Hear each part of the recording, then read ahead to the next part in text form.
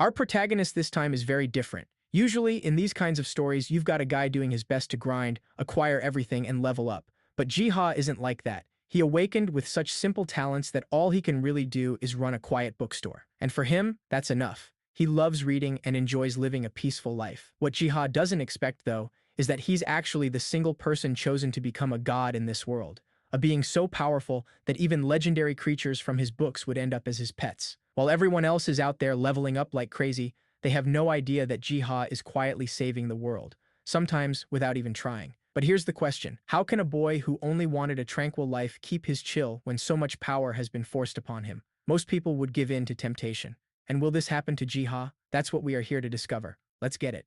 In a day not unlike any other, the peace everyone thought would last forever was shattered with the appearance of the dungeons. Everyone was terrified when the goblin testosterone appeared in the middle of the city. Hundreds of creatures emerged, bringing fear. However, just as despair arrived, hope appeared. People awakened as entities called hunters, and the new materials that fell from the monsters made humanity prosper. And that's how the world of hunters began. But our protagonist is different from everyone else. We see him at the Hunters Association, and the girl at the reception says it's the first time she's seen someone with a worker class. The guy was born to be a slave. In this world, everyone only has combat classes. He's the first to have something that's not useful for combat. She asks, "You don't have any skills or talents?" He, somewhat embarrassed, replies that he doesn't. We then see a shop for hunters in Sector 7. Our protagonist, Jiha, is receiving customers. They say they came to get some potions, but the girl points at him right away and says, "Wait, aren't you that guy with the worker class?" He awkwardly says yes. She then asks, "Is it true you don't have any skills?" The guy next to her reprimands her, saying, "Don't say that, stop." He looks at the protagonist and says, "Sorry," she's a bit lost. The protagonist says it's okay and that she didn't say anything wrong. He really doesn't have any special skills.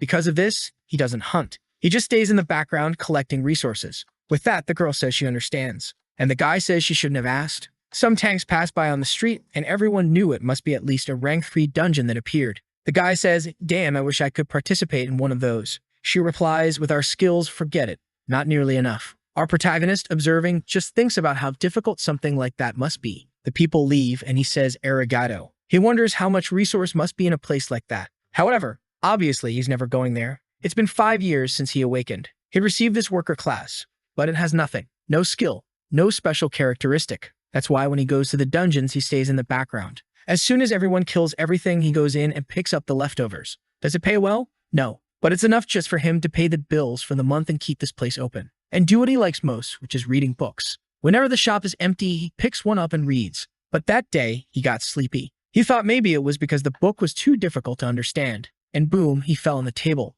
But the book shone and he went inside. Our boy wakes up with a leaf falling on his face and gets up all startled. What is this place? Wait, it's definitely not a dream. Is it an illusion? Can I open my status window? He opens it. Nothing special. But this forest looks a bit strange. I don't hear any animal sounds and I can't see anything because of this dense fog. All I can see are those little sprouts there. Looks like a fruit. He approaches, confused, saying, "I've never seen anything like this." Ether herb. Makes the consumption of ether for any skill 0 for 10 seconds. Is this description real? If this were true, it would be a very good item. Ether in this world is basically mana. It's the energy people use to cast skills. So an item that allows you to basically have infinite energy for 10 seconds would be incredible. He keeps looking, thinking if only he could get the liquid from these herbs. Too bad I didn't bring any bottles with me. Right in front of him, there's a leaf on a branch that kind of catches his attention. He decides to take a closer look. Apparently, it was in a lake. He got some water and poured it on top. With that, out of nowhere, a skill appeared. You're a friend of plants level 1. Blessing of the unknown. Jiha is confused. It's the first skill he has received in 5 years as a hunter. And all he did was water the plant, which suddenly started growing roots into the ground. He thought it was going to become gigantic, but it disappeared in front of him. With that, he woke up back in the shop out of nowhere and thought it had all been a dream. The strange thing is, it was so realistic. Then he realizes his hand is covered in mud. So the dream was real. He wonders, could it be that when I'm sleepwalking, I slept here in the shop and went out collecting mud? No way. Or did I somehow actually get transported to that forest when I fell asleep? Considering this is now the world of hunters, it wouldn't be impossible. He decides to test it again. He dozes off once more and wakes up in the forest again. However, he notices the place looks bigger and all the fog is gone. He starts to think this might be a personal dungeon that only he can enter when he sleeps. And he had never heard of this kind of power. Then he sees a solar apple, a fruit that when mixed with a healing potion increases healing by 20% and reduces cooldown by 8%. Jiha knows potions are the most used items in dungeons. However, the ones available at most heal 10% of health and have a long cooldown. The taste is also terrible. Looking at the apples, he's astonished. there aren't just one or two, there are a bunch of solar apples. He has an idea. What if he makes a potion using the solar apple and that herb that gives infinite energy for 10 seconds? He thinks taking one or two things from here is okay, right? But where will he store them? At that moment, a bag falls on his head out of nowhere. A dimensional bag? He doesn't suspect anything, just accepts it since now he can carry things. Clearly, it seems someone is watching him. After that, he decides to return to the shop. The next day, we see another shop, one of the more expensive ones for hunters. Everyone goes there to buy potions, but they're out of stock, until someone looks behind and says, "Hey, that woman, Hyjin, the sword witch." The shop owner comes over, all flustered, and says, "Hyjin, I didn't know you were coming." But she quickly responds, "I came because you haven't been answering me. The potion I asked for yesterday, where is it?" The guy, embarrassed, replies, "I'm sorry, but your potion is still being prepared. Could you wait a bit?" She says she can't. She has a major dungeon in 30 minutes. With that, she pulls out her phone to see if there's any shop nearby. Meanwhile, our boy is playing Heisenberg in production. He mixed purified water,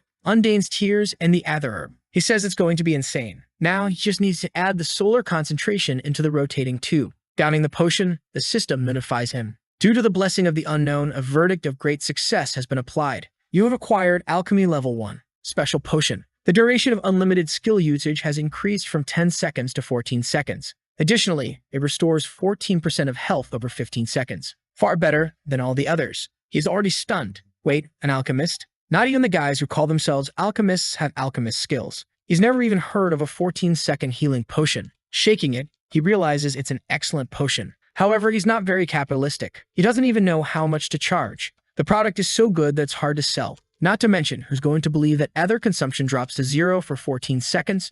Who, you ask? She's already entering the shop. Hyjin. Our boy immediately asks, "How can I help you?" She gets straight to the point. "Potion. How many do you have? I want them now." Before he can respond, she gets closer. "This is a health potion, isn't it?" He says yes. But before he can say anything else, she asks what its effect is. He tries to explain that it's not for sale, but she cuts him off again. "Sorry, but I don't have time." She grabs it and leaves. Wow, what just happened? She left some money on his table, saying, "If that's not enough, call my guy to Crest. They'll pay more. Bye." The warrior has already arrived at the dungeon, drawn her swords, killed 3 beasts, and is already running. That's productivity. The guys who collect the items for her are a bit embarrassed. This is the power of a rank 12. They can't even see what's happening. However, the one in white says, "But this way we won't evolve at all." The other guy says, "Friend, it's the sword witch.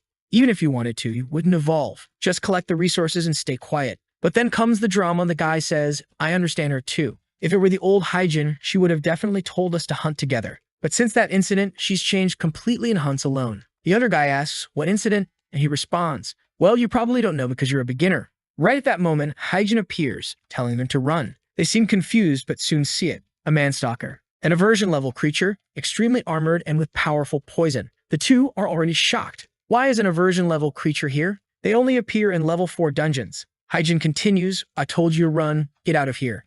She charges at the beast, drawing her greatsword. But the beast defends and strikes, leaving her trembling. Damn, I've already used all my ether. At least I want time for them to escape. The two guys are also running at a snail's pace. She thinks if only Sunyuk were here, but she's motivated. No, he's no longer here. Now I can only rely on myself and this potion. She drinks it all and is confused. It's the first time she's had such a delicious potion. Not to mention she feels her ether is increasing significantly. Now she can win this. She goes back into the fight, using the tumult of the sword, slashing and cutting relentlessly. The beast is divided and falls hard to the ground. However, she immediately notices, "Wait, something's wrong. My health is recovering and I felt my ether wasn't decreasing." I managed to use the sword tumult for 10 seconds straight. Normally I use it for a maximum of 3. Could it be because of that potion? Who is that guy from the shop? Man, she doesn't waste time. In the next second, she's opened the door and entered. "You," she asks. "That potion? What was that?" Our boy is completely confused. The guys in the back are talking, and it looks like everyone knows she killed the manstalker alone. She apologizes for being rude.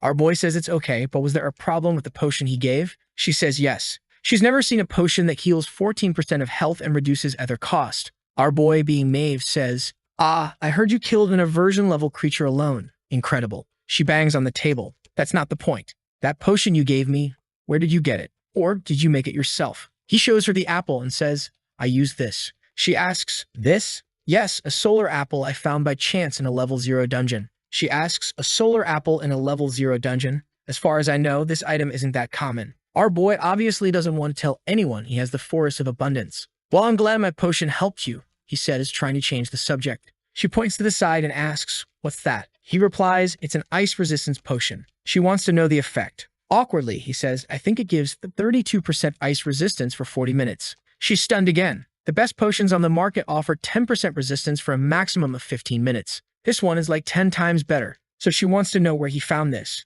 Our boy remembers that when he was in the garden world, he found some winter strawberries and used them to make the potion. His alchemy is already at level 2. He says again, "Yeah, I found it in the level 0 dungeon." She realizes right away that he's lying and says, "I won't ask for it anymore since it makes you uncomfortable, but sell everything to me." "Everything?" he asks. She throws money on the table, saying, "I'll pay in cash. I don't even want a receipt." Our boy says it's too much money. She walks away saying it doesn't matter. However, she asks his name. Our boy says it's Jiha. She thinks and says it's a beautiful name. Looking all sweet, she replies, "See you next time, Jiha." The scene then shifts to our boy back in the forest. Each time he's returning with more stuff. However, he starts to question. This place is very strange. There are so many rare resources and no monsters at all. Where am I? He hears some movement nearby. Slowly, he walks to see what it is. He says he's sure something was around here. When he sees it, there's a beetle called a pterodrone, a mythical monster, a creature the size of a small car that resembles a beetle, with giant claws. Our protagonist recognizes the creature instantly. However, strangely, they are very small here. They're supposed to be car-sized. He wants to pass, but there's some barrier protecting them. Then some evil ants appear, and the little creatures start fighting. Our boy watches and says, "Why are they killing each other?" The problem is that these demon ants are extremely dangerous. But again, they are supposed to be the size of a truck, but they're small here. However, he sees the pterodrones being crushed, all crying. Our protagonist wonders, why are they fighting? And at this rate, they will lose. Can I help? The system then gives a notification. The war between your pterodrones and the demon ants has begun. Do you want to help your legion? Yes or no? Our protagonist, what? I can intervene in this? Even stranger, it says, my pterodrones. Well, if that's the case, then yes. Your legion is losing. You can use an essence buff to improve the chances of victory. Increase HP by 30% for 1 hour. Increase poison resistance. Increase physical resistance. Or the worker's blessing, which costs 2 essences. Our boy thinks he understands and says, I can't help directly, but I can provide assistance. Walking around, he had found these essences used for buffs,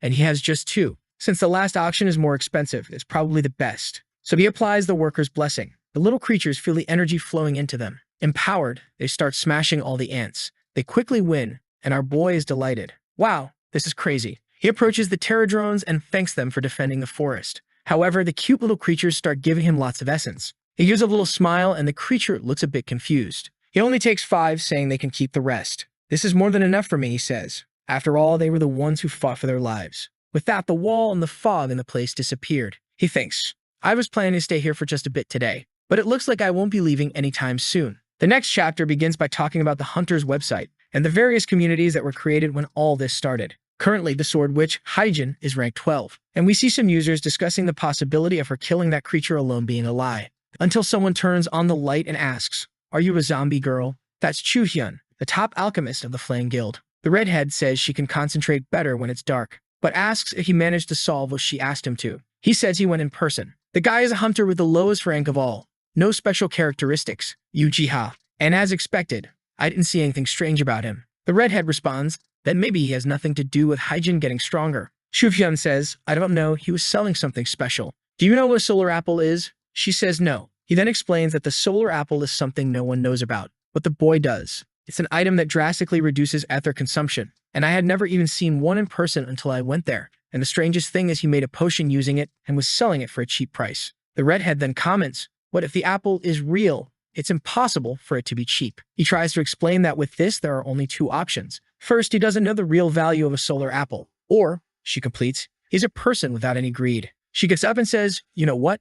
I need some fresh air. I'll go see him. The guy asks if she wants him to prepare a car. She says, what? I'm not the boss of the company. He says she is. However, she responds that he is in an esteemed position. Chagwei and the master of the Eternal Guild. Back in the Forest of Abundance, Jia feels a bit chilly, but he brought a lighter. Remembering that after the barrier fell, he didn't see anything much different. Of course, he still hasn't fully explored. There's an area that seems extremely dangerous. He can feel it. And for now, he's not keen on putting himself in danger, so he decides to return. At that moment, the little beetles appear again carrying some things. Confused, he says, it's you guys again. What are you carrying? A chasing flower. Shiva asks, is this for me? The little beetles happily nod yes. He notices that one of them is a bit larger than the others and is always at the front. He says, you're different. Are you the leader? They don't really respond. Our boy asks, did you come from that scary place? At that moment, a mission appears. The Terra drone requests your help to rescue their queen. Do you accept the mission to rescue the queen? So these seeds from the Mist Hunter flower are a common request,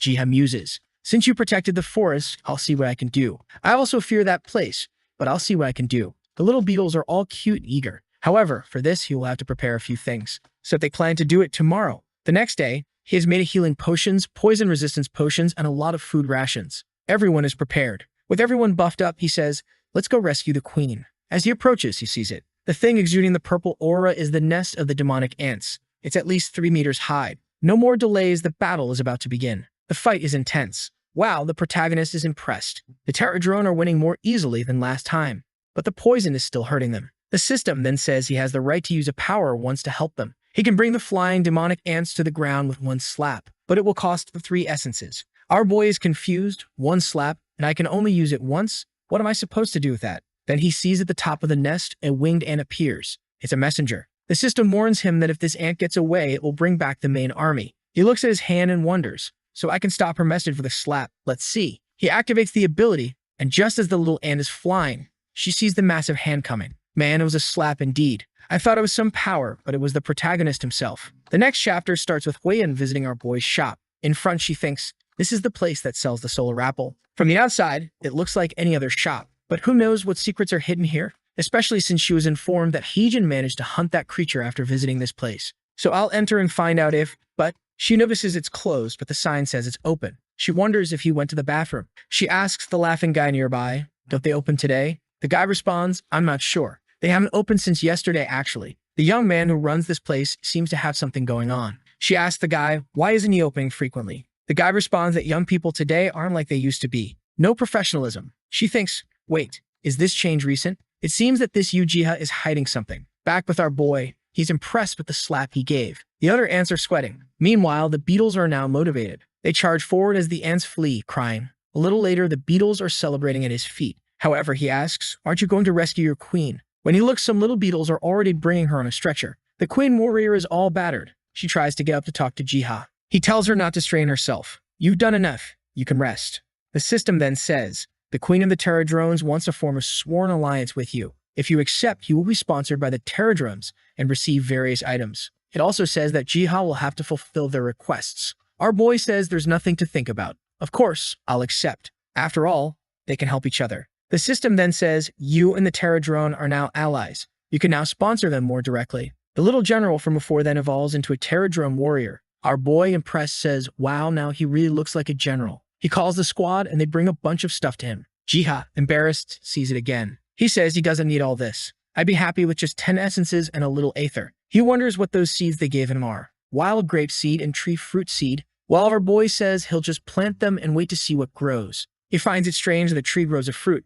How's that possible? He thinks, well, whatever. The forest will take care of it. The plan now is to build a new cabin. The next day in some other dungeon, the guys are talking. Are you sure the Ant Queen is here, Humi? He responds, of course she is. We'll make a lot of money if we steal her nest. But another guy says, hey, wait a minute. What's that? The quest is already completed? Humi says, what are you talking about, you fool? We just got here. When they look, the nest is empty. The guy in the back says, huh, did someone from another region clear it out? The knight says, you don't know that once a dungeon is cleared, it doesn't open again like this. The guy thinks, damn, how did this happen to us? The guy at the front says to the other, man, I don't know what happened, but it looks like there was an attack. I didn't see any ants at all when the guy said. The knight replied, that's impossible, man. Look around, there has to be some trace of them. Then one of them said, Young, take a look at the ground. Young asked, the ground? Well, look at that handprint. They wondered, who could have done this? One of the guys questioned, isn't this the shape of a palm? Is this the work of a giant? Another guy said, man, but at this size, it must be a creature of at least destruction level. One of them started running, shouting, let's get out of here. One of them told the group, do you think we have any chance against a creature that single-handedly wiped out the entire ant nest? If we don't retreat now, we'll die without even knowing what happened. Let's get back to the association. We then see some guys in an office examining the protagonist's palm mark. The important group's successor, Kyungsuk, said, this was at the ant nest, right? If anything else happens, let me know. The guy was just thinking, this palm isn't from an ordinary monster, and it's too big to be an evolution of some other species. It's some creature we don't know about. Could something above destruction rank have appeared? Looking out the window, he thought, I just hope the terrible thing doesn't happen again. We then see our protagonist in Area 5 of the city. He was waiting there until a girl came running and shouting, Jia. She looked like a sister version. Could this be the case? Oops, she fell to the ground like a klutz. Picks him up, saying it's all okay, the book is safe. He says, that's not what I'm worried about, girl. This crazy-headed girl is Sunyo, the only origami hunter in Korea. She says, it's been a while since I left the house. I forgot how to walk. Clearly, she's a book addict. And that's how she and the protagonist became best friends. He hands her the package, saying, have you had breakfast? Jumi asked me to give this to you. She thanks him and gives him a little book. Our boy asks, why? She says she went to a bookstore and the seller was sad,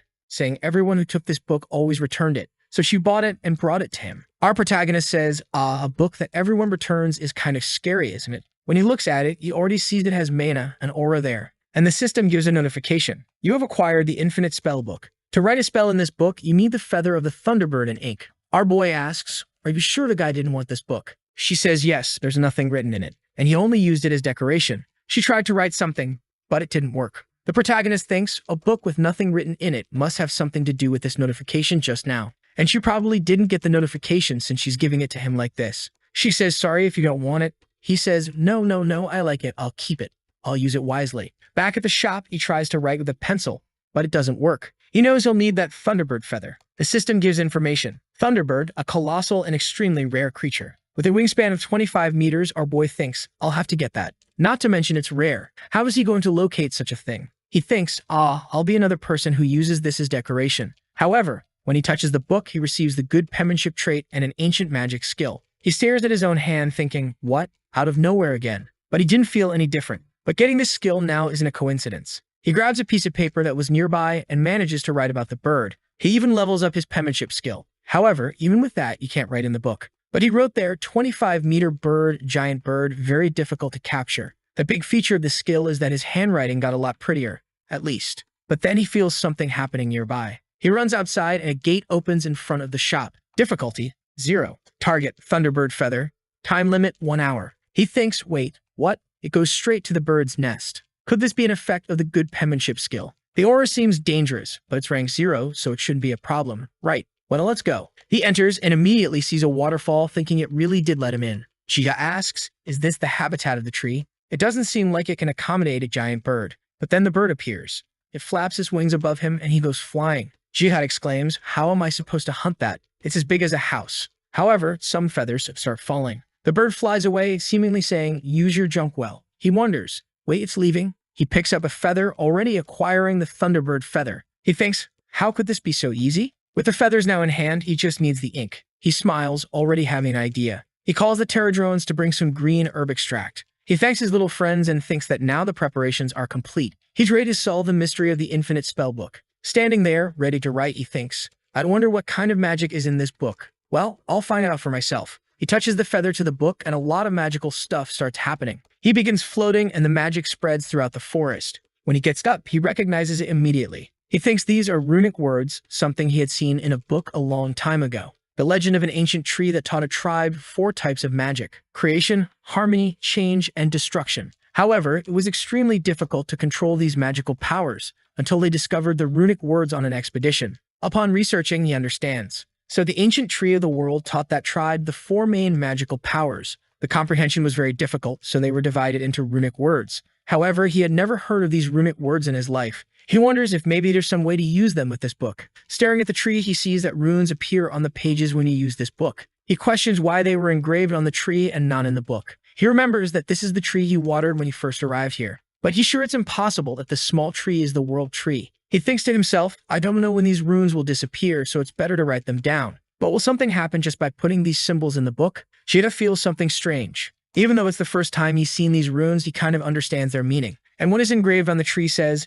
destruction, the fire will set everything ablaze. The kid is a bit crazy as he reads this and writes it in the book. The system then says, scroll of change, destruction. Increases the destructive power of a magical rune. He's overjoyed. Wow, so if I write the runes, they turn into scrolls to use. Well, if that's the case, just tear it out, right? He cuts it, and it turns into a scroll. He says he's going to write about 99 more of these. Then he realizes the page he tore out has regenerated. That's why it's called an infinite spellbook. Staring at the book, he knows he can write as much as he wants. All he needs is ink, which isn't even that hard to get. The only problem is he doesn't know exactly how the scroll works. Increase the destruction and power of a magical rune is all it says. Since he doesn't have any magic, he can't test it. He'll need a mage to make it work. Oh, look who's already in the shop. Come here, you sly one. I'm going to use you for this scroll. She asked our boy, are you Hunter Jia? He replies that he is. She runs up to him. Finally, we meet. Jiha is startled as she shouts in his face, you're hard to find, aren't you? Do you know how many times I've come to this shop just to find you?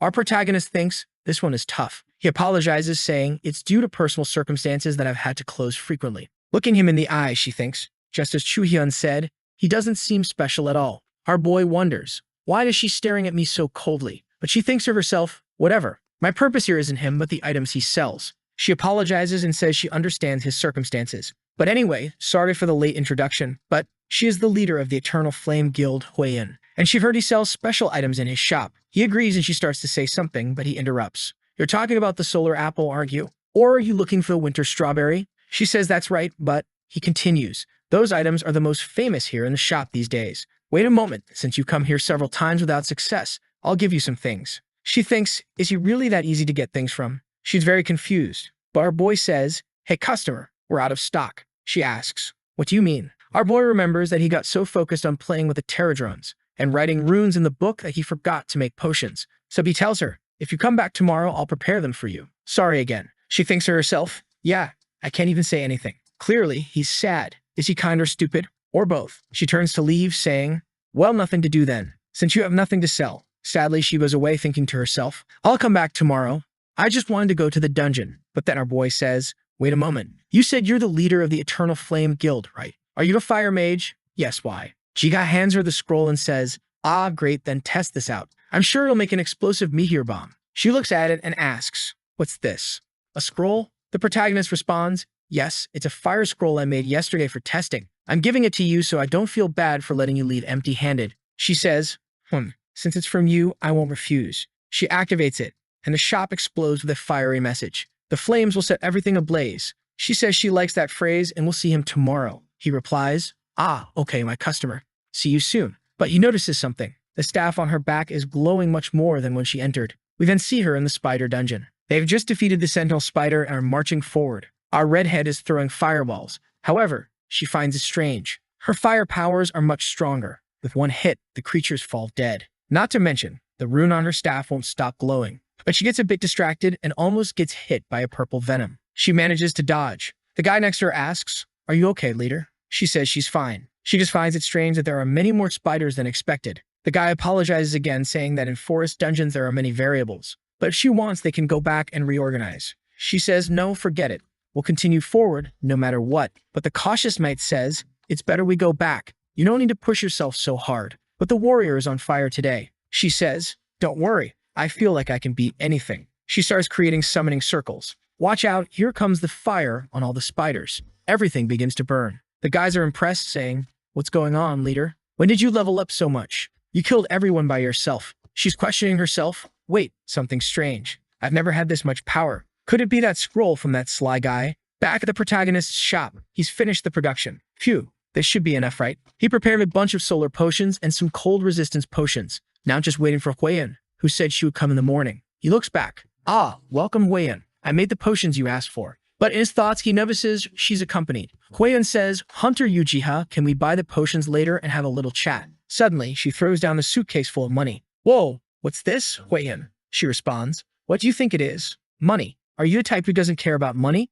Now I understand why you sell these potions at such a low price. He says that's not the case. Everyone likes money, but he feels awkward about her giving so much money. She explains it's because of the scroll he gave her yesterday. It has an extremely strong effect. It's definitely something above S grade. She says the scroll is so powerful, it's almost theft for her to take it without paying. And besides, if she didn't give something in return, she wouldn't feel right. He says he understands, but in his thoughts, he's impressed. As he expected, the infinite spell book is really amazing. She says if he doesn't want cash, he can just give his bank account details. But our protagonist is very kind and courteous. He says he's very grateful, but doesn't have the right to accept the money. She asks, what do you mean? He says, as I told you, the scroll was an apology for making you wait, and I'm not honorable enough to take all this money. He thinks, whatever, I just wanted to give her the scroll as a test. She says, Jiha, don't you know? In an instant, a good person can become a fool. What do you think happens if a chicken gives golden eggs to everyone for free? What will happen to those people? Our boy responds, everyone will get rich. Huiyin replies, of course not. Once this spreads to the public, the chicken will become everyone's target. That's why your ability is amazing but extremely dangerous right now. Do you understand? The protagonist replies, I understand. Wei-in says, good if you understand. I want to make you an offer. Jiha, you want to join the Eternal Flame Guild? Out of the blue, yes. She says, I know my introduction was a bit negative when I first came here, but it was only because I was worried about you. Our guild is extremely ethical and never harms people, and the reason I brought the money was to prove that we can reward you for your abilities. Jiha says, but the Eternal Flame is already a very well-known guild. You didn't need to do all this to prove yourself. She says she wanted to show that such a famous guild really likes him. Besides, we have many mages in our guild. We also have many alchemists. Chu Hyun, the chief alchemist, speaks up in a distorted voice. I love Eternal Flame. Huiyin continues, mentioning their numerous production facilities. You would have the opportunity to conduct extensive research. Your salary and benefits would be as high as you desire. You even have the authority of a chief or higher. Jiha, visibly torn, listens as she continues, join our guild, Jiha. Jia interrupts, I appreciate all your kindness. Huiyin, initially celebrating, then realizes something. Wait, you only accept kindness? You don't want to join? But why? Our terms are so generous. He explains, as I said, it's a bit too much for me. I'm sure there are people more qualified than me to join the guild. Huiyin insists, please, you're more than capable. The guy behind her says, all right, leader,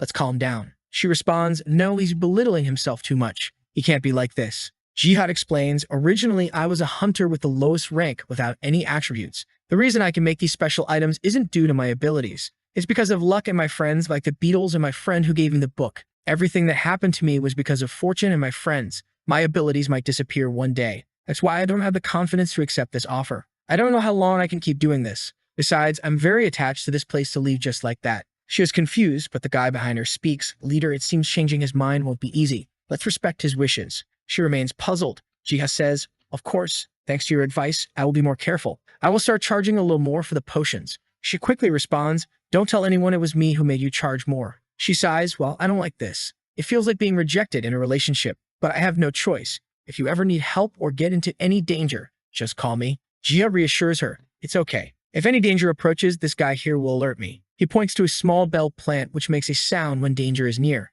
The story then transitions to the post-gate world, illustrating how difficult it is to live in nature. Seas, beaches, forests, and mountains are overrun by monsters, but the Forest of Dreams is a place Jiha can enjoy. This is truly calming. The sea is the best place for a headache, he says, marveling at the environment. I thought my dream would only have forests, but there's even a sea here. This place feels like paradise on earth. The plan was to spend more time in the shop than the forest, but this morning has exhausted him. Clearly, I'm not the best shopkeeper. Whatever, I'll take some time to recover, eat a lot, and read a lot of books. I'm tired of all this, he reflects, spending some alone time in the forest, reading until he falls asleep. Little does he know, unexpected visitors are on their way. 2 hours earlier, Gio was reading happily, thinking it was peaceful. Hearing the sound of the sea is extremely rare nowadays because the coasts are overrun by monsters. Being in a cave like this feels like a blessing. He thought it would be nice to bring his friends here when he heard something next to him. A cat's meow? He went to check without fear. The danger plant didn't make any noise, so it must be safe. He noticed a beetle flying in that direction.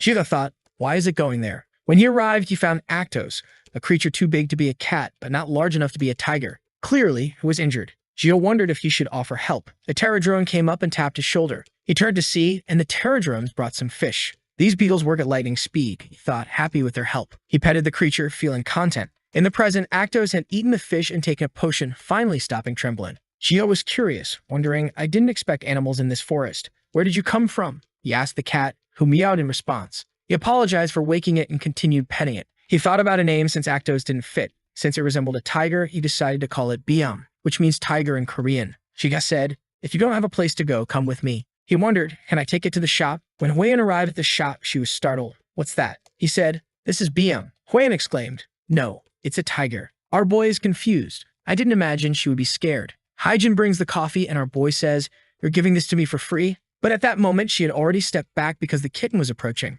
Our protagonist apologizes, he's going to live here with me from now on. I didn't think you would be afraid. However, he notices that Biam is standing still, smiling. He wants you to pet him. Haijin approaches awkwardly and pets him, thinking he's soft and fluffy. It seems like he's only a tiger in name, she says. Haijin continues, I heard you gave away some scrolls for free. Everyone on the internet is talking about it. He replies, oh right, it was for the leader of the Eternal Flame Guild. Jin thinks, he gave away scrolls worth more than 100 million for free. Does he have no ambition? Or is he just stubborn? It's clear he has been living like this for a long time, not calculating things too much without greed. He tries to make others feel comfortable. Is that why I always want to come back to the shop? Biam is there, biting at Jiha's clothes. At that moment, the danger plant suddenly starts shaking. He thinks, What? Suddenly, could it be? A citywide alert comes. Level 4 catastrophe warning. All residents in the vicinity must evacuate immediately. Hyjin turns to him saying they need to evacuate urgently. Outside, tanks have arrived, ordering everyone to evacuate. Our boy is there with his white cat amid the crowd. A level 4 catastrophe is very dangerous. Jiha knows they will need many strong hunters. He just hopes they can handle it. Sometime later, they arrive at the bunker. The ground is already shaking. Everyone there is crying. Jiha thinks to himself, is it too early to feel safe? He pets Biam, who is also scared. I hope it's nothing, he thinks. Above, the catastrophe is ongoing. This happens when hunters enter a dungeon and fail. When a mission fails in a lower-level dungeon, it's not very difficult. But it's a completely different story when a level 4 or higher dungeon fails. The government has a plan to evacuate all civilians within a 20 kilometers area. Snipers are positioned everywhere, calling all hunters to be ready. Man, this is the first functioning government I've seen, Jiha thinks. In front of everyone, Hyjin announces, they're coming. The first things to appear are giant skeletons. The army is here. Missiles, torpedoes, explosions. Look at that, the military is actually doing something. Himzio, analyzing, recognizes it must have been a dungeon with weak monsters. But with the amount of combat power they have, it shouldn't be too difficult. He tells the army to shoot only those coming out of the gate, while they focus on the ones escaping. Unless there's another variable, we'll win. Then a giant hand appears. He recognizes it immediately. A monstrous level creature. He changes the plan instantly. Focus everyone on that giant beast. Missiles, bombs, bullets. The torpedo hits its mouth and explodes. It's still intact. The creature glares at everyone. Dangerous enemies must be killed. It charges forward. Himzio yells for everyone to dodge. Friend, you better dodge. You're about to get crushed. A massive bait. The creature passes over them, heading towards the shelter. But Hyjin jumps in the way. Who allowed you to go to the shelter? Using her sword Tumult. Will it work, she wonders. Huiyan is also there. She has the scroll. She blasts it with a laser, but the creature doesn't even turn around. It keeps moving straight. It punches her in the gut. Man, you're in trouble. Huiyan, the crazy mage, shouts, don't chase it. If you don't defend, who will save the people? The creature faces Jiha and says, I found you, our enemy. Jiha thinks, wait, the barrier was broken so easily. This means they're not winning outside. But his legs are paralyzed. He tries to move, but he can't. When he finally does, the creature is about to grab him. But Biam tugs him back and unleashes an ice barrage, standing in front of Jiha, staring down the creature. The creature trembles. What? Are you scared? In its mind, the creature hears Biam saying, you are an inferior beast. Leave now. Seeing from behind, Hyjin and Huiyan realize it has stopped. We need to take this chance. Fires a massive shot of fire, enveloping her sword in flames, slicing through the beast. The creature is now charred. She falls to the ground, exhausted. Huiyan asks, is it over? Hyjin replies, no, I feel a massive amount of ether inside. The kitten, now all cute in Jia's arms. Sometime later, ambulances are taking away the injured. Hyjin feels the concentration of ether has disappeared. Looking at Byung, she thinks, did that come from him? Our boy is now at home after taking a bath, thinking about the crazy day. Petting Byung, he thinks he seems so terrifying at that moment, but now he's so calm. The protagonist keeps thinking about the creature and decides to write about it, just have it recorded. Monstrous creature, 15 meters tall, ugly as hell, and very strong. There's a website that records all monsters, but no one knows how Keto manages to register new ones. However, strangely, when our boy wrote in the book, it also got added to the wiki. Hyungsuk is confused. What? How are these entries being updated? But our boy is just calmly recording everything. The scene then shifts to a hunter's meeting. They are discussing the monster, and especially the fact that they think it wasn't one of their hunters who killed it. Nobody knows why the creature got stuck after breaking the wall. Could it have been one of the humans inside? They wonder, but that doesn't make sense. How could a human have so much power? Hyungsuk says, did you see that the wiki was updated for the first time in a long while? Something is coming. Among us, there's something powerful enough to scare even that creature. Hyjin speculates, either the person who scared it was inside, or it's a hunter with an ability we don't know about yet. Huiyan explains that several people present reported hearing a cat scream when the creature froze. Hyungsuk dismisses it. It doesn't matter. That's not important. Huiyan responds, maybe. But inside was the potion shop owner with his snow leopard, and since the creature froze, the three of them head to our protagonist's shop. He greets them. Hi, how are you? They barged in without a word, all three of them slamming the table. Where's the cat? We want to see it. Byum will get scared with you acting so desperate, Jia says. Byum, who was nearby, jumps on the table and stretches. The three of them look at him all confused. Wayam picks him up and asks, hey, is this the cat that caused that other wave? He looks like a normal cat. Jia warns her it's better not to hold him like that, but she doesn't care and grabs him, saying she doesn't feel any ether coming from him. Impossible for him to have so much ether to cause such an explosion without it being detectable. Byum bites her arm. Jia says, I warned you. You need to be careful with him. Hyjin adds, I heard you were in the shelter when the explosion happened. Many people said they heard a cat's sound before the creature froze. Our protagonist responds, crazy, isn't it? Hyung-suk adjusts his glasses. I think they're just false rumors. Poor Hyung-suk looking at Hui-yen and thinking, I want to recruit this guy for our guild, but it's not the right time. Little does he know she's already been rejected. As they leave, Hui-yen says, aren't you going to ask to join the guild? I wanted to see you get rejected. Meanwhile, Haijin gives him a little smile, trying to seduce our boy, huh? She says, I'll be back. He replies, anytime. But our boy isn't interested in that. Sometime later, he's relaxing in the forest, reading a book about the continent of Gehenna, a place where various species live together with the Great Tree. The Great Tree created creatures considered the gods of nature to protect Gehenna. One of the descriptions mentioned a creature that looked like a cat with white fur and black spots. Staring at Biam, Jia thinks, wait, is he a god of nature? But this cat is so small, he doesn't seem like a god. However, considering how he stopped that creature, it might make sense. It's not a coincidence. As they said, there was an ether explosion. Jia continues thinking, it was probably Biam who did that. Does this prove he's a god of nature? Maybe then the tree in my dream really is. Everything starts to make sense. It's as if the tree is giving him a task. Everything began when he received the worker class. Helping the Terradrones, saving Biam, all seem to be part of a bigger plan. At that moment, the book next to him glows. And the most unusual thing is that in the class, it's written, Worker of XXX. What does this mean? Suddenly, it's like a flashbang from CS, blinding him. In the next chapter, we see a girl in an isolated room watching TV. A news report is talking about bombing somewhere. Back to the protagonist, he's staring at the trees saying, it was you, wasn't it? Who brought me to this forest of dreams? I have no idea why you gave me such an important task, but there must be a reason, so I'll do my best to help you. At that moment, a purple tornado appears beside him and something begins to form. He hears a voice saying, curse everything that breathes, bring death to all living beings. A skeleton appears. No, not just one, a whole horde of skeletons emerges in his forest. He recognizes the creature as an ancient lich, a creature at terror level. Oh my god, look at the size. This is a disaster. He thinks it's almost cute being so small. The lich commands, kneel before the master. The system then notifies him, the ancient lich is corrupting the nearby lands and will soon reach yours. Although an immediate counterattack is difficult, you want to try to reduce its influence. Our boy obviously agrees. Below, the lich is calling everyone. What's bizarre now is imagining if this cat is the size of a normal one. If the lich, which should be much bigger, is tiny, how big is this cat really? The lich is marching with his minions. Our boy just wants to give a slap, but that's not an option. He remembers that liches don't die unless you destroy their life source, and the system gives him that exact mission. Plus, he will also need to purify the nearby lands that the lich has corrupted. Far away, he sees a little castle and recognizes it. He's seen it somewhere before. It's the banner of the kingdom of Istran. Could these skeletons, the lich is controlling, be the people from there? He decides not to dwell on it.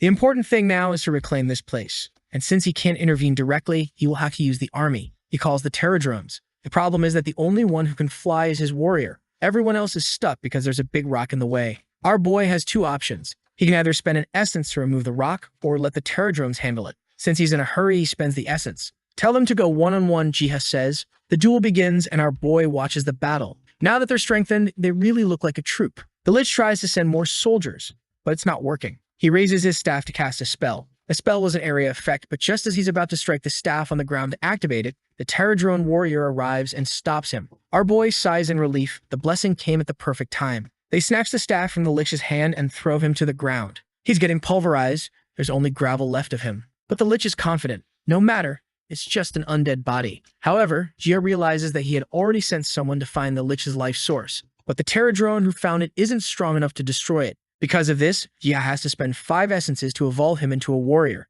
To take advantage of the lich being in pieces, he spends it. The creature begins to evolve, gaining armor and all. I thought he had evolved the one in the chest, but he evolved the big one, making it even stronger. The lich, reconstructing itself, screams desperately to stop. But there's no time. The Terradrone headbutts the chest, disintegrating the lich. Our boy, all happy, celebrates. We won. The troop brings several little chests. It's funny because the chests are small in their hands, but probably gigantic in real life. Jia feels a bit embarrassed and thanks them. The little creatures are also embarrassed. The strongest Terradrone brings a chest, which when placed before him returns to its real size. Our boy greedily opens it. Inside, there's the sword of the Estron Rain. Unique rarity, +5 to mentality and charisma of the conqueror. Really, I'm just a worker. I don't have any attack stats. He thinks he would like to return it to the rightful owner, but looking at the destroyed castle, he imagines the owner is long dead. So he stores it in his glitchy backpack, pulls out his little spade, and begins fixing the soil of the region. He's dumping cursed dirt into a bucket to purify it when one of the Terradrones suggests he write a scroll using the ink. Jiha replies,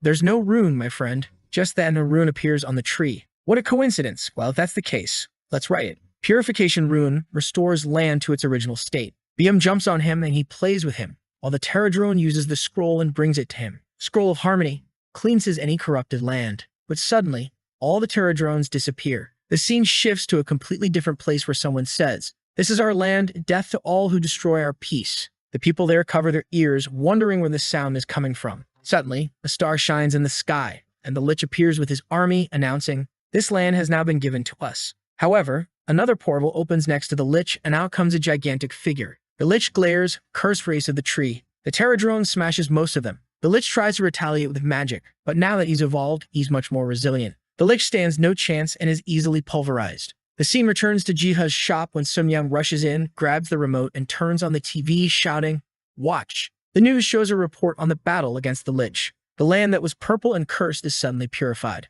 Officials say this means the Lich has been eliminated. Jiha wonders, what's happening? On TV, he sees the Pterodrone flying in the sky. Everyone is confused about how such a disaster disappeared so suddenly. Jiha, back at the shop, wonders, why was the Pterodrone there? Hyung-sik at the company recognizes it wasn't a destruction-level disaster. His colleague confirms, yes, they were mythical monsters. Everyone is confused, not knowing what's happening. Jiha returns to the world of the tree and speaks urgently to the Pterodrone. "Hey, we need to have a chat." The creatures are all embarrassed. Jiha says, "You didn't do anything wrong, so don't worry. But I want to know, were you the ones who used the scroll? And did you appear on Juri Island?" The creatures don't respond and run off, bringing a bunch of rewards. Jiha asks, "Hey, are you trying to silence me with this? I just want to know if you appeared on Juri Island." The creatures, all embarrassed, say nothing. Jiha pets them. "I'm not scolding you. I just want to be sure it was you. But anyway, good job." They leave 10 ethers and 10 essences. Jiha, as always, thinks it's too much. Just that giant stone from the ancient Lich is worth millions of dollars. "Do you want to play with this?" Jiha hands it over. "All right then." The creature starts munching the whole stone. Jiha understands immediately. He's using it as an energy source. Beyond, all happy. Well, what can you do? Creatures of the gods are incomprehensible. Now that Jiha has 15 essences, it's time to boost his stats a bit. He advances to 9 in strength and 8 in endurance. Will our boy become a fighter? He wonders, am I stronger? Not sure. However, the reason for getting stronger is to make planting easier. He doesn't want to become obsessed with power. He's already content here. Back at the shop, Jiha receives an invitation to participate in a dungeon. But it's different. Most things have already been cleared out. They call hunters to pick up whatever's left. Around the fountain, everyone going to collect items has gathered. Strangely, there are a lot of people. A man named Mr. Wong who approaches the protagonist, saying he's never seen such a large group for item collection. The dungeon must be huge.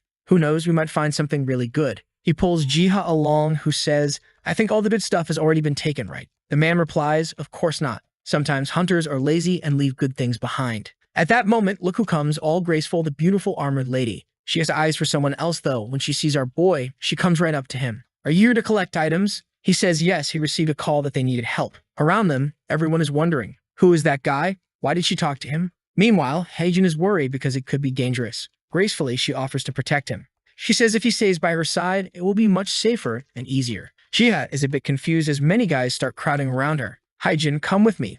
Come here, come there." But she says she doesn't want any of that and looks at Jiha. "Shall we go?" He replies, "All right then." The two head inside. She explains that such large dungeons usually have very rare plants. Jiha says he's glad he can recognize good plants. Most people don't know what to pick. At that moment, something trembles inside his backpack, and when he opens it, Bium's there sleeping. Heijin sees him all cute, tries to pet him, but gets bite on the hand. Jiha explains he doesn't like being petted when he's being carried. She's a bit upset, but they continue walking. She then notices that the creature is growing a lot day by day. He must be eating very well, right, Jiha? Yes, that's right. Not going to mention he ate $1 billion worth of stones. Walking through the forest, she asks if he saw the news about the mystical creature and the monster called Pterodrone, and also about the demonic ant nest with a giant handprint the size of a house. Jiha remembers slapping it. That can't be it, right? But starts to wonder, is it really like that? Is the world inside the forest a miniature of the outside world? At that moment, Bium gets into an attack stance and Heijin tells him to step back. In front of them, many trees and plants with big mouths start appearing. Jiha asks if Heijin is okay, but she says this is where the person she's looking for disappeared. It's the same scene. And then we learn the person who disappeared was Korea's rank 1. That means these creatures are at least rank 5. She drinks one of Jiha's potions and says, "Jiha, run out of the dungeon as soon as they attack. I'll try to hold them here." Jiha knows it's impossible for her to hold them all off. It's a bunch of extremely high-level monsters. But he notices that Bium is starting to exude an aura. Is he charging ahead alone? Strangely, the monsters are running away from him. BM grabs a hand, bites it, and tears off a piece.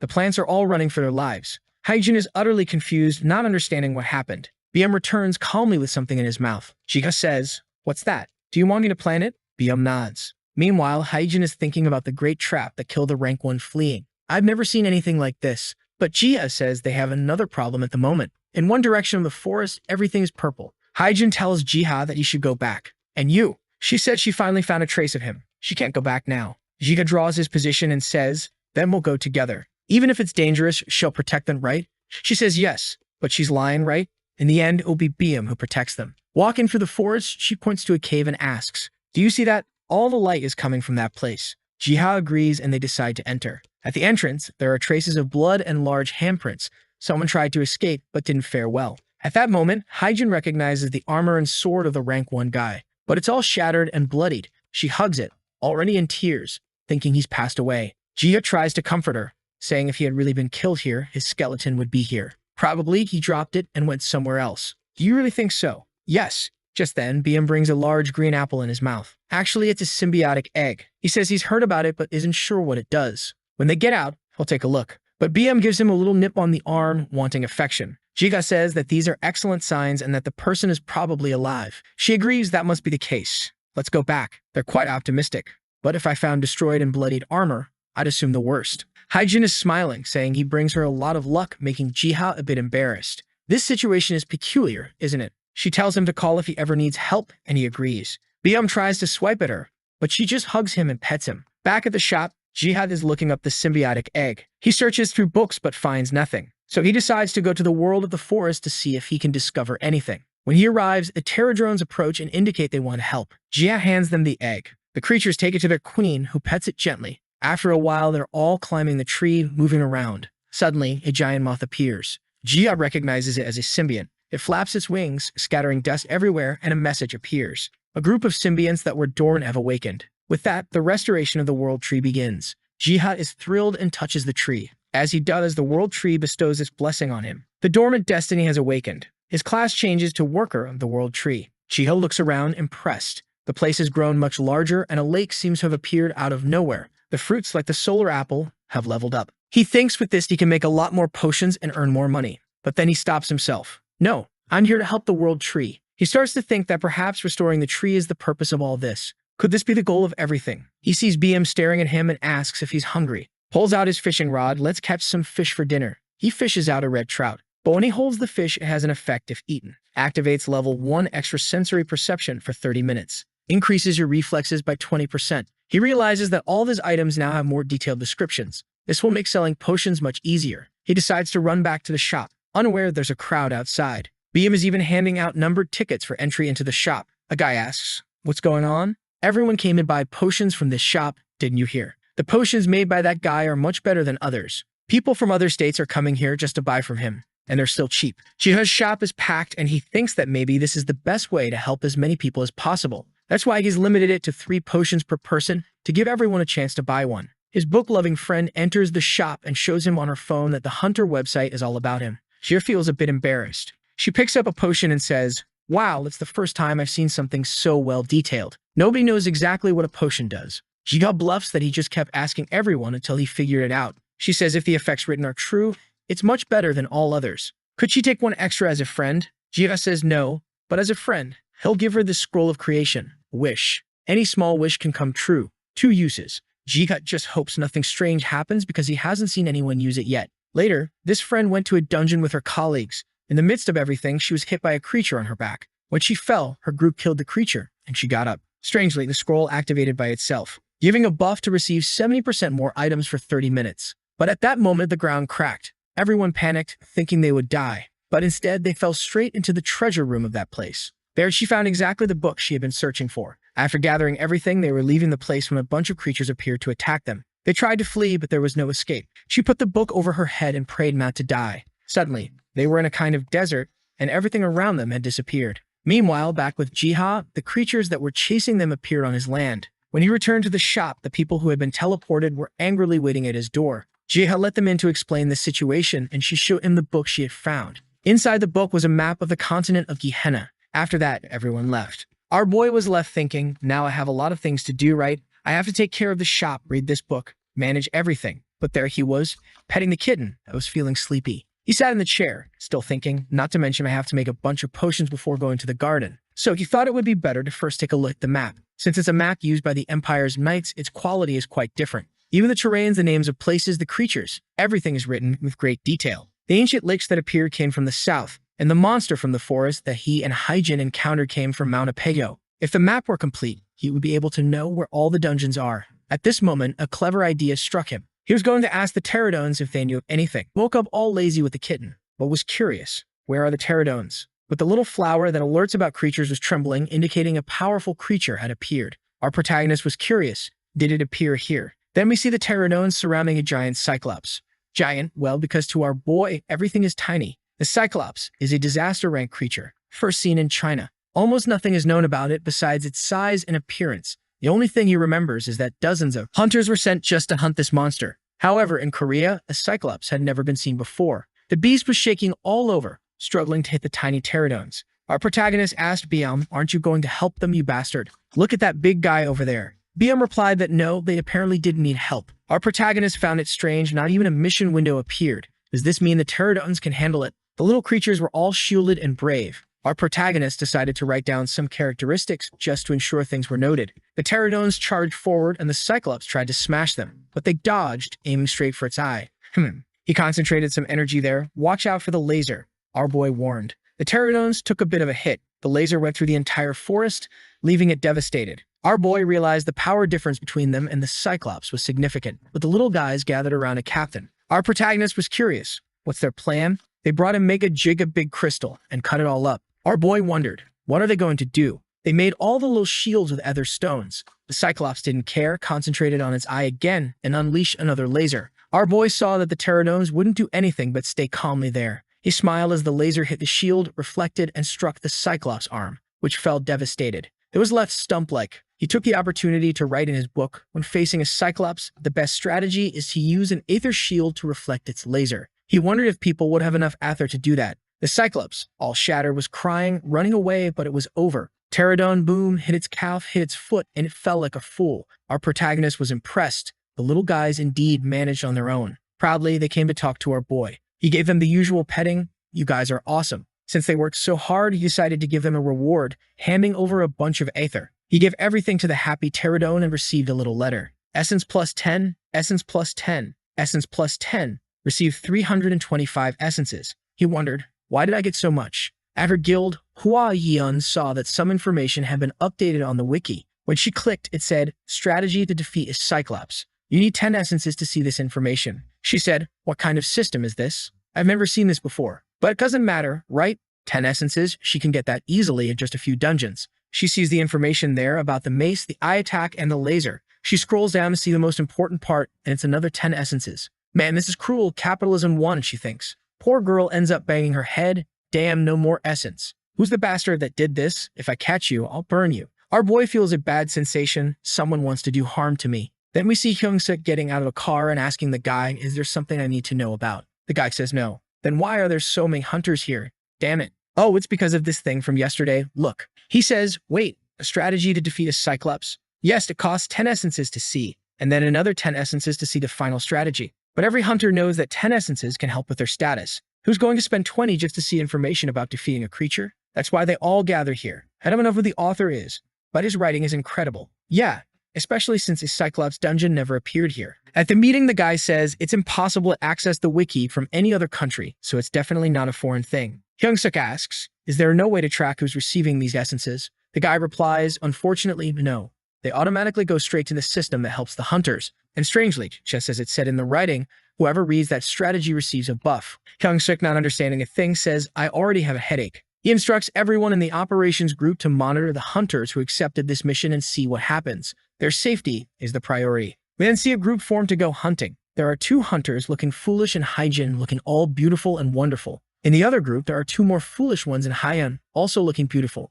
The scene changes to the Cyclops firing the big laser. The knight defends, reflects it. Hyjin hits the thighs and calves, and then a meteor hits the chest. It's all chaos. At the shop, our boy is watching everything. An announcement is made. The Cyclops dungeon was easily defeated without any catastrophe. Our protagonist is impressed, saying Hygiene and Haiyan are incredible. The reporter says that this strategy will be shared with all other countries at no cost. Now G is 100% sure everything he writes in the Book of Infinite Magic is sent straight to the Hunter's Wiki. If he keeps sharing everything he's doing with the Terradrone, he'll never run out of aether. At that moment, the little plant is screaming, "Oh no, another monster, let's go beat him." I'm telling you, this guy has medicine in the drawer. When the creatures announce themselves, he falls asleep. Upon arriving, he's in the middle of the sea, and on the other side, he sees a Terradrone coming. The system alerts, the World Eater is injured and needs your help. Our boy is shocked.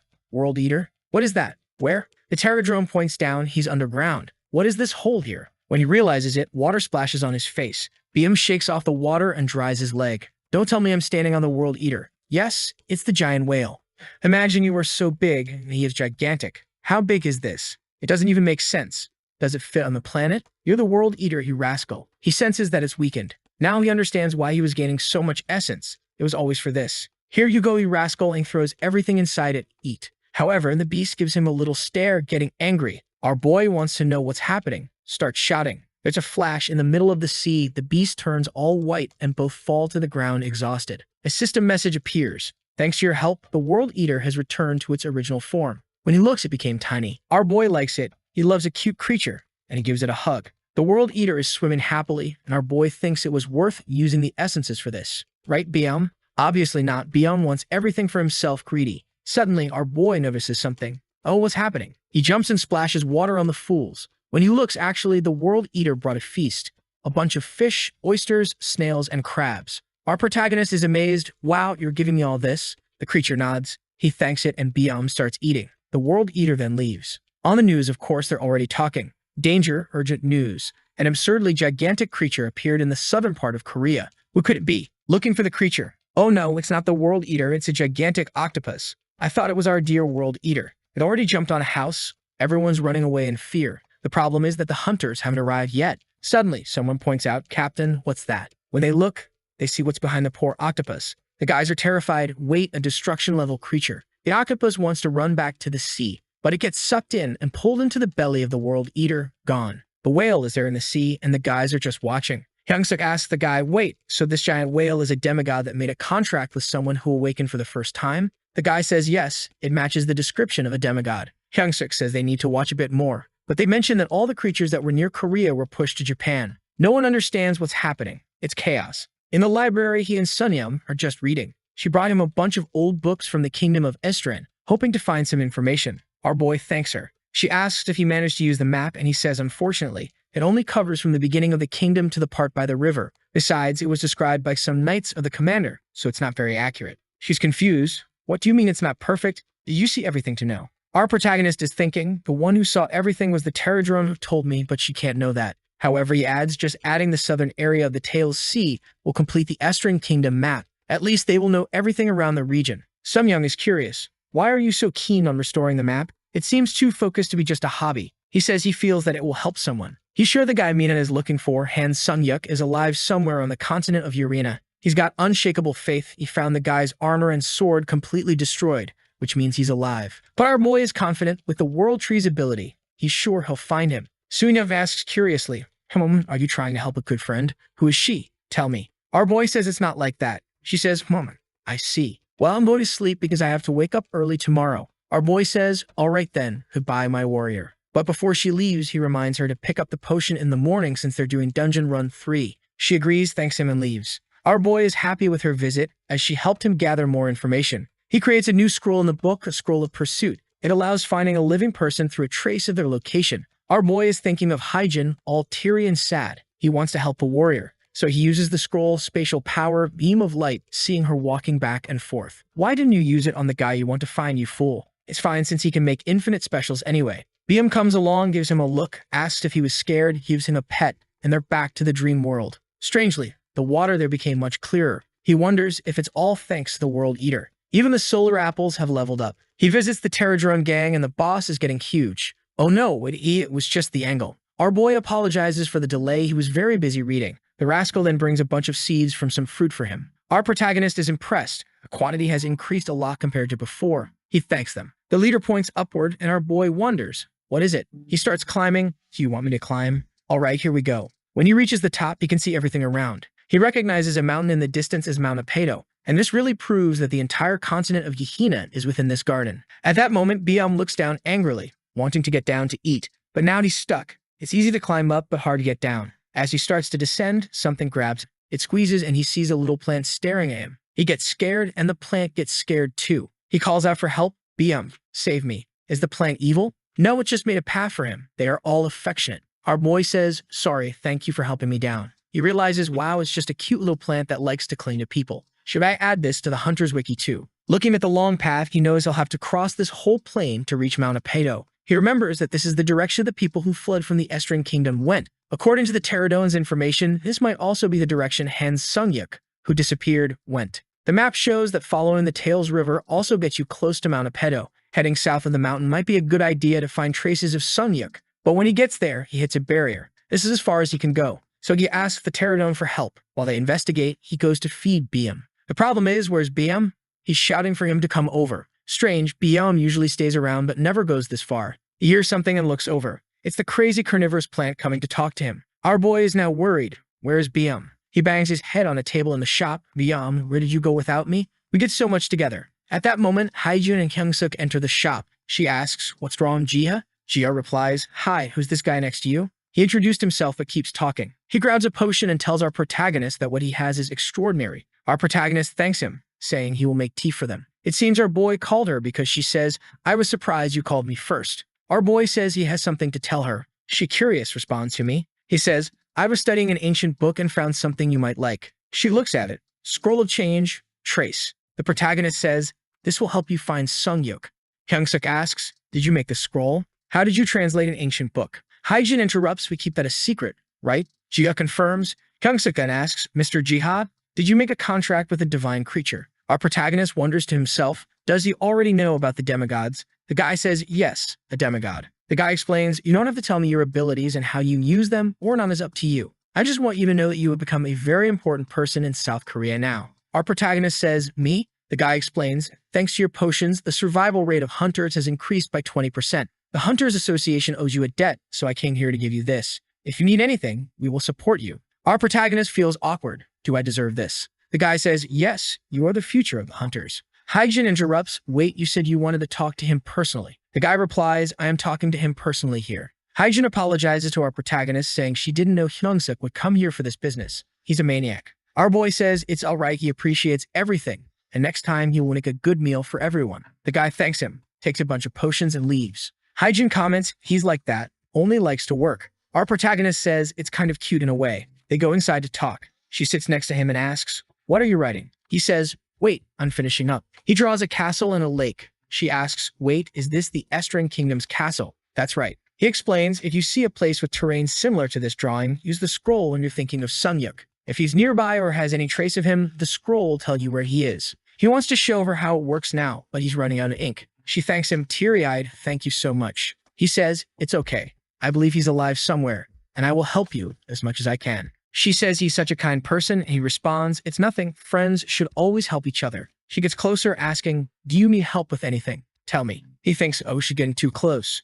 She asks, where's Biam? Where did he go? He says, he ran off. In a forest, Biam is jumping around, transforming, becoming gigantic. Even with his weakened body being destroyed hundreds or thousands of times, the Guardians hold their position until the last moment, and the prey of the god, Arctis, has come to find you. It seems Biam is hunting someone. He finds a little wolf trapped by goblins in chains, the one who conveys the will of the god, Growler. It's bad for the poor wolf, surrounded by 200 goblins. Let's see how he handles this. He's growling with everyone watching when suddenly they hear something. Looking back, they see a gigantic Biam. He walks through them without saying anything. He sends a message, Schumann.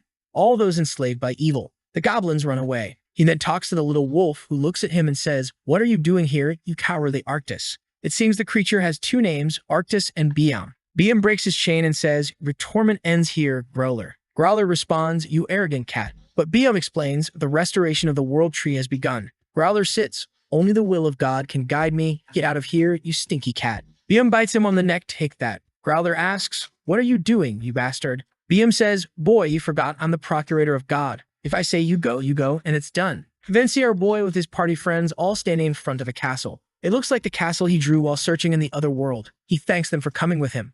Young says, no problem, compared to the potions you gave us, it's worth it. But why did you want to come here? This is just an empty dungeon, right? The protagonist explains the Black Lion commander helped some survivors escape during the war. There might be some kind of secret tunnel.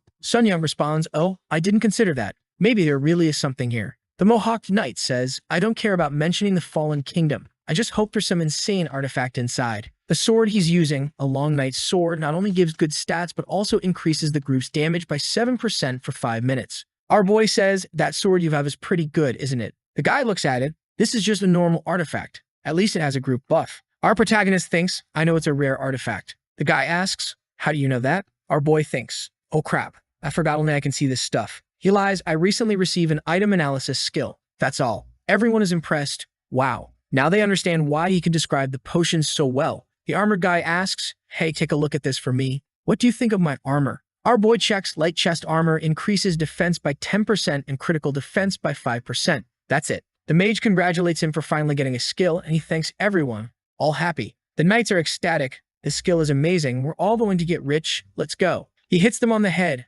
How dare you think of using the boy? They apologize. Young tells him it's good that you've gained a skill, but you have to be careful. With something like this, you'll find bloodsuckers like those two everywhere. He laughs. Got it. But our boy thinks it makes sense. They continue walking along the wall. He thinks it might be good to ask Hyung-sik later how to use his skills better. The knight points to a part of the wall destroyed by monsters. On the other side is the Tails River, much larger than anyone imagined, and the water is extremely clear. Our boy stands near it thinking, this place looks very deep. How did they make a tunnel here? He needs to check the back of Mount Apedo. Do you want to see in the book when everyone comes? Oh, are you drawing the place? What are you doing? At that moment, the Scroll of Hope in Young's backpack activates, the one that increases the chance of receiving a special item by 70%. Our boy suddenly stands up, scaring everyone. She looks confused, but he stood up because he saw she was falling into the water like an idiot. There she goes again, drowning. Our boy heroically dives in, swimming like Michael Phelps to save her. But something is on his back. Look who it is. It's the World Eater, but very small. He saved them both. Outside, he tells her to wake up. You crazy, you're all drowned. A while later, they're back on solid ground. Our boy thanks the World Eater for saving them both. Then Young calls him from afar, telling him to take a look. There's a strange magic circle with a small cauldron. Our protagonist is delighted. They thank the World Eater and say goodbye. Young wonders, am I cursed without knowing? I keep falling all the time. The little knight tells her, at least you got that brooch. It seems good. In her hand is the artisan's last brooch. She asks our boy, does this have any special function? He examines it. Production artifact. Increases the quality of hand techniques by 10%. She's amazed, really. She tears out some pages from the book and makes an origami dragon. Our boy says this artifact is perfect for her. It would be perfect for me too for making potions, but it's her power too. The knight says, let's head back. The dungeon is about to close. Our boy thanks them and says we'll see them tomorrow. It turns out that the writing on the ground taught how to make a dimensional portal. Using the power granted by the gods, you can open a portal to a different dimension. You can return by drawing the same circle. Our protagonist is hopeful. I found a magic circle and got lucky. If I can figure out the secret behind this, maybe I can learn how the pterodones can travel so easily from the garden to the real world. He returns to the shop saying, well, I'm back. But then he remembers the rascal isn't there. However, he's as confident as ever, a psychopath who believes in everything. I'm sure he'll come back soon. I'll be to work. Back in the garden, he calls the kids, but where are they? Looking around, there's no one. When he looks to the side, he sees Biam, gigantic with a little wolf in his mouth. Our boy asks, you rascal, when did you grow so much? And who is this stray dog in your hand? He takes a closer look. Growler, the messenger of God, asks for your help. Do you want to take care of the boy, yes or no? Our boy, of course, accepts. The creature begins to glow golden. The power of the world tree flows into Growler, and he starts to regain his strength. He glares at our protagonist, growling fiercely. But being so small, there's nothing he can do. Our boy grabs him because he's cute. Jiha names him Doggo, like a little dog. Truly a prodigy of creativity. Doggo doesn't like it, but Biam says, just accept it, pal. This is your new home. A while later, the number of pterodones has increased significantly since Doggo arrived. It's probably because of his characteristics, demigod, and the master's will. It increases affinity and leadership with animals by 1.1, and also increases everyone's speed by 1.2. Chica says, this is very good. It means that just by Growler getting stronger, everyone gets stronger. Not to mention, he still has the persistent hunter ability, detecting any movement within 2 kilometers. With Doggo leading, they will quickly reach Mount Apedo. The harvest is yielding a mountain of aether thanks to the kids. He picks a special fruit to give as a present. He's eager to eat it happily, but greedy Biam comes and steals it. A fight breaks out. Our boy has to separate them, saying, "Hey, you two rascals, stop fighting." At that moment, the little plant sends a warning. He knows someone is at the shop. He returns, placing the two on the ground, telling them they're fat from eating too much. At that moment, the guys from the association are entering the shop. Doggo is feisty, already glaring at them. One of them says, "Man, you got another one, you rascal." Hyungsuk greets our protagonist, saying, "I didn't expect you to invite me so soon." He feels a bit embarrassed.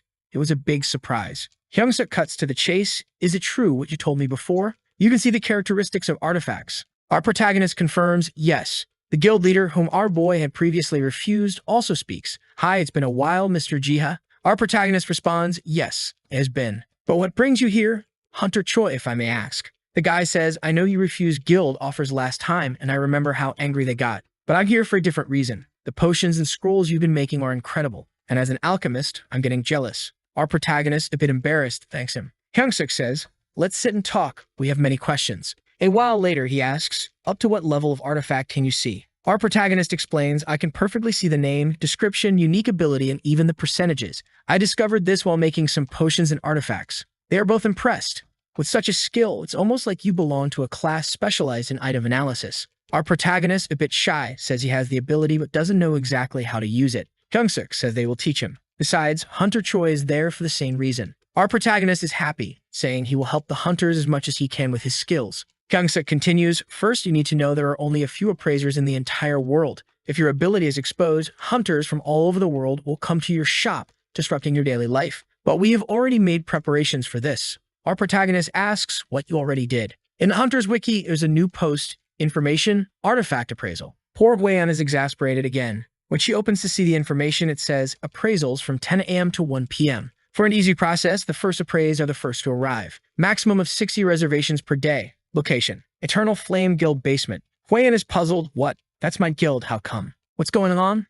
I don't know anything about this." Next scene, there's already a line forming. Our protagonist is wearing a mask so no one knows it's him, just sending out artifact analyses to everyone. If you use this blade like the other blade called Witch of the East, every 30 seconds there's a chance to speed up your movement. The girl thanks him. "Thank you so much, Master Cat." He also thanks her, saying that analyzing artifacts is quite fun. The only downside is that it's a bit annoying to wear the mask. But it was worth asking Hyungsuk for help. Now he feels a bit embarrassed. He refused Huiyan's offer to join her guild, but here he is, using her guild. Poor Huiyan is banging the table in frustration. Choi says, "Calm down, my warrior." The worst part is he's thinking if she finds out it's Jiha, it will be even worse. She doesn't know a thing. She's upset, saying, "I can't believe the reservations are full for 3 months already." Choi says, "Miss, it's your fault for not being quick enough." She grabs him. "You bastard. How could you do this to me? You should have told me earlier." Choi explains, "I'm not the one in control, it's Hyungsuk. There's nothing I can do. The location was decided just yesterday. Besides, you told me I could use the basement for anything." She looks at a bunch of stacks and says, "It'll take, I don't know, 2 years to analyze all this. Do something about it. No, we have some privilege since they're using our place." He says, "I don't know. I'm leaving. I have a lot to do. Your time will come eventually. Just wait and don't cause more trouble." She sits down angrily, thinking, where did this Master Cat come from? Who is this guy? If I find out, I'll make him my appraisal slave. Our boy's ears are burning. They won't stop talking about him. Our protagonist is explaining to Choi how to make high-quality potions. "You have to shake it like this, my friend. That way the potion goes from special to very special." Choi looks, "Wow, we did it the same way, but yours has a 16-second duration and mine 11. What's happening?" Our protagonist says it could be a variation in the quality of the ingredients, but in reality it's because he's already a level 3 alchemist, though no one knows. However, at least they made enough to sell tomorrow. Our protagonist thanks him for his presence, saying that with him here, the shop will produce faster. Choi says that he and the president of the Hunters Association want to recruit more alchemists. Good potions like these can't just be sold here. We need to open more and more shops. Please teach me more sensei. Our boy says that he needs to capture him, having only started as an alchemist recently. A while later, when they leave, he's exhausted and thinks, "Let's go to the garden. I'll just fall asleep." Upon arriving, the pterodon are busy with their harvest, creating mountains of aether. Our boy says, "Come here, kids," and they come happily, jumping into his lap. Of course, they also argue with each other. The little knight pterodon comes and points in a direction. Our protagonist wonders, what's the problem? Brawler jumps and gestures with his head to call them too. He follows with the mosquito gang and wild dogs.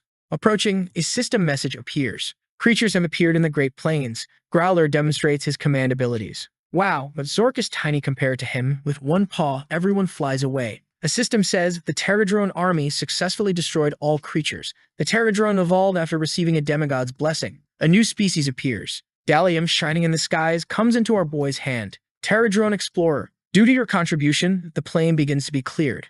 A new area, Mount Apedo, has been unlocked. So that's how it works. Kill creatures to expand the area. Our boy praises everyone for their good work, especially Doggo, who is all smug. Did you see my skills, kitty? BM says that he's too precious to get his paws dirty. The fight starts again, and our boy has to grab them. Let's go to Mount Apedo, you rascals. He hopes to find some clue.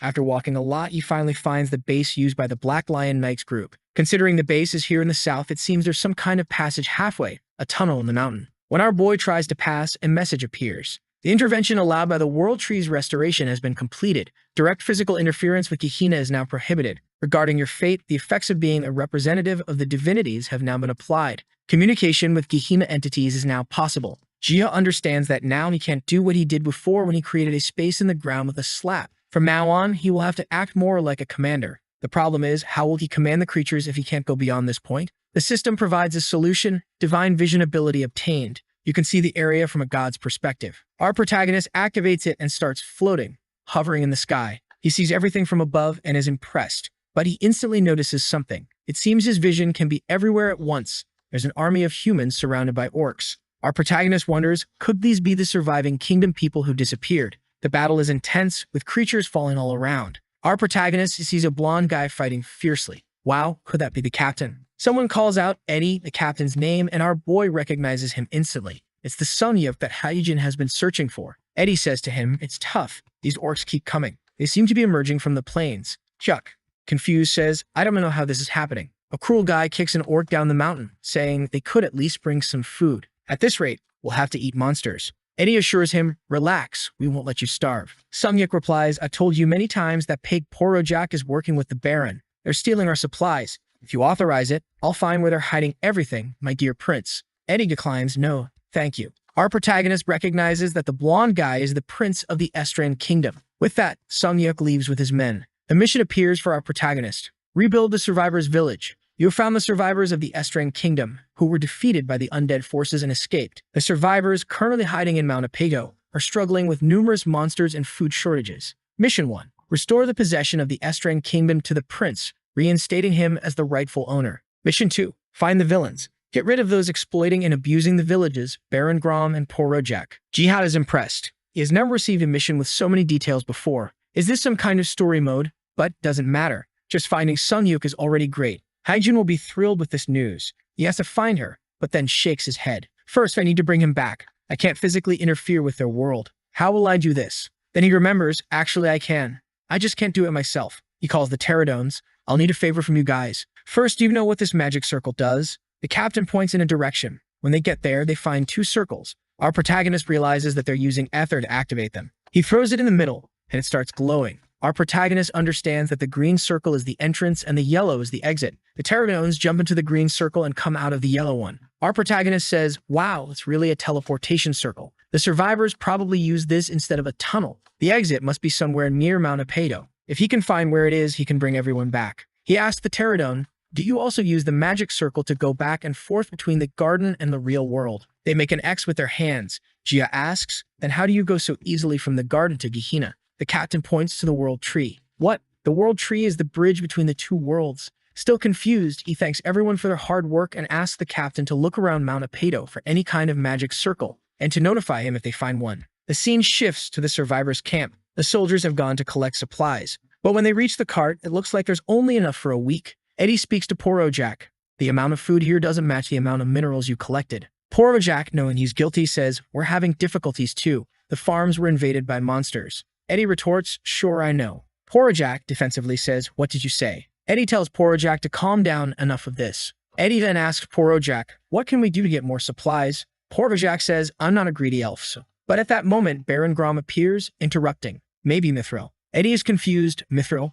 Are you serious? The Baron replies, yes. Eddie tries to explain, hold on, just leaving this village is very difficult because of the monsters. How are we supposed to get Mithril? The Baron explains, that's why I mentioned the wild elf. I got some information from one of them. There's a place in this valley where you can easily find Mithril deep within Mount Apedo. Porojak adds, clearly with more Mithril, we could get a lot more food. The soldiers get angry, but Eddie says it's okay. What's the way to this valley? The Baron says it's to the south at the top of the mountain, but he isn't sure. The only way to find it. Eddie cuts him off. I understand. I'll do it. The Baron asks, are you really going to do it? Eddie replies, the kingdom of Estran has fallen, but I still have my followers. I won't let the people who follow me starve. Grom says, okay then, we'll be waiting for your return to go out and sell the mithril as soon as you get back. Good idea, Porojak says, but Eddie adds, I will go with you when I bring the mithril back. Grom responds, unfortunately, the elves don't like that. They don't let strangers into their villages. Eddie states the obvious, I believe you were once a stranger too. The Baron reluctantly agrees, all right then, we'll do it that way, Prince Eddie. Sungyuk tells him, buddy, I know you like to play the hero, but I don't want to die. My lover is waiting for me outside. Confirmed, he and Hyjin have a relationship. For those who were shipping her with the protagonist, sorry, that dream is shattered. Eddie reassures, don't worry, I'll make sure we come back alive. We then see a girl with white hair and clothes in front of an altar, praying to a deity named Ark to hear her prayers. Baron Grom is right behind her, saying it's almost time, just a little longer. We then see the history of the Kingdom of the Strand. A long time ago, the Kingdom of the Strand existed on the continent of Gehenna. People lived peaceful and happy lives until a war against monsters began. The survivors of this war followed Prince Edinskull, or Eddie as he's known, to escape the undead. They hid in Mount Apedo. However, even there, they still suffered from creature attacks and food shortages. Baron Grom and Merchant Porojak had a trade license with the wild elves, allowing them to get food. In the end, Ed, Sin, and Yuki raised their swords for the people. Our protagonist, overseeing the scene from above, thinks, so this is the story of this place. But he's also angry. These guys are trying to hunt ogres on their own. Ogres are fear-level creatures. They have tough skin, heal quickly, have little intelligence, but can destroy anything in their path. Helping these people just with this vision ability is tough. Sin and Yuki are strong enough that no one can defeat them, and Ed has already defeated all the members of the Black Lion Legion. They have a chance, but it won't be easy. He then hears a voice on Mission Arc, please hear this prayer. Our protagonist is hearing the voice of the girl with white hair praying. He's confused. What's going on? Who is this? She's a wonderful girl asking for bravery for the people. Then a mission appears. Saint Selena requests your help. She pleads for your salvation. Mission 3, the pious prophet of God. Spread your beliefs by helping people through Saint Selena. And then an extra mission. When Selena prays, you have 3 minutes to speak and exchange items. Our protagonist is impressed. Wow, can I use this? She seems confused. Wait, is someone here? Apparently, his voice went straight into her head. Whoa, she heard me. Before doing anything, I need to organize everything in the garden. He returns to the garden, where the Terradome patrollers are all wearing sunglasses. Why are you wearing those, my children? He gathers all the warriors and explorers, explaining that he has an urgent mission. They need to find the magic circle in Mount Apeyo.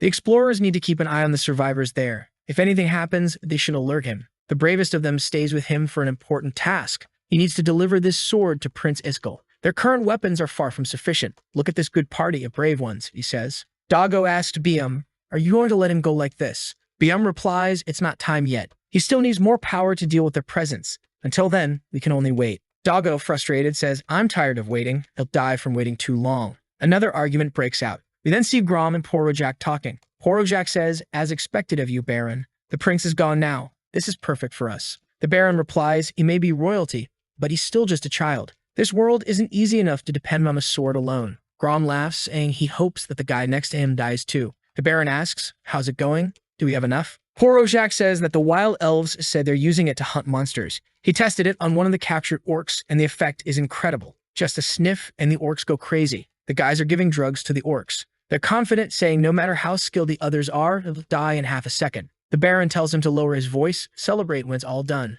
Now go, do your job. Porojak leaves, but slams the door. Obviously, the villain thinks that bastard, he thinks he's better than me. You're just the same as me, you idiot. Looking out the window, the Baron says, Prince Iskall, when you disappear, I will no longer be a Baron.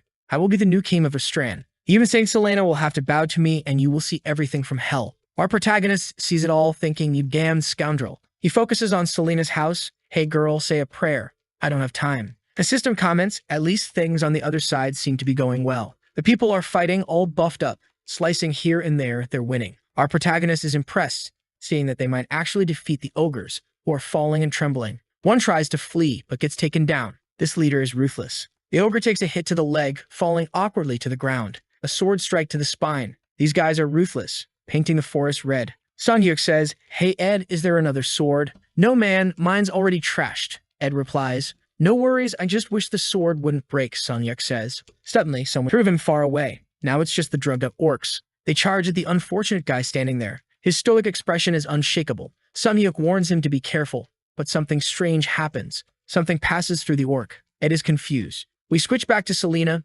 beautiful and praying. Please protect this land, the prince, and his people. The system alerts, first prayer completed. Selena, a disciple of Ark, has successfully offered a prayer. You can send God's apostles to assist the disciple. Our protagonist is confused. What's this? He clicks yes. The mission reads, God's apostle, Terradrone Knights. He confirms and his little companion shines, getting hiked up. Back in the fight, the ogre takes a hit to the chin. Look who's beating it easily. Another orc comes to strike but gets blocked and knocked down. Ed stands still, having done nothing so far. Sunyuk tells Ed to snap out of it. Ed glances and they both run towards the ogre's leg. One jumps on its back, the other on its calf. Slash here, slash there. Sunyuk says it wasn't deep enough.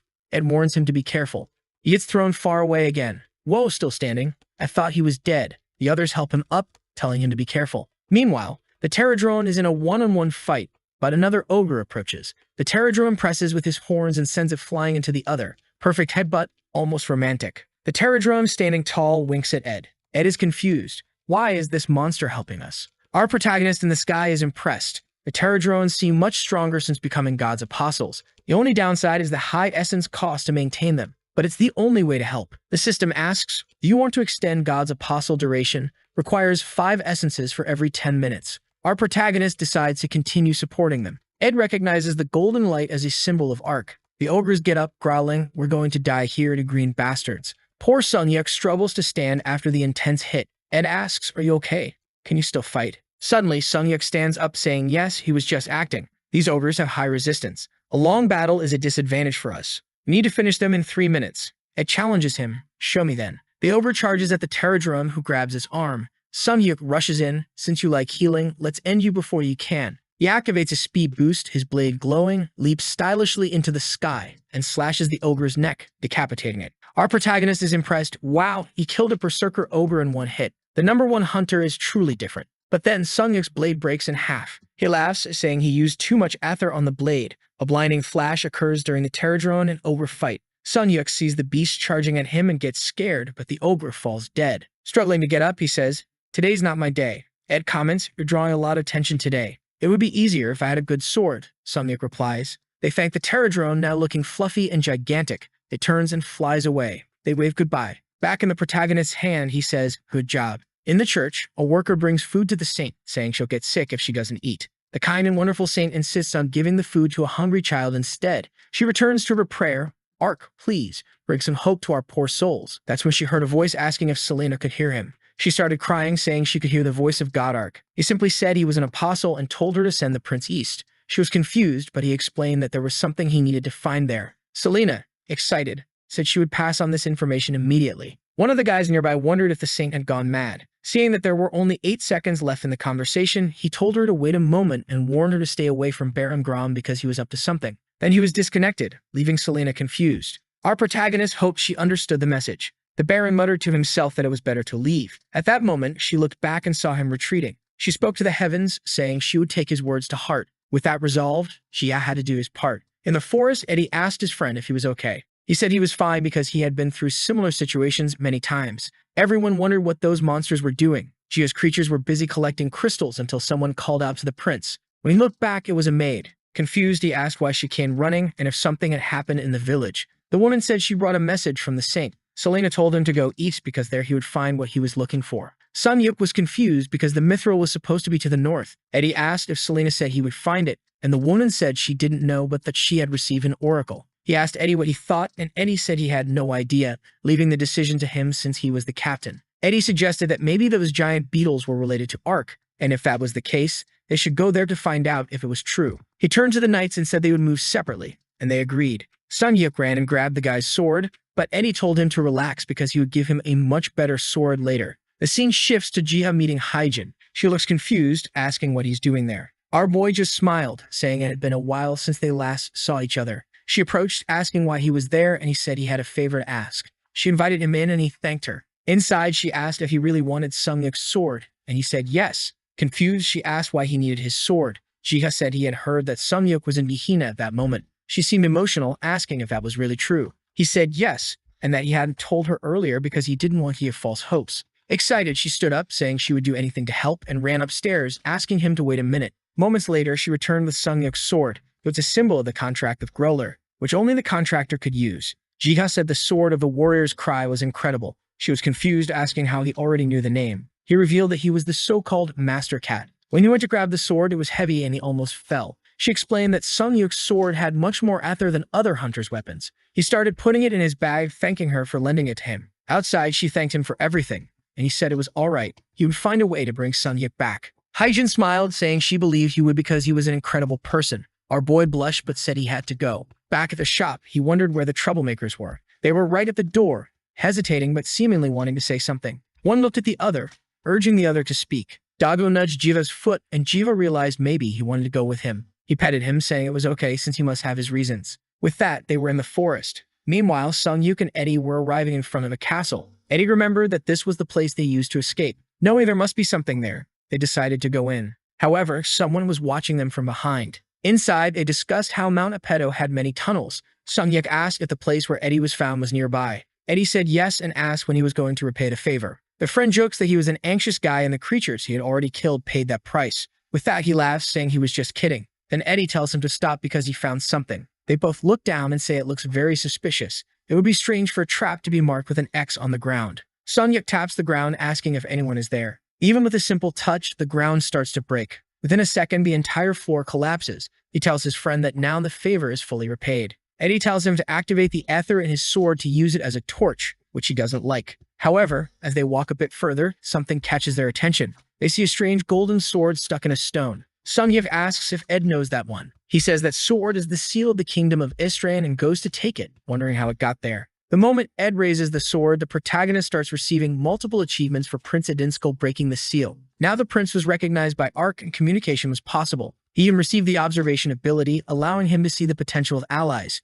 Gio was smiling, thanking Ed. Observing the Valley of Griffins, he wondered why people were gathering there. A system message said the Terradrones were there and asked if he would support them. As always, he said yes. He saw the entire army and wanted to test the new ability he received. Seeing that the Terradrone's experience bar was at 95%, he knew there was at least one more evolution. The only problem was that the creature was already very strong. What would happen if he made it even more powerful? However, seeing that many other Terradrones also had experience bars, he knew the ability would be very useful. But first, they needed to defeat these griffins. So he poured a bunch of experience points into the kids.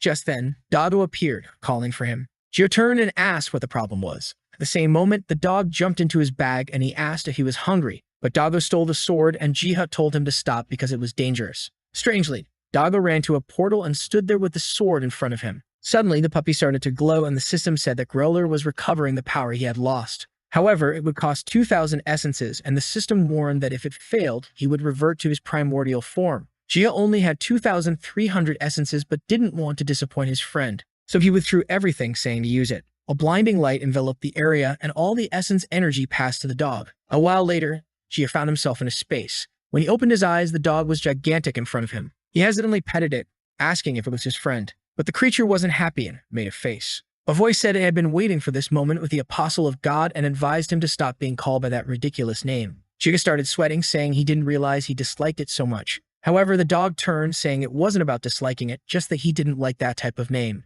Then it thanked him, saying because of him, the world had another chance. Poor Jiha, feeling embarrassed, said he was a bit confused. The dog warned that his mission from now on was crucial. Whether the entire world would be destroyed or restored depended on Jiha. A light appeared, and the dog said it was out of time, telling Jiha to become stronger. Jiha, confused, said he was already too old to be called a child. Once again, he was blinded by the light and woke up in the forest, lying in the grass, confused about what happened. He got up, exhausted, saying he needed to learn to stay more focused. However, determined, knowing that Growler said his mission was crucial, he would do his best. A Terradrone flew to him and he said he was fine. He took a book and said it was time to return to hunting griffins. He started writing another spell. The scene shifted to waterfalls filled with flying griffins. While walking through the mountains, Ed couldn't believe they found the seal that had been lost. Sung Yuk, angry, said he wanted a weapon for himself. He turned to Ed and warned him that he needed to learn to draw his sword before hearing excuses, especially since if he didn't, the Baron would turn against him. Confidently, Sung Yuk said he would slit the Baron's throat if necessary,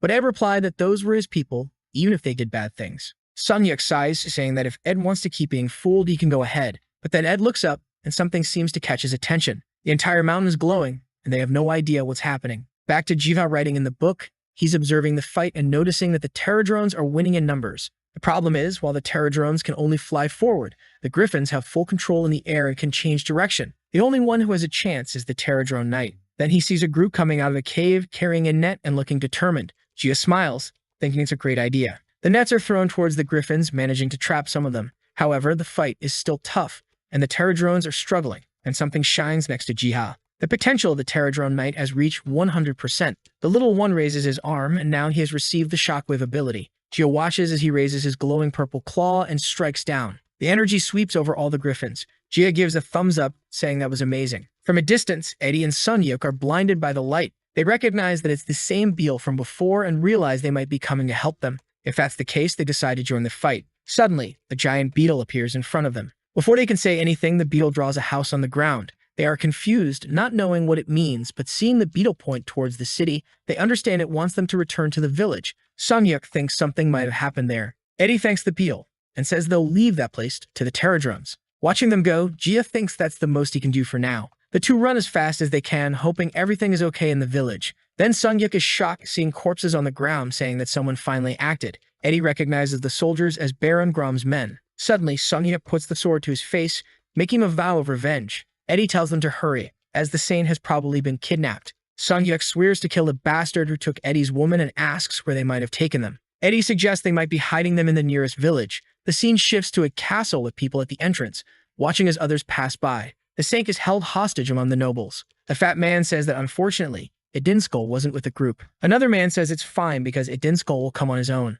Looking at the knight, he asks where the amazing prince is. The knight says he should have cut his neck before. The Baron agrees, saying to hang this man at the castle and send the rest to prison. The saint shouts at the Baron, asking if he really thinks he'll get away with this, warning him that Ark will punish him. The Baron grabs her face, saying if Ark were alive, the world would be like this. He tells her to stop praying to a false god and maybe start serving him. At that moment, someone puts a sword to his neck. Turning around, he sees it's one of his men, but it's actually Idinskull, saying he won't sacrifice people for the Baron's greed anymore. The Baron realizes his plan is ruined. The fat man orders everyone to kill Idinskull, but Sunyuk appears, asking why he thinks Ed is alone. He warns everyone that those who resist will be killed. Seeing Jaya kneeling, he says there's no need to pretend anymore to end this. A few seconds later, both barons are immobilized, saying the prince will regret this. Eddie approaches, saying he gave them a chance to serve the people. Drawing his sword, he declares that from now on, the barons recognize the seal on the sword. He raises it to the sky, saying he will rebuild the kingdom. Jiha, in his gigantic god form, observes everything from above. The second mission to banish all evil is completed. Now the third mission is to start the kingdom's foundation. He helped Prince Idinskull and Messenger Celine regain their positions. Now he needs to expand the survivor base to build a new kingdom. Jiha hesitates, receiving many missions at once. He also receives mission 3-1, make a contract with the saint. This will help gain the people's trust without needing prayers. Mission 3-2 is to prove the qualities of a king. Idinskull has received the seal of a king but needs to prove his qualities. Additionally, he needs to clear the other monsters in Mount Apido and find a specific location. As a reward for all these missions, he will receive the sanctuary. Jiha is confused, wondering how a sanctuary will help expand the place, and the location is probably covered by the mist. But now that he has contact, he can pass the missions through the Oracle. He receives a notification that the Griffin raid is also complete. Seeing the happy Terradrones, he says he needs to deal with that first. Smiling, he tells them to discard the Griffin corpses and start moving all the essences to the garden. However, one of the items they found was Griffin eggs. Jiha is exhausted, having received many missions, events, and now some eggs on top of it all. The system notification appears again, and he wonders what's happening now. It's a notification that the Terradrones found a rare material called Dimitral, and now the worker-class Terradrones have been added to the army. Seeing the cute creatures, he says it's great. He picks up a Terradrome with a little hat. The worker class specialize in gathering, mining, and crafting items. They can even collect a metal cube. The little worker shows in one, saying he mined it. For mining the first, he receives a reward and can choose one of the abilities, a medium-class artifact or doubling the number of worker Terradromes. Jiha thought all the options looked good, but he was more curious about the artifact. As soon as he clicked, a purple energy formed in front of him and suddenly a dagger appeared in his hand. It was a high-quality Dimitral knife. The 30 elemental resistance would be good to help him survive. However, he remembered Sunyuk, who had low resistance. At that moment, the knight appeared and Jiha asked how he was. The knight was feeling proud because his wings were now covered in Dimitral. Jiha told him he couldn't monopolize everything and get strong alone. Then he looked toward the village, wondering what was happening there. The people were gathered around a campfire, celebrating and praising Eddie for his good work, while Sunyuk complained that he hadn't known about the kidnapping plan. Nearby, the two barons were still in prison, and Eddie announced that they would be exiled from the village tomorrow. Sunyuk said that was too generous because they might return, but Eddie replied that generosity was a necessary trait for a leader. Sunyuk, frustrated, said Eddie was too kind to be a king. However, his friend put a hand on his shoulder, saying he would always remember his advice. Jayan then mentioned that the biggest problem now would be food since they relied on hunting. Eddie suggested that the best plan would be to open a trade route with the north and negotiate with the elves. At that moment, Selena appeared, calling for the prince. He asked if something was wrong, and she said he needed to see something. Selena began to pray, surrounded by a blue aura. She raised her hands, and a golden message appeared. Giant explained that it was written for the royal family and directed by the apostle. Selena approached and said that this was what the oracle had said. Eddie thought about the apostle of God, while Giant was pleased that Selena was completing all the missions. Mission 3.1 was completed, and now he could communicate freely with her. Sunye commented that it might have something to do with the beetle since both had a golden light. Selena asked about the beetle, and Eddie explained that the creature saved him in the middle of the battle. Sunhyuk told Selena to inform her god that there was a lost guy here. Smiling, she said she would try to find a way to help him return to where he came from. Seeing this conversation, Jia said it was enough for today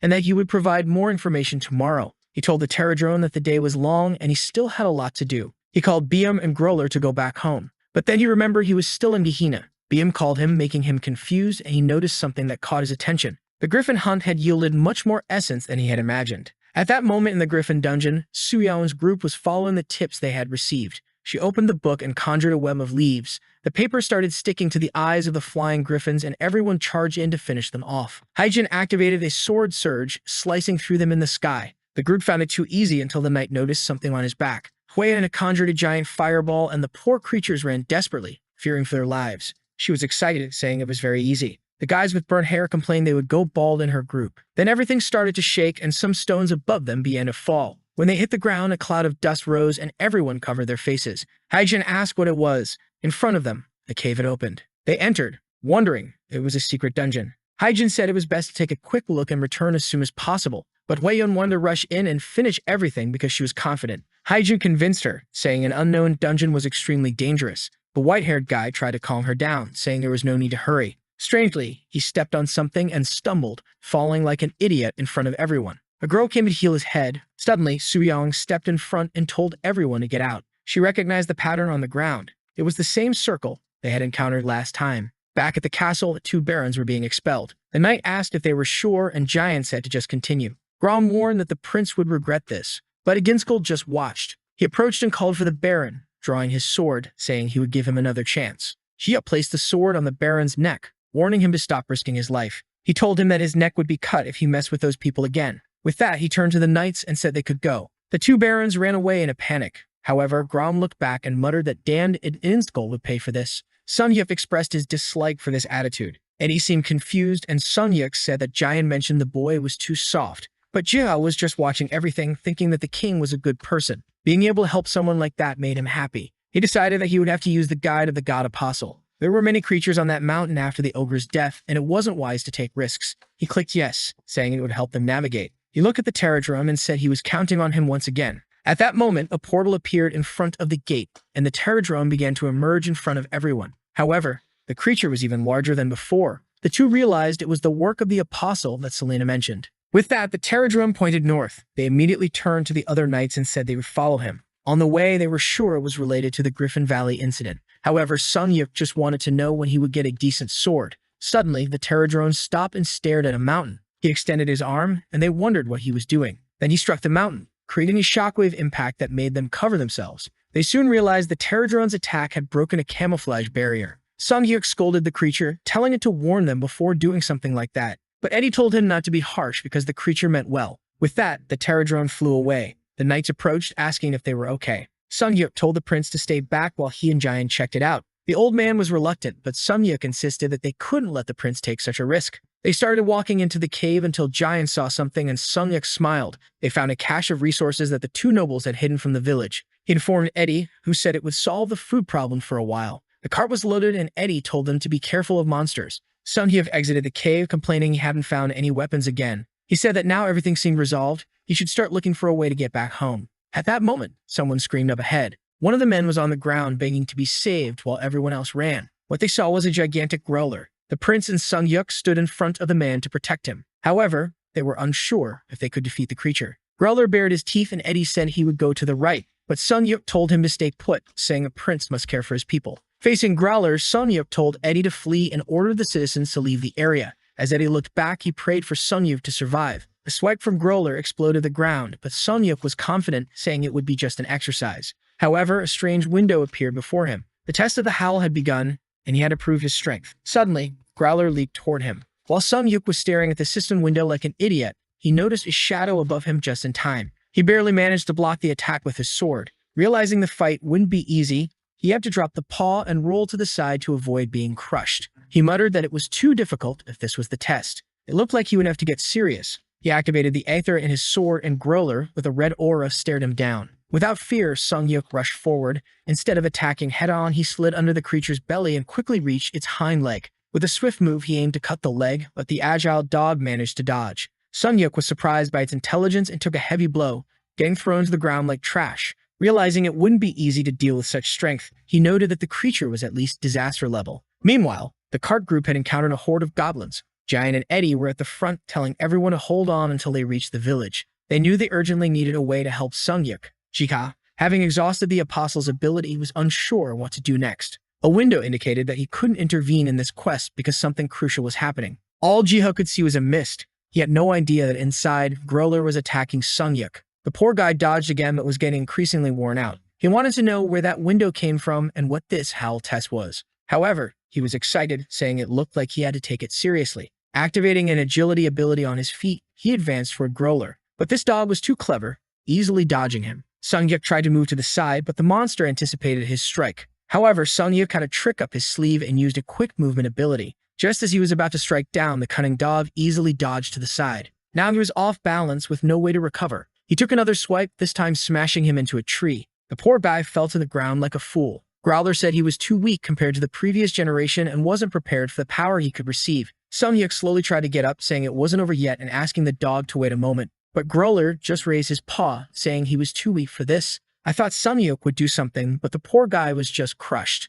Helpless on the ground, he couldn't react as Growler approached, swinging his sword and saying he couldn't die yet. But the dog simply bit the sword. At that moment, he realized his chances had dropped significantly. However, the timer hit 0 seconds, and he had passed the test. Growler smiled, saying he was getting too soft. This left Sung Yuk completely confused. With a golden aura, Growler said that Sung Yuk was just a peasant born with a certain destiny, and this was the opportunity given to him. The energy condensed, forming the sword, and as it approached Sung Yuk, Growler said he would now carry the creature's name. Sung Yuk found it strange that the sword, which was once his, was there. He knew he had found it in a dungeon long ago, so how did this happen? However, he recognized the sword well and raised it to the sky, shining. He wondered if this god really existed, as the saints said. Then he heard a scream and realized it was time to go back and get out of this haze. He started running, saying he would save Eddie. With that, Joe was notified that the quest was over and that Growler was returning. Like before, he returned as a cute little dog. Jiha, happy to see him, held him in his arms. Now without the energy, he was smaller, and Jiha said he was even cuter. He petted him, saying he had missed him. Meanwhile, in the forest, the goblins were being slaughtered.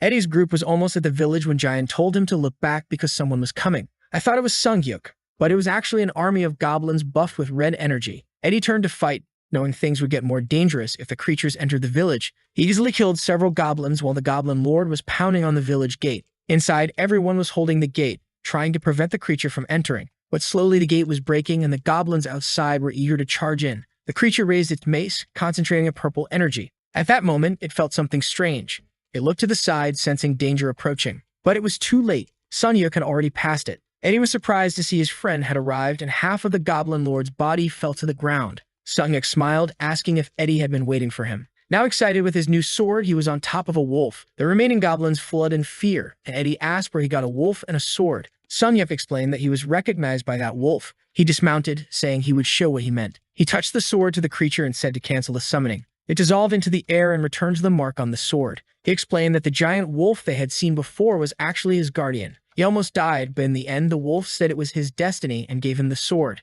He explained that the only strange thing was that this was the same sword he used in another world. This meant there was also a way for him to return to where he came from. Eddie said it made sense for him to have a guardian, since the gods would never support an evil person like him. Suddenly, the gate opened, and they turned around. It was Sage Selena running and asking if Eddie was okay. He said he was doing very well, and they had managed to drive the goblins away. Most importantly, they also found a lot of food. The princess thanked the prince for his hard work, while Sung Yuk complained that he deserved thanks too, since he worked much harder. The saint replied that it was nothing more than payment for the blasphemies he committed. Eddie told them to stop joking and come inside because everyone was hungry. With that, they headed back to the village. Jiha, observing, noted that everyone seemed to have made it home safely. Looking at Growler, he said they should also head back since he must be tired. They crossed the portal and Jiha called for Biam, who came happily. He showed Growler, now much smaller, to Bium, who promptly bit Growler's neck and carried him away, saying he finally did a good job. Bium placed Growler in a cave and told him to focus on recovering, even giving him a gentle pat,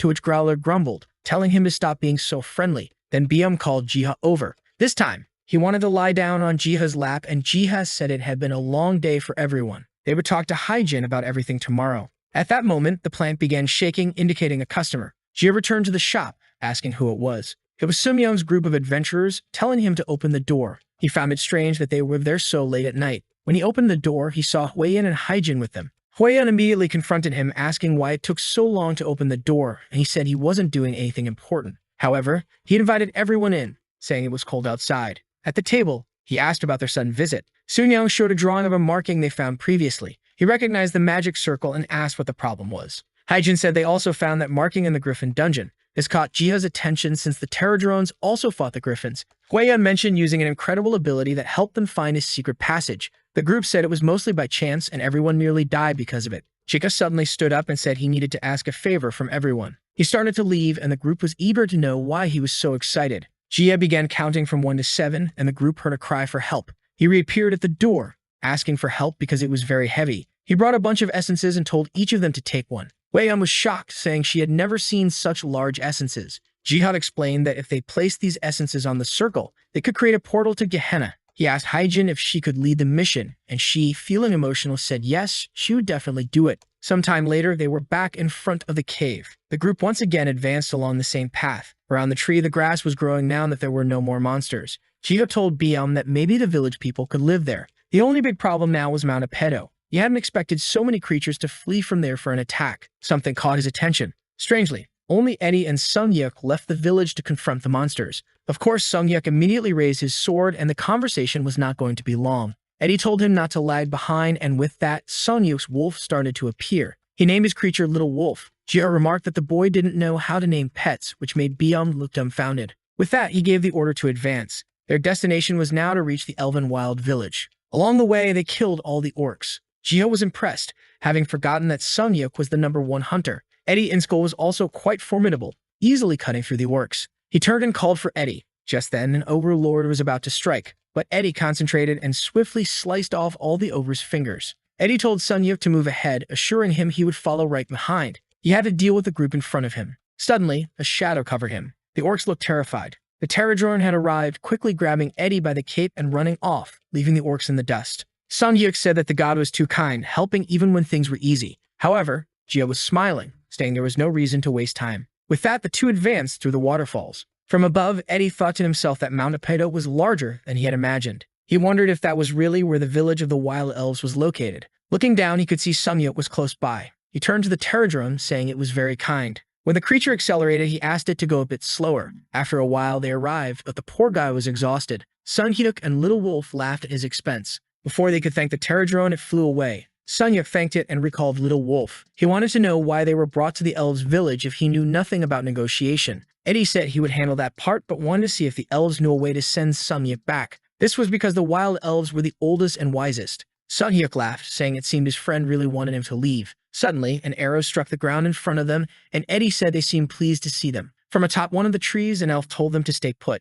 Eddie explained that they were survivors from the village on Mount Apedo and just wanted to talk. However, the elves weren't keen on conversing, stating they no longer talked to humans. Eddie went to draw his sword, startling Sungyuk, who questioned if he was crazy. Eddie drew the blade, remaining silent. The entire group of elves aimed at them, making it clear they wouldn't get out of this easily. Sungyuk asked Eddie if he was sure they could win. Eddie introduced himself again as Dinskul, Prince of the Kingdom of Vestran. An elf descended from the tree and Eddie showed him the sword, saying he could check the seal to confirm his identity. The elf, angered, said this proved Eddie was with Porojak and Grom. Immediately, the two clashed swords, each blade at the other's neck. The elf warned Eddie to let go or he would die. Eddie replied that he knew what the two barons had done and was there to fix it. The elf retorted that he didn't believe him since the barons had stolen their food and killed their people. Eddie dropped his sword and told Sungyuk to do the same, leaving him confused. Eddie ordered him to obey. The elf then ordered them to be blindfolded and taken to the village. The two were carried away by the Legion of Elves, not knowing where they were being taken. The tribe members pointed and whispered about the newcomers.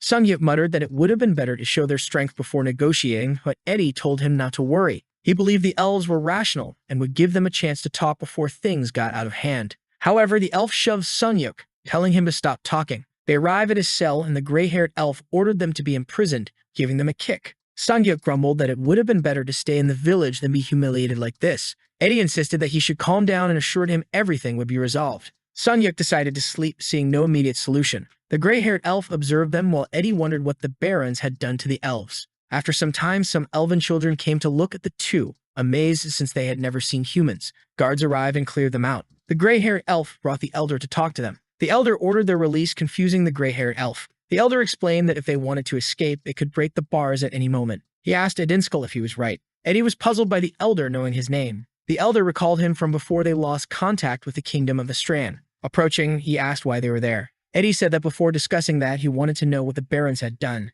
The elf placed a dagger to his throat, telling him to stop lying. The elder calmed Cordell down, and Eddie said he didn't know what they had done but was there to take responsibility. The elder, confused, asked if he really had no idea about what had happened. The prince explained that they also faced hardships in the village because those guys hid food there. It was only recently that they found a lot of things hidden in Mount Apego. The elder, confused, said he believed that place was full of monsters. Sunyuk mentioned that they had dealt with most of the monsters with the help of a giant beetle. Obviously, there were still some creatures, but their numbers were much lower than before. Both found it strange since the barons had gone north when they delivered the food. Ed explained that when he exiled the barons, they seemed to have some kind of backup plan. Cordell said they couldn't trust him as he might be deceiving them. Ed explained it was a misunderstanding and all he wanted was to reopen the trade line and also deal with the monsters. Cordell questioned what trade he was talking about. Ed mentioned the minerals they had been sending in exchange for food. Sunyuk then remarked that it seemed those bastards had deceived both sides. The elder commented that if this was true, it meant there was some other third party involved further north. However, he warned that they couldn't trust them,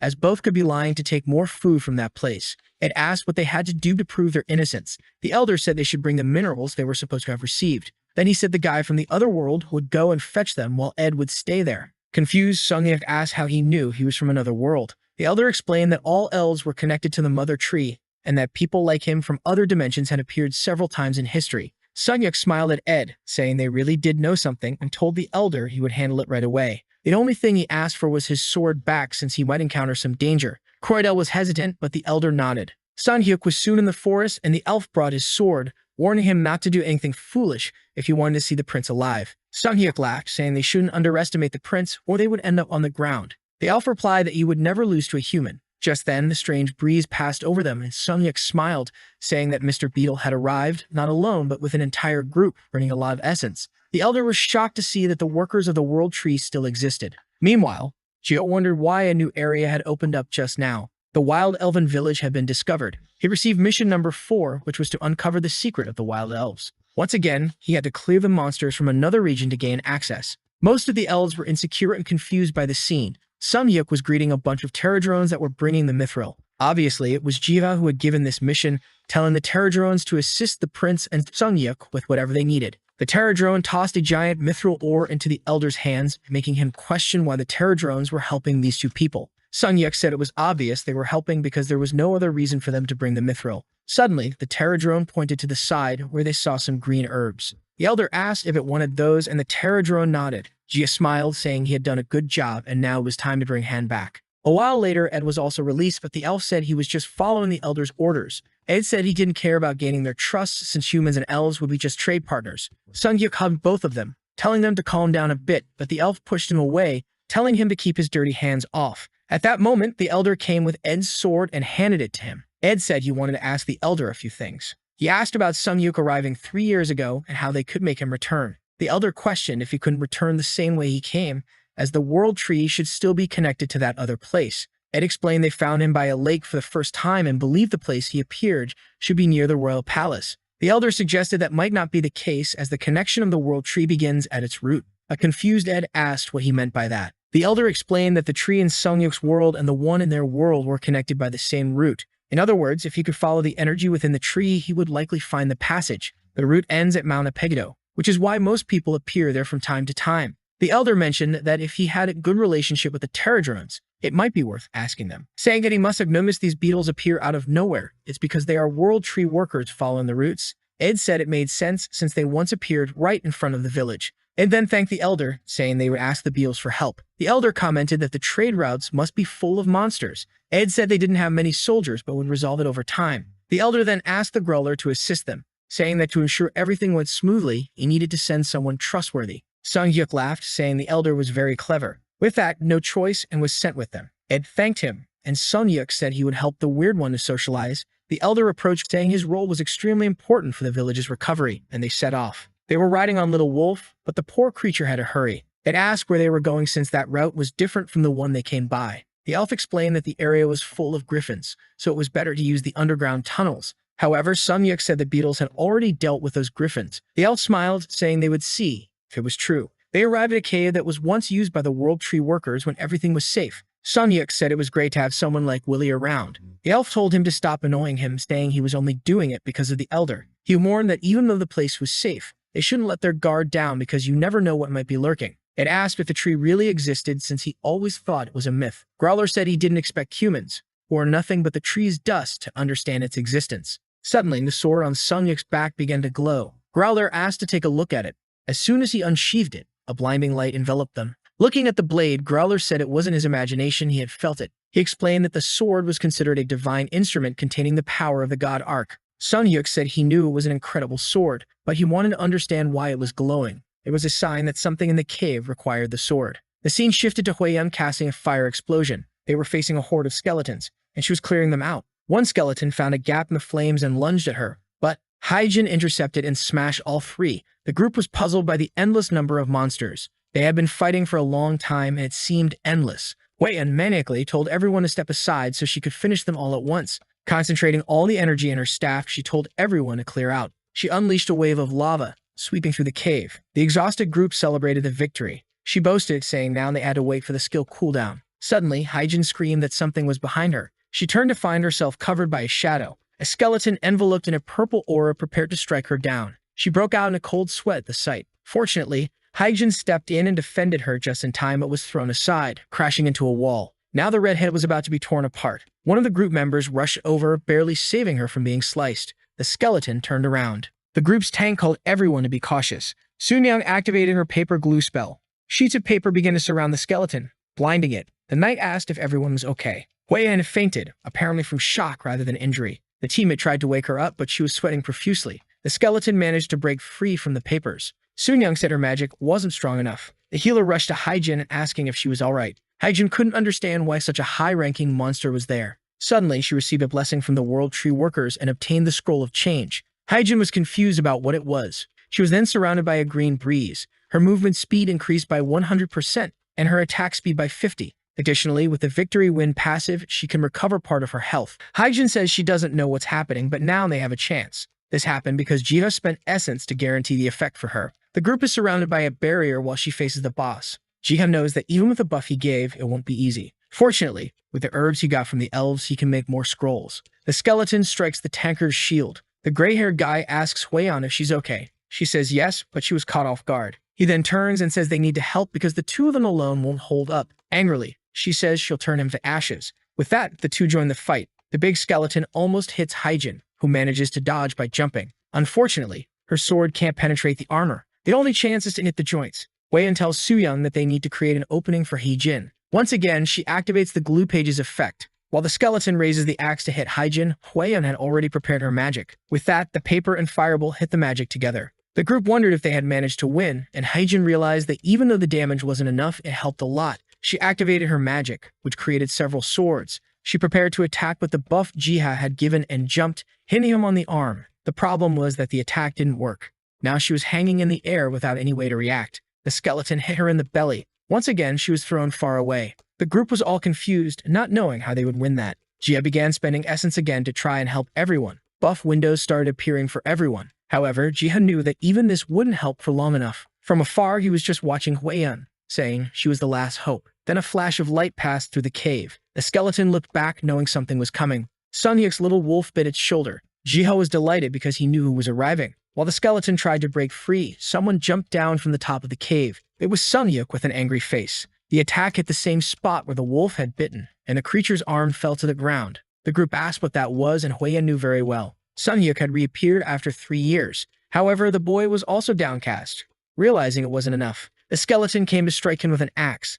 The attack exploded on the ground, creating a purple aura, while Sun-hyuk's sword had the same glow. He noticed that Heejin was lying down being healed and wondered why she was there. Huiyan ran over, asking if it was really him. Confused, he wanted to know how everyone was there, but Huiyan said they had to solve that problem first, despite the many questions. This time, the skeleton raised the axe, releasing a purple aura. From the ground, several other skeletons emerged. The healer said she was doing her best, but Heejin wasn't waking up. So the two decided to protect her while the others dealt with the boss. Huiyan used her magic to kill the revived skeletons, while the knight tried to fight the skeleton. The skeleton retaliated, trying to strike Sungyuk, who dodged and hit it on the arm again. The problem was that even a full attack left only a scratch. Sungyuk said that if he couldn't cut it, he'd pulverize it and used an ability to destroy weapons and equipment. However, the skeleton counterattacked with the axe surrounded by purple energy. Once again, Sungyuk was thrown to the ground and the boys kept getting tossed around. This time, he didn't get up in good shape. The skeleton came to finish him, but now there was a crack in its shoulder. Sungyuk realized that the creature was at least at the disaster level and was running towards him. Huiyan took advantage to create an explosion. She could hit full on, but the monster didn't seem to back off. Once again, it faced Sungyuk. The same cursed purple energy was traversing the entire cave. After the explosion, the place was full of smoke, and Sungyuk almost got hit in the head by the axe. Ed, who appeared out of nowhere, had stopped the skeleton. Sungyuk said he was very late and heard someone say that the creature's weak point was the center of the body. Ed realized it was the apostle's voice. And right after that, he passed this information to Sungyuk. Jiha was observing everything from above in his own world. Unfortunately, he could only use the blessing ability one more time. He prepared the ink, hoping for something good this time. Again, he wrote an enchantment in the book and got excited, saying this one was perfect for him. Suddenly, Sungyuk felt something. He received the blessing of the workers, a buff that made his attacks hit the target unconditionally for 5 seconds. Ed was having difficulty staying on the monster. Once more, he activated the aura and had to step back. Sungyuk was enveloped in a double aura and said that it was enough. Together with the wolf, he ran towards the skeleton. The first strike hit the belly, reaching the core. In one touch, the skeleton began to crumble and half of his body disintegrated. Watching the monster disintegrate, he wondered if it was over. Suddenly, all the other monsters also disintegrated into nothingness. Jiha celebrated the victory while Sungyuk fell exhausted to the ground. At that moment, Ed came over, saying he owed him another one. He helped him up, commenting that he seemed to know who those people were. Sunyoung thanked him, saying they indeed knew Sungyuk. The group gathered around the unconscious Haijin. Suddenly, she opened her eyes and started crying. Seeing Sungyuk, she hugged him with longing. He apologized for taking so long, but said he was back. Jiha, in the beyond, was emotional, while the Terradrome was confused. Then a window appeared for Jiha. The secret tunnel had been cleared, which would accelerate the restoration of the world tree. From afar, Arfoot's cry could be heard. Jiha wondered if Arfoot was another demigod. From the sky, a golden unicorn appeared. Beav and Growler wondered how to capture such a fast creature. They began to think of plans, but knew none would work. The creature already seemed to be on another mountain, and they knew they had to stop it somehow. Suddenly, Jia heard barking outside. As he approached, he asked what the two were doing there. Then a strange golden light passed by him. He saw it looked like a horse and must be a demigod by the way the two reacted. He remembered this creature was the mount of the god Ark. Watching from the mountains, he wondered if he should try to talk to it. But Ark was too fast and soon disappeared from sight. Jia could barely see the creature's movement. Suddenly, Ark stopped and stood face to face with Jiha. The next second, it ran towards him. Jia was startled as theoretically he had never been seen this way before. Suddenly, it seemed he woke up back in the forest. It was as if the god Ark was calming the monster, which relaxed in the middle of the field. Jiha approached and gently petted it, saying it was very cute. From afar, the two beasts wondered what name Jiha would give the creature. Jiha took the pony to the garden and said its name would be Penny. The creature ran off, probably annoyed by the horrible name. Knowing he could make something good with them, he thanked Penny and gave it a bunch of carrots. From behind the trees, Biam and Growler were just watching. Ark got a bit annoyed, telling them not to come near the carrots. They argued for a bit and then all sat together under the tree. Jiha took the herbs, thinking of making red ink. He imagined that color symbolized strength and aggression. Maybe he could create some kind of weapon with it. After some time, the ink was ready. Lying down, he wondered what he would tell everyone when they saw the pony. The next day, back at the shop, Jiha realized he couldn't keep so many creatures there. Suddenly, a gate appeared. Curious, he looked and saw it led to a grassy field. Strangely, the gate had an infinity symbol above it. He guessed it was something from the tree. Then Sungyuk and Haijin entered the shop. Jiha was very happy and welcomed them. Sungyuk had no idea who he was, but he knew the name Jiha. Haijin thanked him for all the help. He said it was nothing, but Haijin insisted she didn't know how to thank him. Jiha said it was good they were there and invited them for tea. That's when she asked about the pony. She questioned where he got it, and as always, he said he couldn't tell. They chatted and he found out Sungyuk talked a lot about the other dimension. For Jiha, letting him know his soldier is taking the monsters to the sanctuary. Because of that, the blessing of the world tree and the fauna skill level up. He gets more stats, plus the ability to interpret ancient languages. On top of that, there's a new observation skill that lets him figure out how to unlock new abilities, which leaves him a bit confused. The system explains that it's an active ability and will completely drain him when he uses it. Shiga gets that it's kinda complicated but assumes it must be some sort of ultimate skill. Like always, it probably awakens in the creatures, and he wonders if it might work with the Terradrones too. That's when he realizes that the skill the creatures in Terradrone awaken is absorption. After they kill another creature, there's a small chance they can steal one of its abilities. But Jiha, being the nicest guy out of all the hunters, is already thinking about how he could help other hunters gain new abilities with this power of his. That boy's honestly an angel, and of course his first plan is to share a tip with his closest friends. Right then, the system asks if he wants to transform 500 essences and unlock the sanctuary, and he accepts immediately. The mist starts fading away and he heads straight for the mountain, realizing he can now interact with it directly. But the moment he tries to touch it, a warning pops up saying that the earthquake damaged the sanctuary and it now needs 100 essences. Man, just a little tap from him shook the whole mountain. He realizes he'll have to spend the essence since he's the one who caused the mess. He was planning to plant some things in the sanctuary, but the system tells him he has to toss in some worms first because the soil is terrible. But suddenly, Terradrone taps him on the shoulder and he sees that everyone's already out there hunting worms. These little guys work hard, I swear. Gia thanks his little buddy and soon after, he unlocks another area. Back-to-back gains here. Sure, in the last few chapters, he worked like crazy and hadn't earned anything for a while. The mist keeps clearing, but then a weird red thing shows up. It's some kind of mantis mixed with a shrimp. He remembers the news saying these creatures were classified as terror level. Now, he's not sure if the Terradrones can even handle something this strong, but the little guys charge right in to hold it back. Jiha is stunned. They're already pulling up their shields, going in full of confidence, but one of the shrimp grabs them and slams them into the ground, sending the poor things flying. He's shocked they're getting beaten so badly, but the brave little guys chub their potions and head back into the fight. Then Jiha suddenly has an idea. He remembers the World Tree Fruit elixir sitting in the cabin. He throws the whole batch into a big pot for them. The creatures drink it down and immediately get buffed. Leading the charge, the knight goes in first. This time, though, the mantis shrimp bastard launches a barrage, but the knight raises his massive shield. There's an explosion, smoke everywhere, and then he bursts out of it. The shrimp is shocked and the knight tears through, smashing about 5 heads in a row. Shiga can't believe how effective the elixir is, and with this boost, the Terradrone's victory is certain. After the battle, Gia notices the creature glowing strangely. He congratulates everyone and wonders if the leader learned something new. The little guy nods and suddenly stomps the ground so hard the whole forest shakes. Jiha instantly realizes it. The creature copied the shrimp's ability. He quickly grabs his notebook and writes down everything that happened. This time, the notes reveal that the shrimp's weak spot is on its back. Sometime later, back at the shop, someone asks Jiha if he wants to go to the beach. He asks his friend when, and the guy's already at the door saying, "Right now. Let's go, we're on fire." The creatures are all sitting on his lap looking adorable, while Jiha looks back smiling, amazed at how good his life has been lately. Then Sonyam asks where he got that pony from, and he casually says it was just from some random dungeon.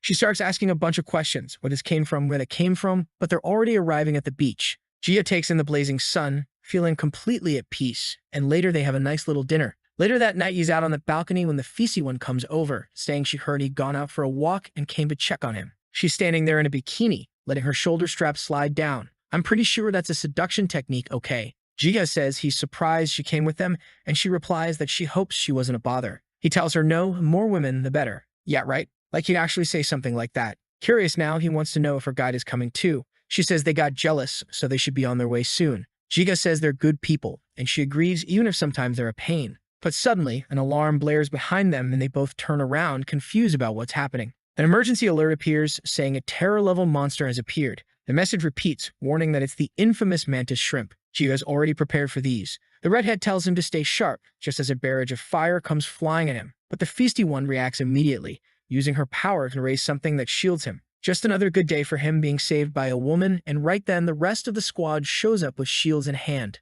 The guys are shouting about how bad the situation is, but Jiho's more worried about Wayan. One of them says the attack came from the sea, and that's when a giant claw bursts out. The whole mantis shrimp pack appears. Everyone raises their shields, telling each other to get ready. The redhead orders Jiha to run while she calls Procheolian for reinforcements. Jiha knows there's not much he can do right now. He needs to go back to the hotel and grab a special item to help with the fight. Back at the beach, another blast from the monsters comes his way, but one of the guys shouts that he's about to use a buff for everyone. With their power boosted, he uses his skill to raise his defense and draw aggro while everyone rushes in and starts slashing at the creatures' backs. But the white-haired kid gets startled when the big shrimp raises its claw and slams him right in the chest. The poor guy goes flying backward, hitting the ground hard, while Gio's friend pulls out the origami book and tries something. She summons 36 paper planes and some torpedoes, all heading toward the monster, while more shrimp advance toward the city. Suddenly, a massive fireball hits the creature. Sunyum is just standing there, confused, but obviously it was her,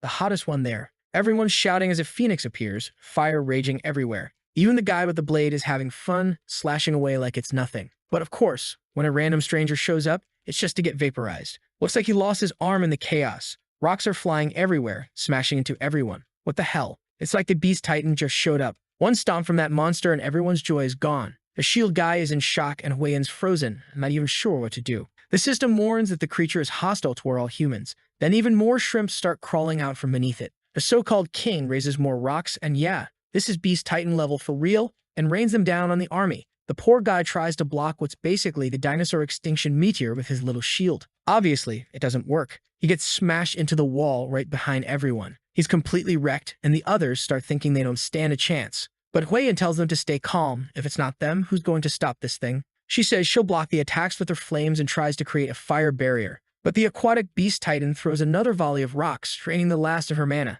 Another extinction-level strike is coming down right on her, and she realizes she won't be able to put up a barrier in time. But don't worry, Terradrone just arrived to hold the line. And this time, Gio shows up in style, riding on its back. He asks if she's okay, and before she can even answer, he tosses a potion into her hands. She's not sure what it is, so he explains it's an elixir, and tells her to drink it and head to the hospital. For a top Terradrone, Gia takes in the situation, and he believes that with these allies, he actually has a chance to win. At the very least, he had to hold out until reinforcements arrived. Terradrone charges in head-on, and we get a quick flashback to 10 minutes earlier, when Jiho was grabbing the potions back at the hotel. The plan was to get to the beach as fast as possible and support everyone. But on the way, a huge gust of wind hit, and that's when the big guy showed up. It's insane how massive these creatures are in real life. Back in the fight, the Shrimp King starts charging another energy attack, but Terradrone smacks him hard. Everyone's standing there with their mouths wide open in total disbelief while the poor guy who got blown up earlier is busy chumming down his potion. The system then warns that the shrimp is enraged.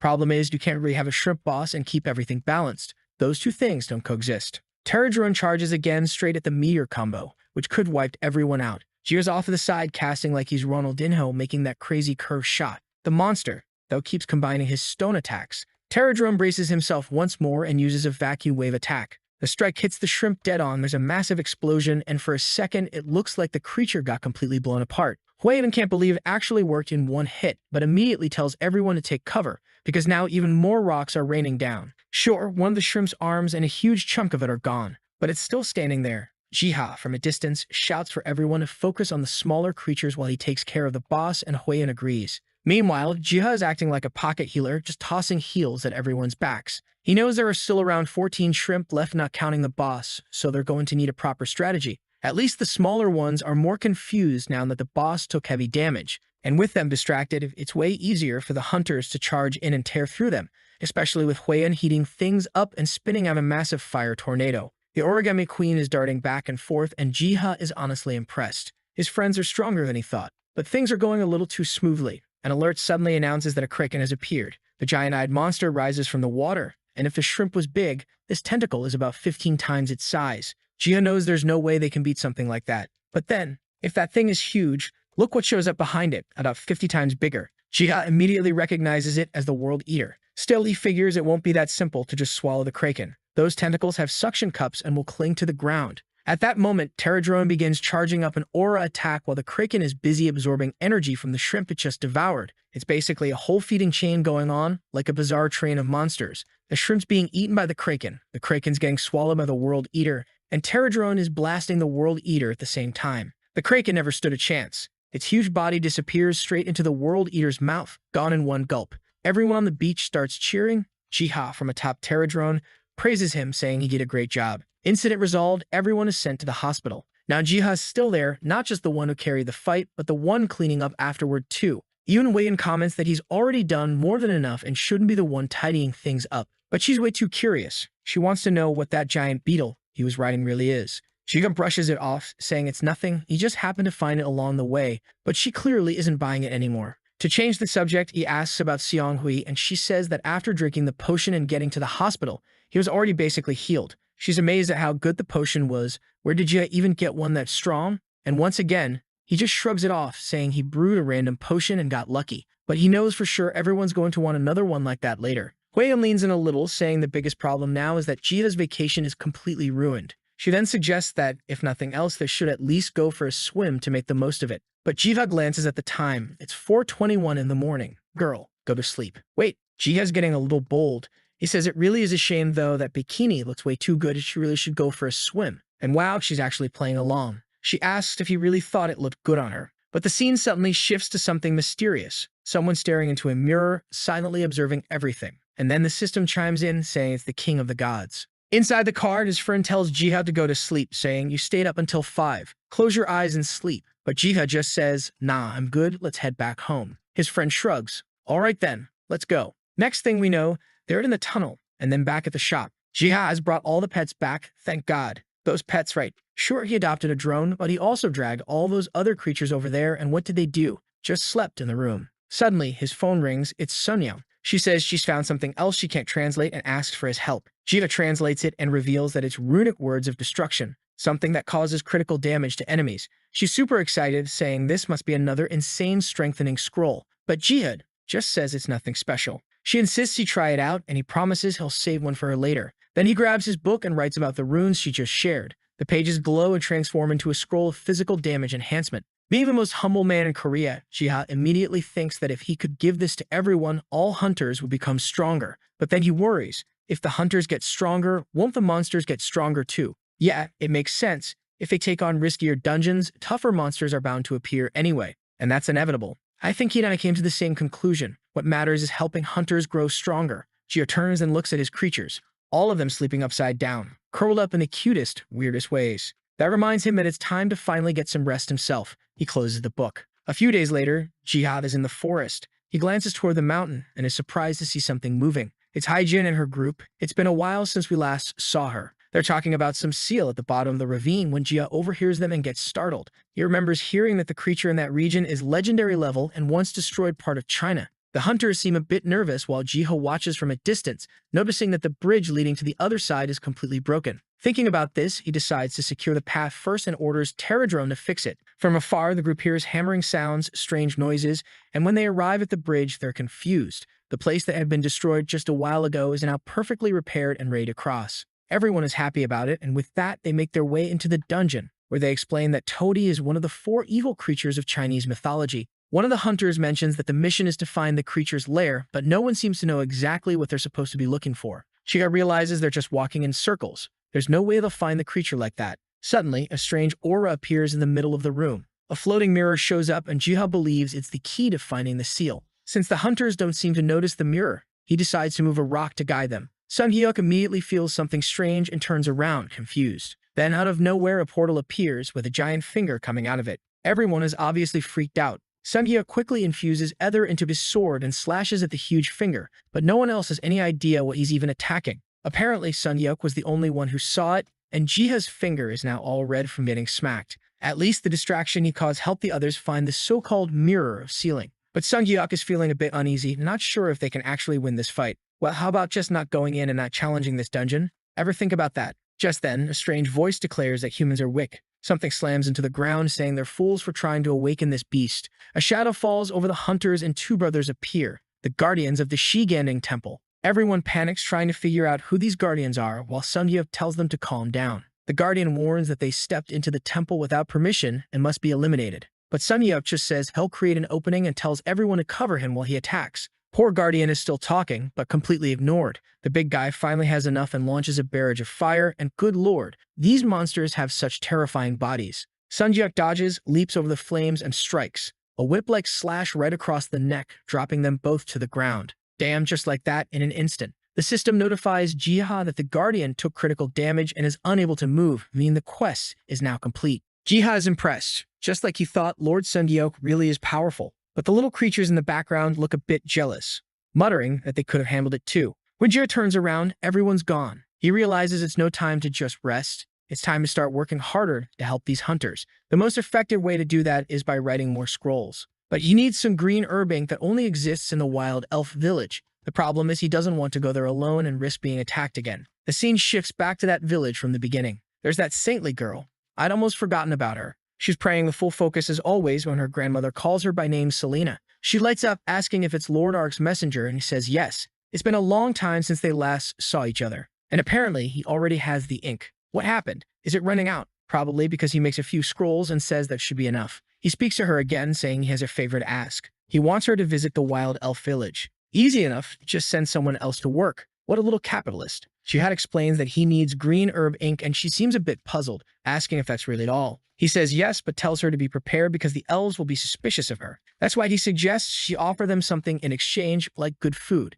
Since they live deep in the forest, they usually don't have salt, so she can trade that, something easy to get, for the herbs. She says it's easy when gives such clear instructions, and thanks him. Right then, the sack of salt materializes in front of her, and she answers confidently that he can count on her to get it done. She sets off with Identical, which will make the negotiations much smoother. Gia remembers how the elves drooled when they saw his salt last time, so he's grinning now. He won't have to worry about green herb ink for a long while. Back in the forest, though, Gia wonders what's going on. All the terror drones are lying on the ground. We then see that recently dungeons have been popping up non-stop. But the strange thing is that the supposedly rare treasures inside have been extremely scarce this time. The guys were walking out with just a potion, a nugget, and a bone scrap. It's hardly worth going into a dungeon anymore. And of course that means they haven't been able to gather enough ether to level up. The hunters start losing interest in leveling up, humanity gets weaker, and that turns into a vicious cycle that could eventually wipe humanity out. Shiha, being the responsible guy he is, takes this seriously and says they need to come up with a way to keep hunters motivated. He asks if the Terra drones are ready and tells them they're starting the new plan.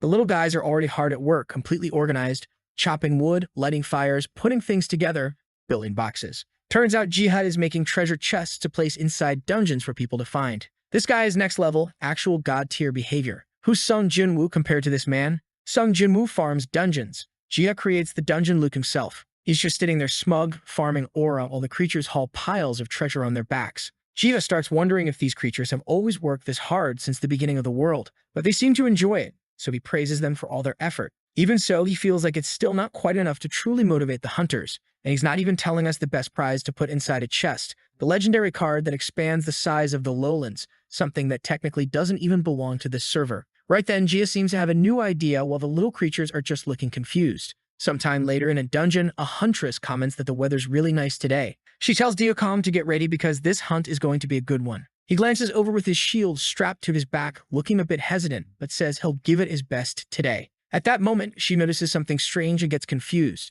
She comes across a notice board about Jiha's card update project. Jiha's plan is to place boards in front of dungeons to inform hunters. Looking at it, they start wondering if it means they should bring a shield or if maybe it'll find a shield inside. Inside the dungeon, the girl complains that Diocom could have done better. He apologizes, but the others say they're just messing with him. Another monster dies while someone else teases Diocom again. Poor guy, he's basically getting bullied out here. Then a mole monster goes berserk because Diocom's shaken up and the girl has to step in and save him. He gets scolded once again. After they defeat all the mole monsters, she finally praises him. Total psychological warfare on the poor knight. He's going to lose it at this rate. After clearing all the monsters, they finally reach Jiha's treasure room. The hunters are confused. Usually there's just one chest, but this time there are 5, including one massive one. A notification pops up saying only 2 essences are needed to open each chest, and they cheer. Obviously, inside are special items Jia prepared just for them. One of them finds a sun apple and recognizes it as the same item sold at Jiha's potion shop.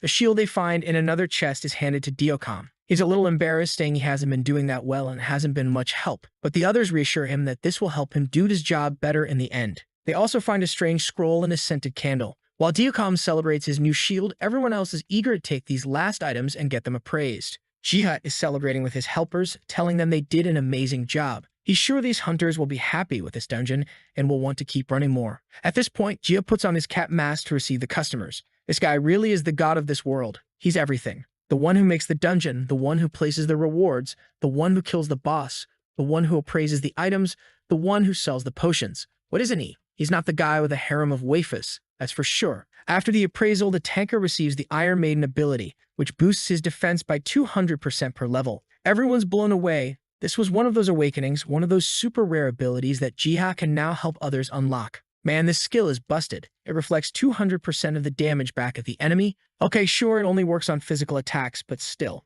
That's way too OP. Somebody better nerf this. The tank is crying tears of joy, saying he can finally deal with the monsters that attack him. Meanwhile, that bipolar friend of his, the one who's always turning her back on him like Thor, is clapping and cheering for him. Jiha then explains that the scroll said he had to kill a certain giant boar to awaken the skill. The guy's overwhelmed, saying he's going to give it a try and asks for more details about the other items. Ah, now it clicks. He found the scroll about awakening his ability. And guess what? Besides killing the boar, you also need a mysterious candle and Lord Ark's shield. The guy is thrilled, hands over his gold right away. Totally worth it. Now he just has to sleep with the candle next to him. Inside the dream, he's surprised. It feels like he's inside some kind of virtual reality. He sees a lone knight fighting off a horde of undead and wonders why the guy isn't retreating. Shouldn't he be protecting his allies? But at the same time, he's amazed. This knight is an unstoppable tank, charging forward without hesitation. Then he wakes up to a notification saying he's obtained the trait, Holy Knight's Loyalty, Level 1. He's sitting there, completely stunned, unable to believe the window appeared in real life. But now he's sure he's gained a new power. The problem is, he feels like this Holy Knight ability doesn't quite suit him, since he's a tanker. But in the end, he knows the only way to truly figure out if it fits him is to test it in the dungeon, and at this point, it's too late to turn back. Then the scene cuts to the news, where they report on these extremely rare abilities awakening in some hunters. Apparently, the first person to awaken one of the strongest abilities ever seen is right there in South Korea. Because of this, the association, everyone else is eager to see the outcome. Everyone wants to witness the full potential of these newly awakened powers. The tank is standing there looking hesitant as always, while the monster charges forward, ready to gore him. He raises his shield, blocks the strike, and gets pushed back. Now the boar is the one sweating. The system announces that the final ability has awakened, Iron Maiden. The boar is suddenly surrounded by golden light and boom, it's like the whole place explodes. Everyone's wide-eyed, covering their faces, and when the smoke clears, there's nothing left in front of him. The only thing that appears is an angel picking something up off the ground and giving him a look. The tank wonders if that's the king of the gods. He also starts to understand why he has such a large body and why he always hesitated to attack monsters. It was all part of the god's plan. At least that's what he thinks, since he received a legendary ability that only defends. He literally has to get hit in order to strike back. I think that's what it means too. I'm practically psychoanalyzing this guy now. His friends are all standing there with their jaws on the floor, saying this new skill looks incredible, while the tank thinks he's basically in a state where he can farm aura just by praying. Smiling, he says he's finally found something better than any ability, the path he's supposed to follow. He raises his shield and reflects, thinking this is the way. Obviously, now the forums are buzzing.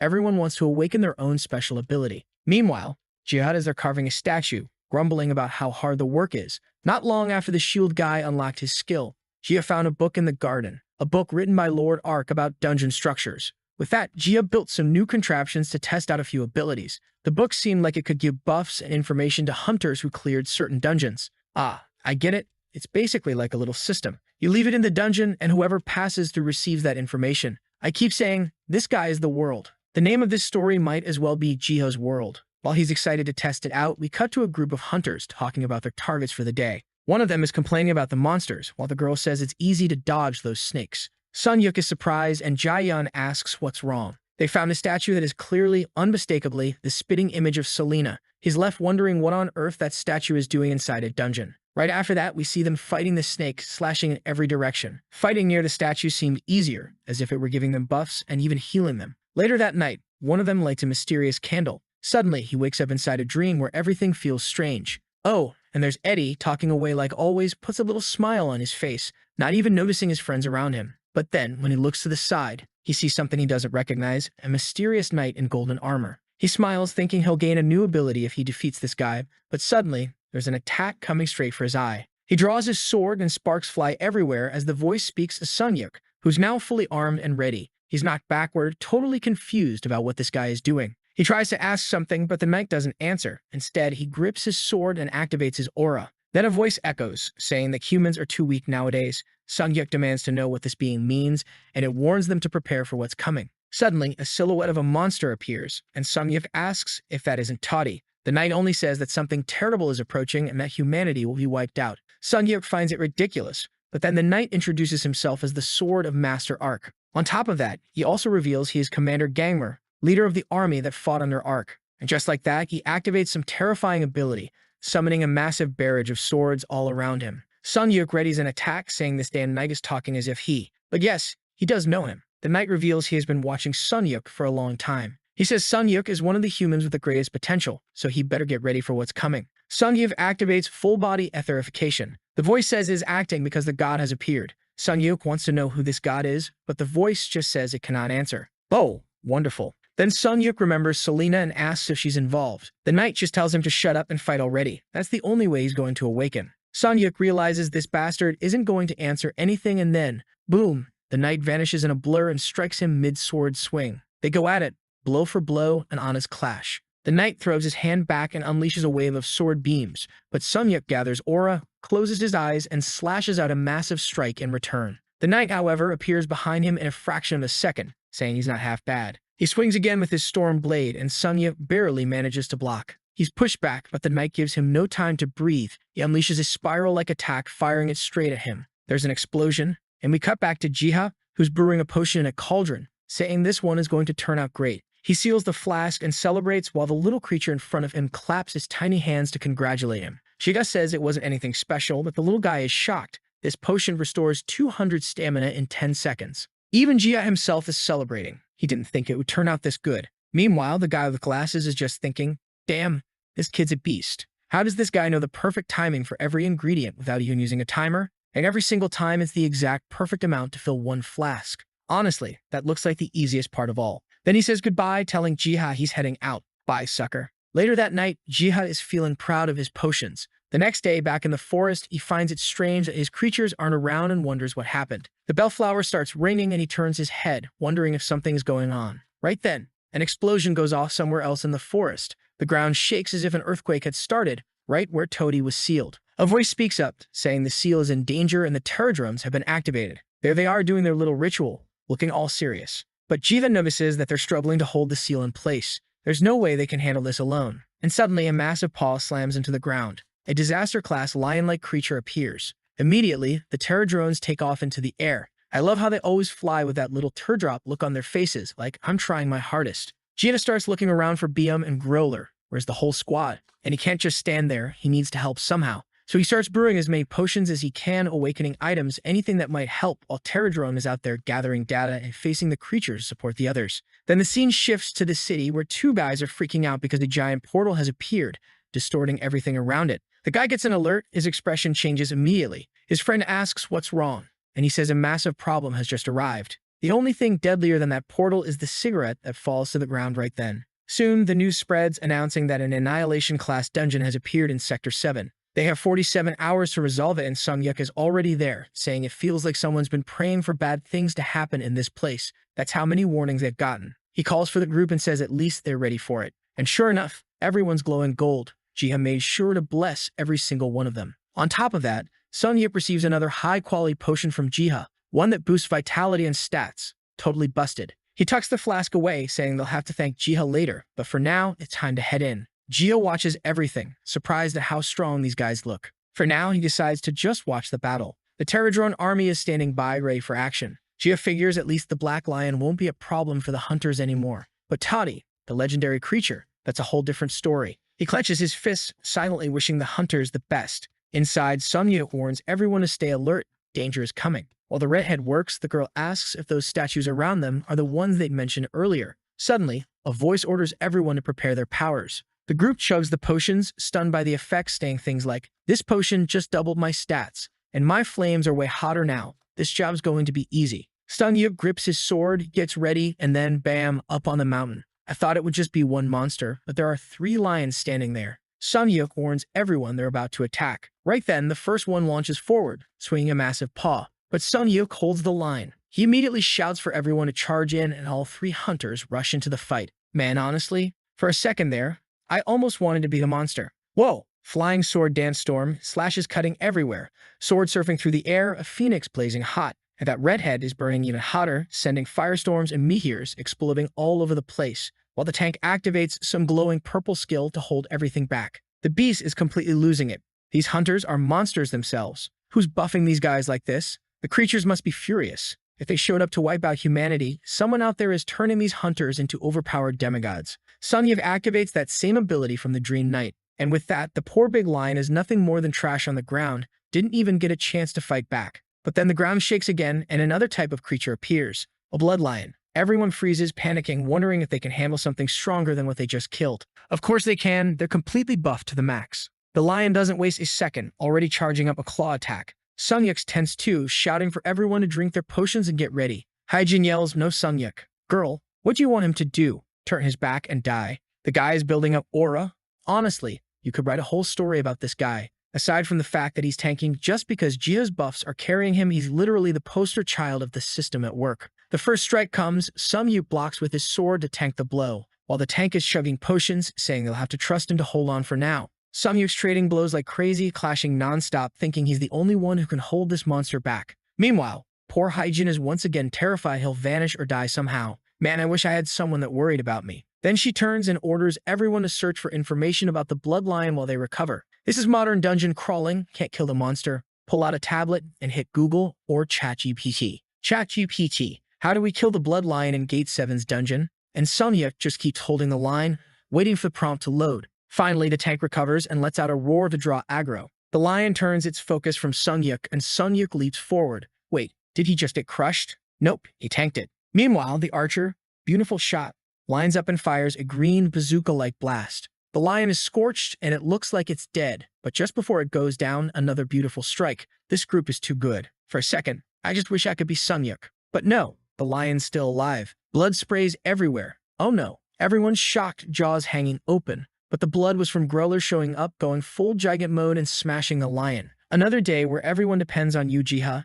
No one gets through without the boy. Everyone stands there stunned, trying to understand what just happened, while Growler looms in front of them, towering. The girls are activating their powers. But hold up, ladies. Relax. You don't even have a chance. Growler just opens his mouth and unleashes a paradox. Instantly, everyone freezes, completely paralyzed. Then he smiles and says he's not their enemy. Hyjin asks what he is, and Sung-yuk tells her to calm down. They ask if he knows this creature, and he says yes. He's the one who gave Sung-yuk that sword. Everyone's obviously confused, wondering why he never said anything before. Sung-yuk explains that Growler isn't a monster. He's a nature god that Sung-yuk made a contract with. The girls are shocked, wondering what exactly he was doing during the time he was gone. But Sung-yuk turns to Growler and asks what brings him here. What brings me here? You idiot. I came to help because you can't handle this yourself. Dan going straight for humiliation? Yes, he is. Growler warns them that the enemy is on a completely different level and that they're already worn out. That's why he's here, to give Sung-yuk some of his ether. He wants Sung-yuk to use this power to stop Dharma from joining Todi's forces.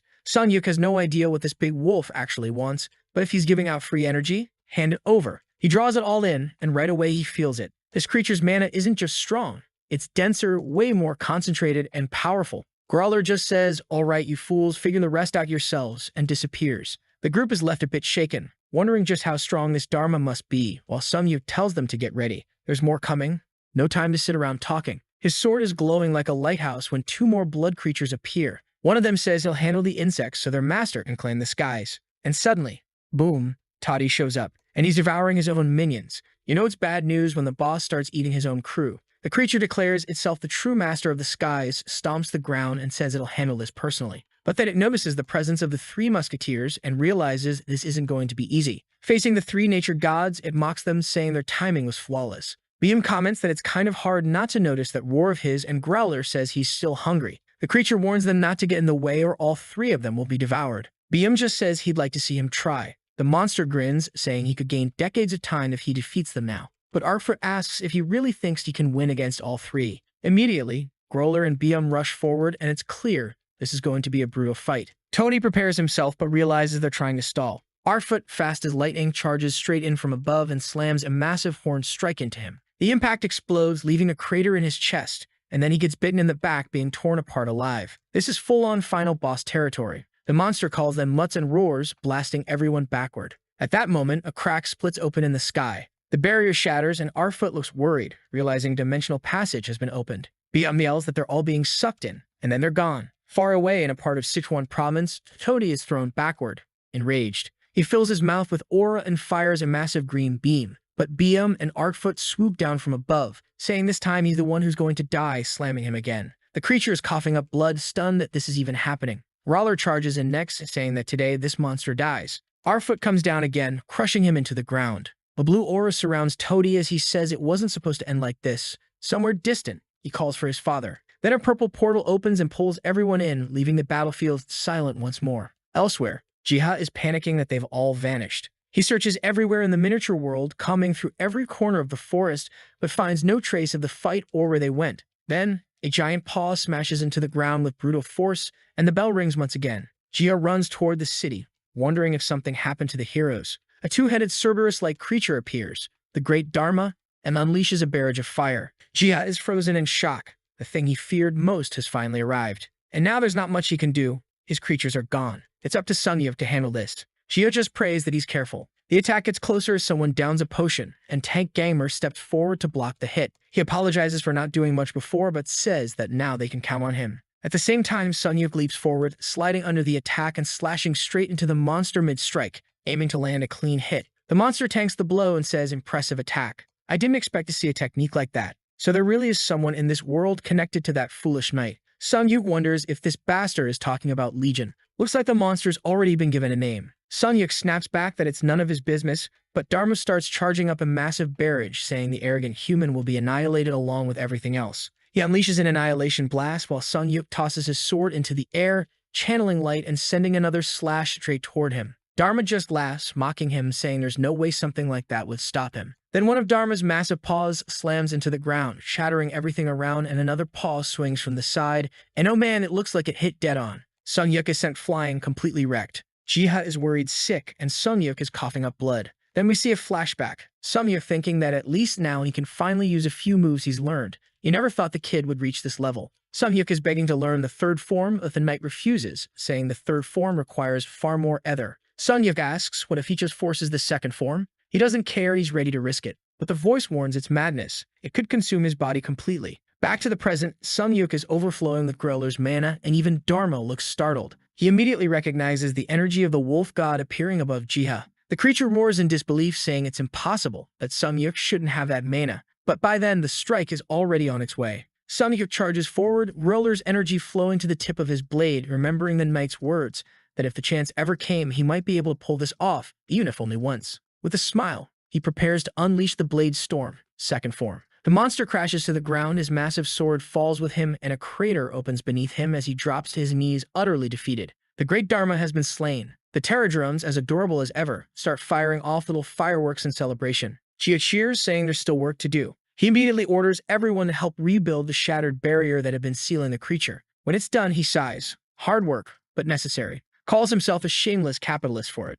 But then he hears some familiar noises and sees a mist approaching from the forest. His eyes light up when he sees the three powerhouses returning. He's all smiles as they rush in and start licking him, and the day ends with the creatures resting peacefully around him as always. He stretches, saying life is just too good, hoping the peace never ends. Ah, there it is, he said, the one thing you're never supposed to say in a story like this. But now he's thoughtful. He wants to help even more. His creatures are starting to struggle. He gives BM a potion to help him recover, remembering how, back when he first tried this, they'd just run away from him. But after bribing them with food, they finally started listening. While BM is smacking Growler playfully, Jia feels relieved. At least everyone is safe. He just hopes they all recover soon. Far away, everyone is celebrating Dharma's defeat. But every reporter caught Sunyeok on camera, fighting with his aura-blazing wolf power on full display. Because of that, a secret conference is held in South Korea. A man in a suit explains that the demigods were transported from Gehenna to China. No one knows exactly why. They suspect some kind of energy collision, but obviously there are no clear answers yet. Another question they have is why the dungeon appeared in South Korea at all. The president asks if all the marks were from the battle, and the suited man confirms. Those mountain-shaking explosions were all part of this. The gray-haired official explains that several Chinese planes were shot down before they could even observe the fight, and he's sure that whatever was there wasn't destroyed, because not a single mana stone was left behind. The president, seeing that there were more questions than answers, decides to close the case and orders everyone to clear the room. She then asks someone named Ashley what the United States' position is on this fight. The blonde, all businesslike, says their assessment is the same. They also have no clue about the dungeon. They have no idea why that giant wolf appeared or why the multi-headed creature showed up. Everyone is on edge as she adds that she has one more piece of information to share. Apparently, all the single-numbered knights have seen that wolf. I don't fully get it either, but soon we will. They now know that the wolf is a type of nature god who has been protecting them. The president then wants to know what exactly happened in that battle against the disaster-class monsters. Ashley explains that any disaster-class monster can't be defeated without military assistance. But the proud Koreans say their hunters managed to do it anyway. Well, obviously, someone's out there handing out buffs left and right. The man with gray hair even admits it. They only succeeded because they had help from the owner of that shop, the one who provided countless scrolls and insanely effective potions. One person immediately says that whoever this kid is, they need to protect him. With all the attention he's drawing, evil will surely target him sooner or later. The president slams his hand on the table and says he's made an important decision. The gray-haired man is sure now. They're going to want to protect the shop owner. He turns and says they now need to prepare for the monster's return. Ashley, meanwhile, is lost in thought. She finds this Jia person very interesting and wants to know who he really is. Back in the forest, Jia is staring at a massive mana boulder in his hand, likely ether that fell from Toddy. He asked Biam if he knows anything about it, but Biam just lets out a meow and points at a tree. Jia takes the hint, carries the stone over, and sets it on the ground. A branch immediately reaches out, grabs it, and lifts it into the air. A gust of wind blows through the forest as the tree absorbs all the energy and begins to glow. Jia is amazed. The tree is growing like crazy. Then he hears the sound of hooves behind him. When he turns around, he sees what looks like a sheep or maybe a goat with a head almost identical to his own. Jia asks what it's doing there. The creature doesn't answer. It just opens a portal and steps through. Jia follows right away. They emerge into a room full of books. The little goat walks straight to one, knocks it to the ground, opens it, and starts eating the pages. Naturally, like any little god, it needed a name. Jia names it Goatee. Goat plus Tai. Clever as always. After naming it, Jia follows as Goatee leads him on a tour through the library. That's when he discovers that the book explaining dungeons and monuments he could create actually came from this place. Suddenly, the Terradrones come bouncing in, and they're stealing books too, the little thieves. Jia yells at them, "Hey, you little troublemakers, what are you doing?" But he notices something. They look different now. Their shells are a dark green, they seem a bit bigger, and they're glowing faintly as they grab books. He realizes these must be the World Tree's Terradrones, and they're all writing something inside the books. Then the little goat hands Jia a book to read. He opens it and finds the life story of someone named Margarita Lastelli, who was born 42 years after the world's creation, with incredibly detailed information about her life. Jia realizes these creatures have been recording everything that happens in the world. Then 2 more books appear. Good grief, you really have to love reading to get stronger in this story. It's book after book after book. But Jia says there's something specific he wants to check. He grabs a book and looks through it. Later, we see him by the tree again. And yes, it has definitely grown. Not only that, the entire garden seems to have expanded along with it. Suddenly, a sound Jia had never heard before echoed through the forest, grabbing his attention. A waterfall had appeared nearby, and he's grinning from ear to ear. Meanwhile, the Terradrones are busy building what looks like a beehive. They pull a lever on the hive and golden honey begins to flow out. But in this case, it isn't honey, it's ether. Jia is practically drooling watching it. He notes that the bees aren't attacking the Terradrones at all, and then the system pops up, revealing that this is Emperor's honey. It increases vitality and is the favorite food of insect-type creatures.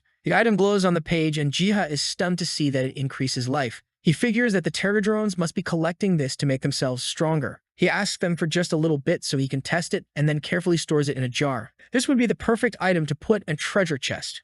Way better than selling it in the shop and making people even more suspicious. Back in the forest, Jia is smiling, excited to scatter more worms around and place more treasure chests for hunters to farm.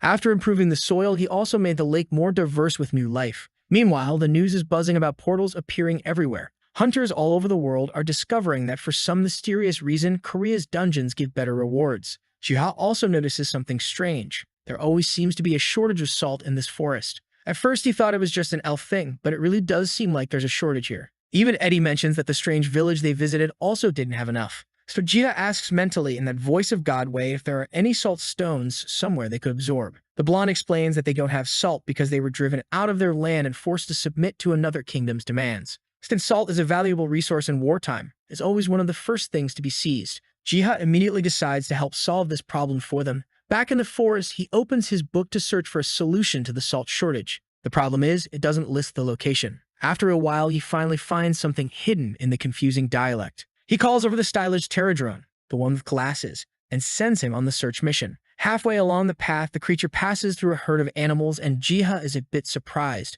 He thought all of these animals had run off during the war. He figures it would be good to round them up somehow. Too bad he doesn't have a herding dog. Right away, he summons Growler, who stands proudly at his side while Jihad just sits back eating popcorn, startled by how smoothly Growler handles things. Together, the two of them round up the herd, and before long, the little scout returns, having found a location with a good crop supply. The creatures say it will take a long time to harvest all of it, until Jia opens his suitcase and tosses out jars of ether. Then he informs Selena that the insects will deliver countless sacks of wheat to her village. He asks if she knows how to use the equipment for processing wheat, and not just wheat, but also for processing salt and managing livestock. She seems a bit overwhelmed and doesn't answer right away, only asking why she's being given so much all of a sudden. Jihad explains that he'll benefit from this in the long run, so she doesn't need to worry. Soon after, we see the villagers make offerings at the altar for him, which turn into potions right in front of them. Now that's a prayer that pays off. Jia fills the book with praises while the villagers celebrate happily. Meanwhile, far away, a man prays in his apartment asking for salvation for his brothers and sisters.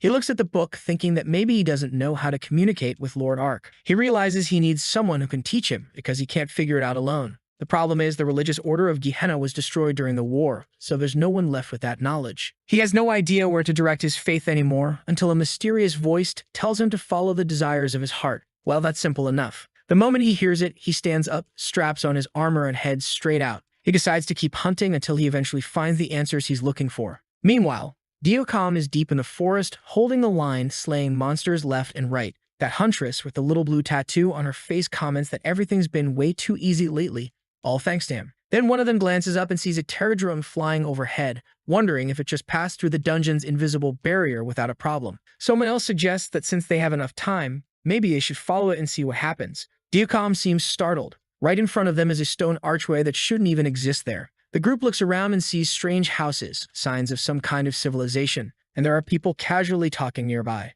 The pterodrones, though, look completely worn out, working themselves to exhaustion on a farm. The shield bearer can't understand what's going on. Since when do pterodrones know how to run a farm? He decides to get closer to investigate. But before he can approach, someone shouts at him to stop. A squad of guards appears, saying there are intruders in the area. One of them orders the others to alert the prince and the oracle, and to hide all the pterodrones. But the pterodrones are just standing there in full view, not moving, looking just as confused as everyone else. The hunters are puzzled too, wondering if the townsfolk are actually afraid of them. Diocom comments that they look like refugees hiding here, so it makes sense they be wary. At that moment, a figure approaches, Selena looking radiant with a warm smile. Immediately, the guys notice, wait a second, this girl looks exactly like the one from the statues. That Eddie appears, glowing as well, looking like he just walked out of a romance novel. The hunters are awestruck by his beauty. Come on, guys, focus, look at Selena. At that moment, someone realizes this might be where Sunyuk spent some time and asks if they know him. Eddie confirms, saying Han lived there for a few years before leaving. Diocom had already heard something about this because Han left some notes behind after returning from this place. Diocom then quietly says the names Dinskal and Oracle Selena. Both of them are startled that he knows who they are. He must have some connection to Sunyuk too, and he nods, saying they are hunters from another world. Then suddenly he kneels and asks them to take good care of his group. Then he personally kneels and asks the saint to bless him with knowledge of Lord Ark. She asks, "What is it you want to learn, fool?" And he answers, "Everything, saint. Tell us everything." He explains that on Earth there aren't many materials to study about the Lord, and they have no way to learn about him. Selena says that it seems he's a follower who needs to be initiated. She gives him a necklace, telling him she hopes he'll trust and love the God Ark. He's overjoyed and thanks her from the bottom of his heart. After that, the hunters spend some time talking with the villagers about the village, about Han, and eventually they leave. The paladin waves goodbye, smiling, eager to speak with Han later and tell him all about this. Sometime later, Jiha is back at his shop when the paladin walks in, placing the book and necklace down. He explains that he received them from the oracle and that she accepted his faith. Jihad is happy for him, knowing how badly he wanted this, and reveals that the item is a holy artifact, a step toward becoming an apostle. The man looks a little lost, asking what exactly an apostle is. Our protagonist jokes, "They're like Jehovah's Witnesses. You go door to door preaching to everyone." The man laughs, thanks Jihad for helping him, and leaves. Then we're back in the forest, where Jihad notices that the poor little king of the creatures looks completely exhausted. Concerned, he asks what happened. And then the pterodrone, cheeks puffed out, spits something out, a terra seed. The system explains that this is a seed that absorbs ether to make the soil more fertile. She finds it strange that this thing came out of the queen's mouth, but decides to just let it slide. Then the little creature starts tossing things onto the ground, drawing weird patterns. Jihad notices that it looks like a lotus flower, a beehive, and some kind of box, like a jelly jar or something. No idea how he figured that out. The guy must be reading the creature's mind at this point. But he knows that this combination will speed up growth, and sure enough, it's ready. A jar full of golden jelly. One of the insect creatures shows up with a little pot. Jihad adds a few crystals, pours the golden jelly over it, and a tiny sprout pops up right away. Jihad is immediately excited. This would make spreading growth through the forest way easier. Meanwhile, back in the dungeon, the hunters seem to have found a very small treasure chest this time. What, you thought you'd get 5 huge chests full of loot every single run? Greedy much. But the price was 10 essences, which felt expensive, so the blonde decides to pay anyway just to see what's inside. When she opens it, it's just a seed. She's annoyed, saying they must be joking. Her friend points out that the system says it seems to be something that accelerates growth, so it might actually be worth something. Sunyan looks nervous about planting it, but the leader tells her to relax. There's no way it would be a trap if it's a reward. Soon TV reports start airing, saying a reporter has been buying up these seeds, apparently because they speed up the growth of all plants in the area where they're planted. Back with our hero, things are getting pretty hot. He's feeding spicy food to the redhead, and she leans in, taking a bite. She says the texture is amazing, but then asks what he thinks about these seeds that have been appearing. Gia smiles and says they seem like a good thing, while secretly thinking that it was his whole plan all along.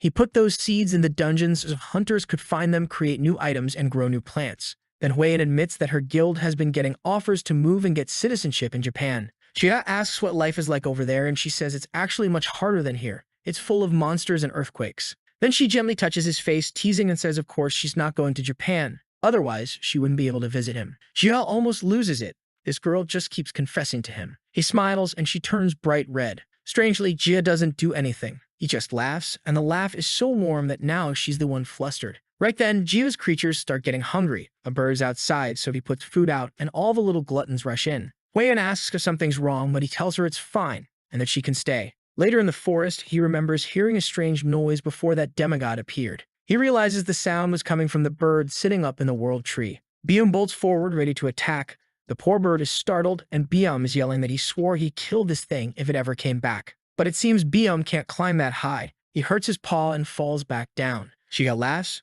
Bium is way worse at climbing than he expected. And since Jiva always has to name things, he names this bird Reddy. At that moment, little red feathers fall and the bird lands on his shoulder, smiling. Seeing that they're now friends, Bium gives up the chase and sulks a bit off to the side. Jiva then notices that this bird can distinguish between different seeds and store them somehow. Even stranger, it seems like the bird can open a kind of portal that he can go through, and inside is a huge pile of seeds that the bird has been saving. This finally gives Jiha enough seeds to store and use. A few days later, back home, Jiha is online looking up information about seed storage warehouses. He finds out that these facilities were designed as a contingency plan in case an apocalypse ever hit Earth, a way for humanity to rebuild. He also learns about something called the Svalbard Global Seed Vault and discovers that this place is about to shut down. Jiha thinks it would be a great idea to store the seeds he's collected in Reddy's portal, like his own private vault. The only problem? Svalbard is way up north and not exactly easy to reach. It would cost a fortune and take ages to get there from Korea. Meanwhile, his little creatures are huddled together, seemingly discussing something and staring at a map. Suddenly, Reddy tugs on Jiha's hair. Jiha's startled, asking what the heck this bird is doing. Wait, did it just talk? Reddy smiles and says yes. Jiha asks where they're supposed to go. Reddy just tells him to come outside. When Jiha steps out, Reddy transforms into a massive phoenix and tells him to hop on. Jiha still wants to know where they're going, and of course, Reddy tells him they're headed to Svalbard. Jiha pictures the place and says it's insane. Does Reddy even know where that is? The phoenix just spreads its wings and says, obviously, now get on. Jiha climbs onto his back, not like he has much choice anyway, and at least the bird looks confident. As soon as Jiha grabs onto the feathers, Reddy blasts off at full speed. They soar through the sky, and Jiha realizes the phoenix seems to be shielding him with a warm aura, keeping him comfortable. Before long, he's already seeing the icy mountains in the distance. He quickly downs a potion to help withstand the cold before they land. When Reddy touches down, Jiha thanks him, and to make it even better, the terror drones are already arriving as well. Jiva immediately sets about preparing containers to collect every single seed they can find. But then he feels something watching him. When he glances to the side, he sees werewolves, their bodies radiating dark aura. Jiha is relieved that the terror drones came with him. At least now he can handle this. He orders the larger ones to fight outside since they can't fit inside the vault, while the others follow him inside to start gathering. The first horned werewolf charges and the fight begins.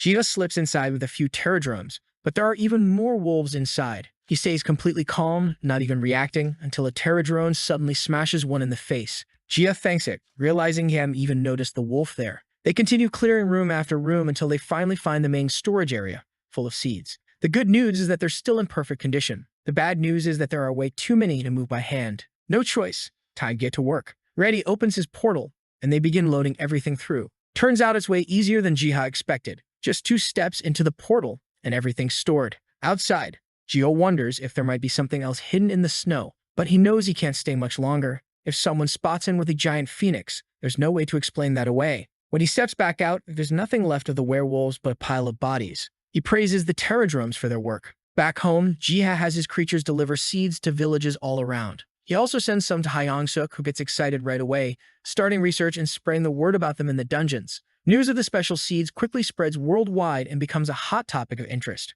A few days later, back in Jiho's shop, Sunyoung is there petting Bium and complaining that the hunter's trading interface is awful. HunterNet, that's the name of the system they use to make deals. Apparently, they even tried setting up a physical place for hunters to trade, but it completely failed.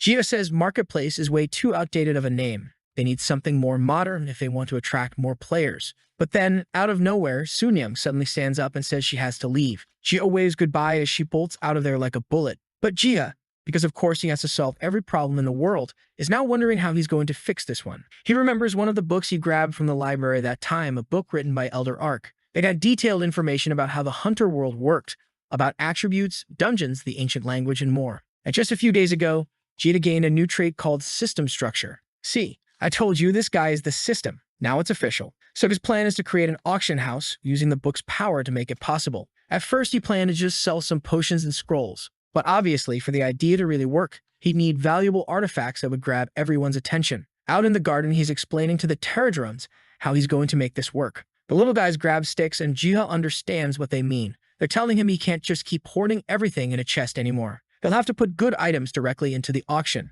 Jiha agrees, but now he's wondering where he's going to get good enough items. That's when one of them starts tapping a little sword on an anvil, looking ridiculously cute as he hammers away, and another is standing there in shiny armor. Jiha gets the idea. Maybe they can forge new gear themselves. So he offers them the Emperor's honey to see if it helps them work harder. And sure enough, every time he visits the forest now, there's a fresh batch of legendary gear waiting. He expected the items to be decent at best, but the rarity level is insane. On the downside, these poor pterodrones are working overtime. Seriously, it's like child labor at this point. They look exhausted while Jia just stands there, holding up a giant sword, completely amazed at their craftsmanship. Then the gang shows up. Obviously, they all want to throw down. And our boy notices something weird behind the tough guys. Seriously? Another one? Animals just won't stop showing up in this cursed forest. He gets spooked because this time it's a huge bear. But the thing looks all cute, doing little rolls over there. Of course, he hesitates for a second, wondering how the heck this thing just popped up out of nowhere. But the next second, he's thinking the damn thing is actually really cute.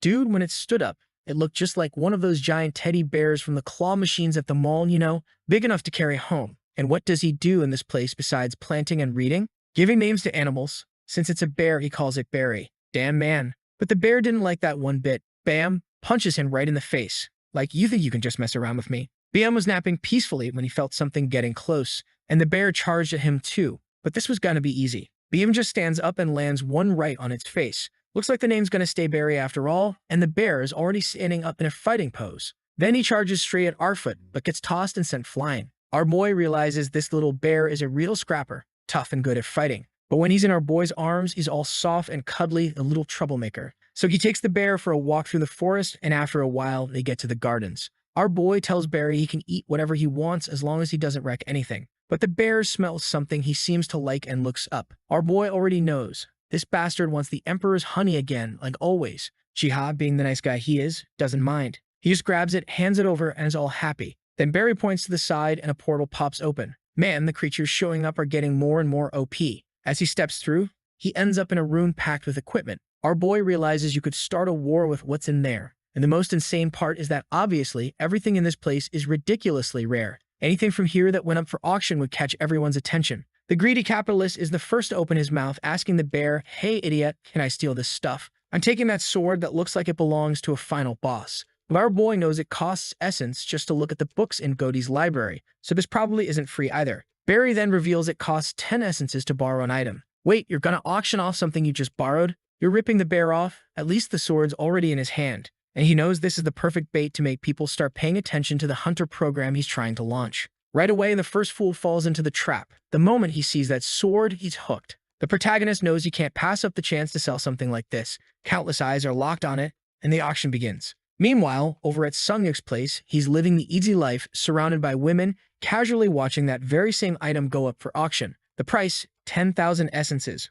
would scare anyone. But he knows that long-term, it's fair. After all, it means he get an ether blade regardless of what skills he has. Haijin thinks it makes sense too, but says they should take it to the cat master first to have it appraised. Ha, and who could that be, right? The only person in this world who ever does anything. Haijin goes and spills the secret, tells Sungyuk that our boy wants the cat from the auction. Damn, you really can't trust anyone to keep a secret in this world. Meanwhile, deep inside a dungeon, a huge ogre is charging forward, only to get ripped apart. The one swinging the attack is Sungyuk, now holding our boy's sword, while the guy next to him is stunned at how powerful it is. This was that sword, the Demon Slayer. He says it's even better than he imagined, especially since it goes so well with his acceleration skill. The guy with the glasses comments that acceleration wasn't the ability listed at the auction, so Sungyuk explains that, yeah, our boy tweaked the sword a bit, The guy finds it weird that the cat isn't doing appraisals anymore, and Sunyuk just says he was lucky enough to run into him. Back on the other side, our boy is sleeping peacefully, lying on top of the big bear with Bium on his back.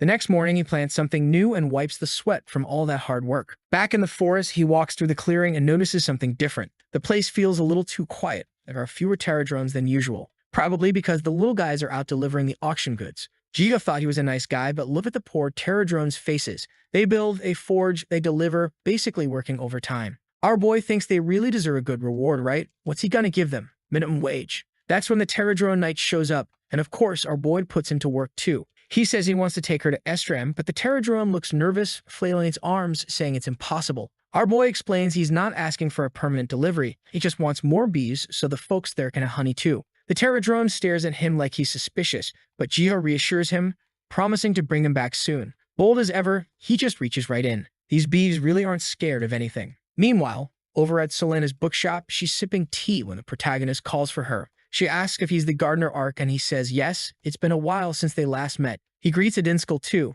and they both want to know what he's here for this time. He then reveals his offer. He's going to give them the beehive, let them raise it, harvest all the honey, and then deliver it to Jiha. As a reward, any amount of honey they harvested would be paid back to them in sugar. Adinskal looks shocked since sugar is way rarer than honey. Selena agrees since the price of sugar is insane. But right then, the little bag appears. Adinskal grabs a spoonful, puts it in his mouth, and says it's confirmed. Yep, this is definitely sugar. Selena's already all giddy, practically shaking from the glucose rush. It's gone straight to her brain, and of course she agrees to the deal. Meanwhile, over in the United States of America, someone's saying negotiations with foreign countries are getting tough. The Koreans have an unfair advantage.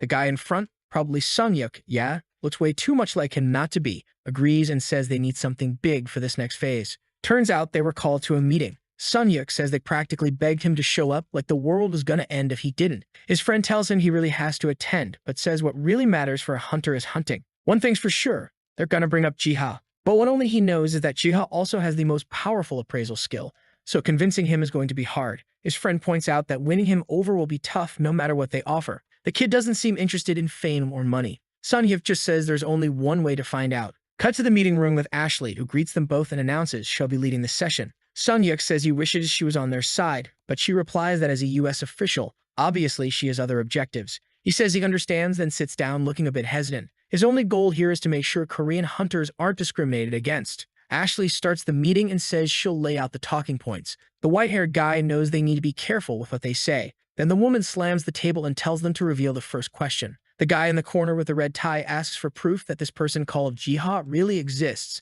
and whether the so-called cat master, who can reveal any item, is actually real. Someone else asked about the auction house and all the pterodrones that have been appearing. Everyone agrees it's unfair for all of this to be happening just in Korea. Imagine if they found out it's not just happening in Korea, but all connected to the same person. Feels like the main character of the story, right? Coincidence. The gray-haired guy immediately says, yeah, it's true. You fools. What are you going to do about it? He taps the table and adds, I got no reason to lie. They demand to know why this information was being hidden. He fires back that it's not like the United States is out there sharing every bit of truth either. After all, they know full well the US is hiding the other reactor. One of the guys gets pissed and shouts, hey, you bastard. That's a commercial matter. Totally different from hiding information from hunters. But the guy just says China had a secret Cyclops dungeon too and only revealed it after they'd already cleared it. He's fuming, saying this is how intelligence works. Nobody shares information for free. He slams the table and reminds them everyone knows what a hunter's life is like. Since everyone's got their own secrets, he expects that not to be a problem. Now the whole room is sweating bullets, sitting there like their underwear just got soaked when Sunyuk speaks up, saying he's not here for an interrogation and won't be answering that kind of question. Right away, they ask what Korea thinks about receiving a proposal to set a hunter quota. Scene cuts to some time later with his partner complimenting him for completely breaking their morale. Looks like the US government is going to start sending hunters to Korea once a month, which is actually a good thing for everyone. The American guys are farming more, while the Koreans have to work less because it's getting hard to keep the dungeons under control. Plus, everyone expected Jiho wouldn't accept any offer from the Americans anyway, so there's no reason to worry. But one of the guys wonders if there's something they could get for this kid. Sunyuk says maybe food for the little creatures would be what he wants most. The guy, though, suggests giving him a space where he could store his stuff and charge hunters a fee. Charging hunters a fee. That's got capitalist written all over it. Back in the village of Estranha, the redhead shows up decked out in full armor. Whoa, girl, looking strong. She looks around and notices something weird. These folks have a ton of food, meat, and everything. all the stuff they didn't have back in the big city. These farmers are living it up. She goes up to talk to Edinskal and explains she lost contact with the barons and wants to know if they heard anything. Edinskal says no. They disappeared after they took the soldiers away last time. The redhead, pretty as ever, says, "Oh, so that's how it is. But why do you all have so many cows here? If the barons ran off, how are you suddenly living this well?" Edinskal explains that back when those guys were here, the cows were hostile, but now they're chill. Hui sighs, realizing these people aren't the lying type, so she doesn't even know why she's doubting them. Edinskal doesn't want to tell her that those two barons were actually kicked out of this place for some reason. He whistles, and when Hui looks up, there they are, our boys' workers. 7-0, those guys don't stop for a second, sweating buckets out in the fields. Hui is impressed, but says she thought he didn't believe in Lord Ark's existence. Edinskal bows his head and apologizes for lying about it. The truth is, he and his village made a contract with Lord Ark, and all he asks is that they stop asking questions about it and don't try anything. Hui wants to know if they're turning against him, but Edinskal says no. Now that I think about it, is this really Hui? Must be, right? Can't be two identical redheads running around. Although now that I notice she's got a sword at her hip, maybe it's not Hui after all. Edinskal then says the village from now on is going to follow its own independent path. The idea is that no one here will be influenced by outside forces. Selena confesses that Lord Ark protects them, and they can't deny their faith. The knight stays quiet for a moment, looking like she's deep in thought. Then she notices Selena's clothes, says she must be Oracle, and accuses them of betraying everything. Plus, she calls it stupid to believe in a god that doesn't exist. She doubts those little beetle guys working 24/7 without even getting a lunchbox are really Lord Ark's servants. Selena insists that even without evidence, she can prove Ark exists. Wait, how is that supposed to work? The redhead laughs and says she wants to see it. If Selena can really prove it, she'll believe in this so-called god. Meanwhile, one of the Terradrones is tugging at our boy's back, calling for him. He sees all the commotion in town and wonders who these strangers are. Then he recognizes it, the dream of Jamok City. He realizes they're trying to prove Ark's existence and decides he's gonna have to make it rain. The madman grabs a watering can and says it's settled. He dumps a rainstorm so strong it looks more like giant waves crashing down on the poor souls. The knight is standing there, terrified as the water comes down while Edinskal is already calling for stretchers. Time passes, the lights fade, and later the beautiful redhead wakes up in Selena's house. She asks what happened, and Selena explains she got knocked out by a drop of water. That's when the redhead remembers that it really did happen. What she can't figure out is how something like that just appeared out of nowhere. Meanwhile, the protagonist, after dumping out the watering can, is shocked. He thought it would just make it rain, not knock everybody out cold. The redhead still has her hand over her face, saying she can't believe what just happened. Selena, on the other hand, says now she has to convert. She made a promise. Even so, the woman still doubts it, saying maybe it wasn't this so-called Lord Ark at all. Selena tells her there's only one way to know for sure and invites her to come along so she can see the answer with her own eyes. They arrive at the prayer area and Selena kneels, saying to Ark that she's brought a new believer, bringing more women into this cult, apparently. The redhead is standing there wondering if this god is even real when suddenly a giant hand appears. Holy hell, is our boy just going to be a giant hand now out of nowhere? Selena tells her to climb onto the hand and I'm completely confused. But then we skip a few days ahead over to Gamok's military base. Someone slaps a paper down and says he wasn't expecting a report like this from her. This is Borander, the captain of the Gamok Knights. He says the whole story sounds ridiculous. The redhead starts to explain, but he cuts her off, calls her by name, Mary, and says Ark's existence doesn't matter. What matters is their survival. The worst thing she could do right now is tell the truth. This all needs to stay a secret. But later that night, she's kneeling with the cross and the book asking God for forgiveness. Unfortunately, she'd have to act as a non-believer despite what she'd seen. Meanwhile, back in the United States, someone is staring at our boy's picture, saying they need the Psycher's services. This guy is the director of the U.S. Hunter Association. Sometime later, someone walks into the room and says that all the rumors about this guy seem to be true. From the hunter shop to the potion shop to the guy who makes the revealing items, everything is pointing back to Jiha. And of course, here come these weirdos saying they want this kid, even making a collage of his photos like they're obsessed. One of the staff warns him not to try anything stupid, since it could lead to conflict with the Korean Association. But the boss asks, what's better, to be enemies with Korea with Jiha on their side or the other way around? The man tries to argue, but the boss goes on about the value of this kid's awakening and the items from that auction. Even without those, they'd still have the kid's potion scrolls, which is insane. Anyone could set up a hunter's shop, but the items he has are completely different. Meanwhile, our boy's giant whale is calmly swimming through the sea when it finds a strange, isolated island. Inside, there seem to be these giant zombie mosquito things that came out of nowhere. Right away, the whale thinks this place can't just be left alone. Its plan is to preserve life as much as possible. Then it opens its massive mouth, ready to swallow everything there. Looks like the entire island is gone now. Our boy, on the other hand, is back to writing in his book as usual, with the little creatures around him. Suddenly, a bell rings. He shuts the book while BM tugs at him too. He follows to see what BM wants, and soon they reach a beach with a cliff overlooking the ocean. Far off, the giant whale seems to be bringing islands with it. Our boy wonders what the creature is doing and why a window popped up in front of him. It says the world devourer is moving the islands to a safe place. The kid realizes this beast can move practically an entire continent, and along with a massive wave it caused a bunch of treasure wash ashore. The whale is practically celebrating, splashing water everywhere, while our boy just smiles,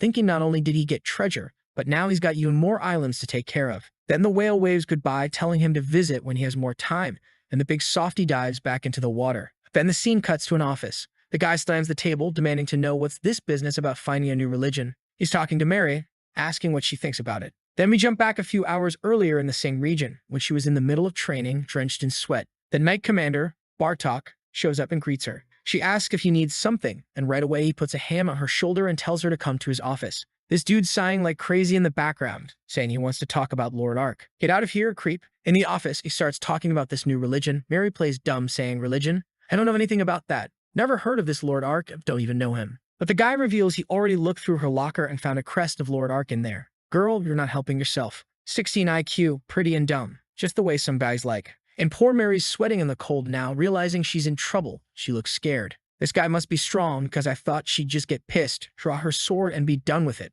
But the commander says he hasn't told anyone yet, but now she owes him a little favor. Oh great, here comes the creep moment. She's sure this bastard is going to use her like a puppet, but he just tells her to leave, says he'll call for her when he needs something. At least it sounds like it'll just be missions, better than anything else. A little while later, she's out in the forest alone, lamenting how screwed she is now. She's being watched, can't openly love Lord Ark anymore, and now she owes that weirdo a favor. Then she notices the lights in her house are on. She opens the door, remembering she hadn't left anything on. As soon as she walks in, pissed off, she demands to know who broke into her house, only to find Bartok, who comments that she's coming home pretty late. Mary is confused and just says she was training, but that he pulls out a book and says now the proof is clear, she's a follower of Ark's cult. She really has been fooled by the lies about this god. Poor Mary is still trying to deny it, but the guy says fine, he'll just read a few pages out loud. It talks about some shameful first words about an intimate relationship between Lord Ark and the incarnation of Silvered. Mary gets flustered, wanting to know what the hell this creep is talking about. She tries to grab the book, but two knights hold her back. She knows things are just getting worse.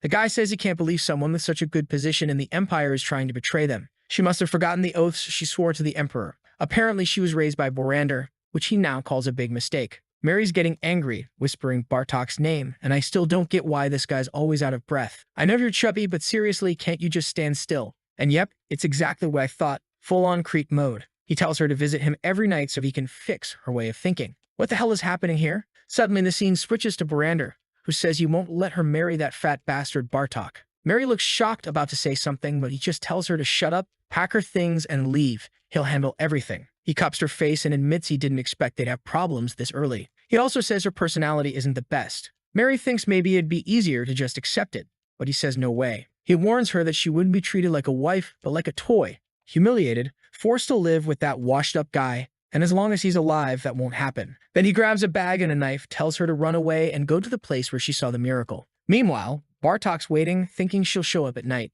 and apparently something really is about to happen. Now she's there in this little dress. Weren't you supposed to be running away? Everyone's praising the commander, saying she looks amazing. Those bastards are already watching her head into the house, saying Bartok is going to have a great time. 20 minutes later, they go check how big the hole is in the wall that is. The bell rings, they want to know who the hell's causing trouble, but she's already mounted her horse and bolted. Bartok shouts, my redhead, catch that damn girl. And she's riding off yelling, get lost, fatty. There's no way I'm marrying you, you bastard. But a guy like him can't lose the only redhead he'll ever see in his life. He's charging ahead with his entire troop, until suddenly a lightning bolt strikes right between them, splitting everyone apart. And of course it's Arkfoot. You better watch out, or you're gonna get gored. And that thing kills. Then we cut to the garden where our boy is with the Terra drones working hard as always. Gia comes over to check what they're writing and is shocked, wondering if the message is even true. That's when they reveal that Bartok has been chasing after the redhead. Jihad immediately decides to act, saying that if this is true, they've got a serious problem. He doesn't want anything bad happening to her. He starts searching everywhere on the map until he finally spots her riding on horseback, running for her life. Right away, he calls on the fastest of them all,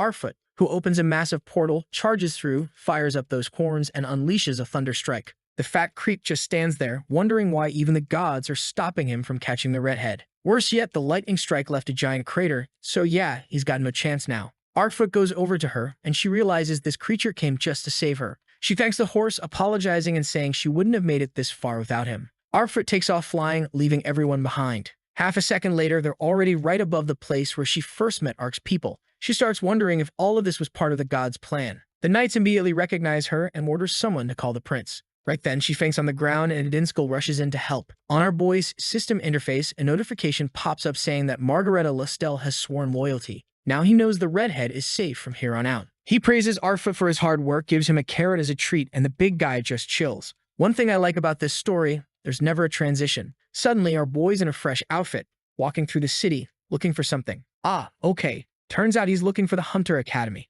Whoa, I didn't even know this city had one. And guess what hunters do at the academy? Exactly. Lessons and tests. What a miserable life. But of course, that's also where hunters are trained from the lowest rank to the strongest. The students are all there doing their practice diligently, while Jihad is just observing. The training is way more basic than he expected. He watches a theory class and sees that at least they're learning the fundamentals in a well-structured way. But the problem is, this battle prep training feels way too simple. Come on, girl, point that sword forward. There you go. Our boy isn't convinced this is enough when the apocalypse finally hits. Sooner or later, they'll hit a wall they won't be able to break through. But seeing how motivated the students are, he's sure he needs to bring some real change to this place. I'm telling you, this kid is slowly becoming the master of the entire world. That's when a hunter with a mohawk steps in, asking Perso what he thinks of the base. Did you like the guy's honest training? These are the tough ones. Our boy thanks them for letting him see all this, but suddenly, we're back in the garden. Or maybe not, looks like our boy already left again.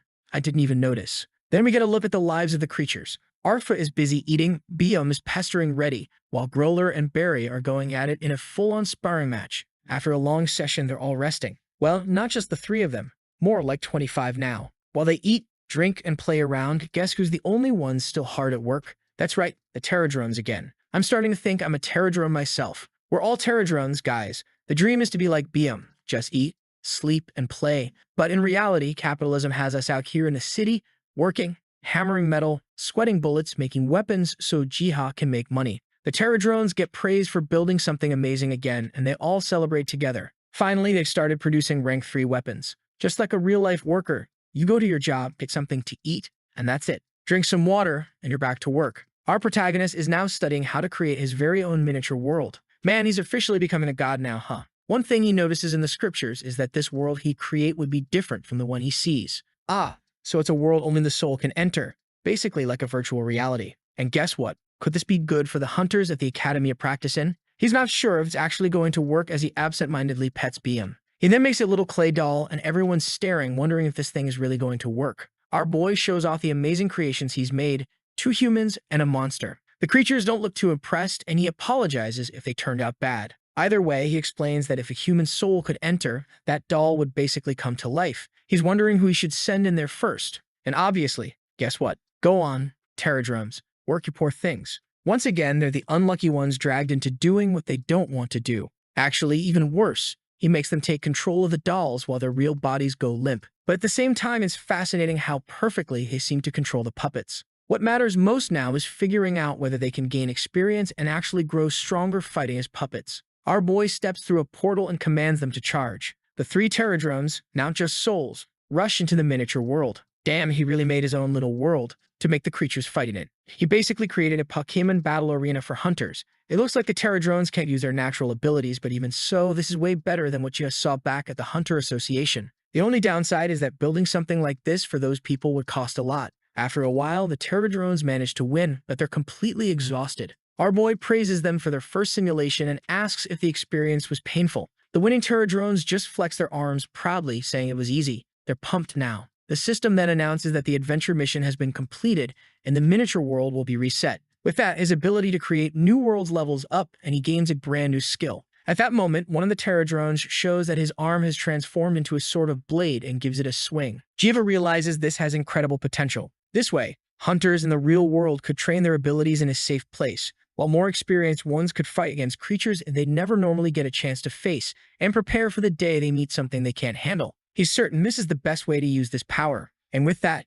his sanctuary development ability also levels up. The next day, he's there with the World Tree now at level 4 with 15 extra status points, more resistance, plus possession, and observation unlocked. Possession allowed him to enter with his consciousness into trees, animals, plants, rocks, basically everything. He pretty much became whatever he possessed. Right away, he wonders if this would also work inside the miniature world he created. He tests the new ability, and now it feels like he can create whatever he wants with just a finger. The downside? There's no free lunch in this world. Every time he created something, it cost him essence. He opens a book to check the rates and tries to come up with a plan. If it were up to him, he'd do everything for free, but that's not how things work. He grabs his pen and says that now that everything's planned, it's time to get started. Meanwhile, over at the Korean Academy, the one humiliating the entire world, the United States was already pissed before, imagine now. The teacher explains that next month, everyone will have a hands-on experience in the hunter world. Oh, and they're introducing a new teacher, Hyjin. Damn, what beauty. There's no way it isn't her. That waifu from the beginning, the one who kept chasing after Sungyuk. Looks like she's going to be a new instructor now, huh? All the students are hyped up as the queen arrives. She introduces herself, talking about all the things she's accomplished, when suddenly a man bursts in, saying they got bad news. A gate had spawned inside the academy. Hyjin immediately tells everyone to back off, take care of the kids. She's going to handle this. She comments that from the outside, it looked like a normal portal. She's about to go in, but Jianbake says he'll check it first. The moment he touches it, what happens? He faints, face first into the ground. Obviously, now he's in the place our boy created, holding his head, trying to understand what just happened to him. He's not in the same body, not holding the same weapon. What's going on? Then the system greets him, welcoming him to the tutorial dungeon, explaining that only basic skills work there, and that his real body is safe outside. He grabs the sword and sees that it actually looks like a great starter weapon. Not to mention, this place would be perfect for anyone at the academy to train in. He immediately starts wondering if someone set this up on purpose, but it would have to be someone really powerful to make something so complex. The poor little moles he was supposed to fight are already looking terrified. Wanting to understand how this works, he doesn't hesitate. He rushes in and starts cutting everything down. He notices that only basic abilities work, but that's fine. It's more than enough to train the academy students. Then the system tells him he failed to receive the powerful attack reward because he had already mastered it. He's confused. This was a strange dungeon, easy, but still handing out skill rewards. It really is the perfect setup for beginner hunters. A system asks if he wants to proceed to stage 2, but the guy stays humble and says no. If it were me, I'd go all the way to stage 99, grab every reward possible. No hesitation. Then he wakes up in the hospital, and the nurse says he just suddenly collapsed. The fool face-planted and scared all the cadets when he touched that blue door. He gets up thanking her and she tells him to rest, but he says he's fine because he needs to tell everyone what he saw inside. Meanwhile, outside, everyone is curious to know what happens inside that place. The white-haired guy says they have no idea something is about to shake the entire world. The scene cuts to an interview where someone says it's incredible, a place where you can gain experience without putting yourself at risk. And greed has already begun spreading in every corner. One man says fine, it's just a tutorial, but the academy shouldn't keep it all to themselves. And that's exactly what Jiho is afraid of. Looks like he's going to have to create a dungeon that everyone can access. Sometime later, Jia tells Weiyun he's going to grab something for them to drink when she notices something outside. A new Gitkin appeared, and she immediately starts calling everyone, saying they need backup. She asks for beds and mattresses to be brought, warning that everyone who touches it is going to faint. The whole group is transported and suddenly find themselves in a desolate place. It's funny. Everyone's appearance changes, their heads and faces look completely different, like they just changed skins in a video game. On top of that, inside the gate, she feels like she has 3 times more ether, and her fire magic is much stronger. What she finds strange is that from what she'd heard about these kinds of dungeons, you were only supposed to get beginner-level stuff. Then a message pops up saying she has to pay 50 essences to participate in this training dungeon. The others explain that they only had to pay 15 or 20, and she's practically crying, realizing the price is higher for her because she's the leader. With no other choice, and now that everyone is paid, if she clicks yes to start the trial. Right away, what appears is one of those blood wolves from before. She knows this is a disaster rank creature, which should be impossible to face in a simple beginner training session. Normally, the right move now would be to run, but this time, things are different. She motivates the team, telling them to charge in without fear. The girl immediately forms a massive fireball, practically a spirit bomb, and the explosion seems to wipe out the entire area. News about the new portal spreads quickly in the hunter community. Huiyun tells everyone that now they can fight disaster rank monsters or at least practice against them. Seeing this, Jiha is happy because the portal is actually being used. Plus, lots of hunters are leaving positive reviews about it. At that moment, he remembers he had asked Adinskul and Selena for help about what monsters existed in their world. Thanks to that, he was able to prepare creatures that made a lot more sense for hunters to fight. The one who suffered, of course, was the poor Terradrone, who had to tank everything. He also notices that Mary is starting to adapt well to the city. With the dungeon doing so well and the portal active, Gio wonders if maybe it's time to create other portals to help the academy students. He pets VM, the little cutie, saying that he could also add new weapons for them to practice with, help them get stronger. Back at the academy, a bunch of students gather in front of the place. One of the girls is trembling when her friend tells her to calm down, reminding her that no one dies inside. Saimano says they need to push themselves and break the new record. Some of them still seem unsure, saying it's impossible, but the orange-haired girl says they've got skilled people on the team, so they can do it. After a lot of convincing, the group enters the dungeon. Right away, they charge at the killer thorn monster, which starts firing spikes in every direction as they dodge and get closer. The guy with glasses counterattacks, unleashing a triple piercing strike, while Dissil in the back prepares a shot and lands an arrow. Dan, her shot is like a cannon. It completely shatters the monster's shell.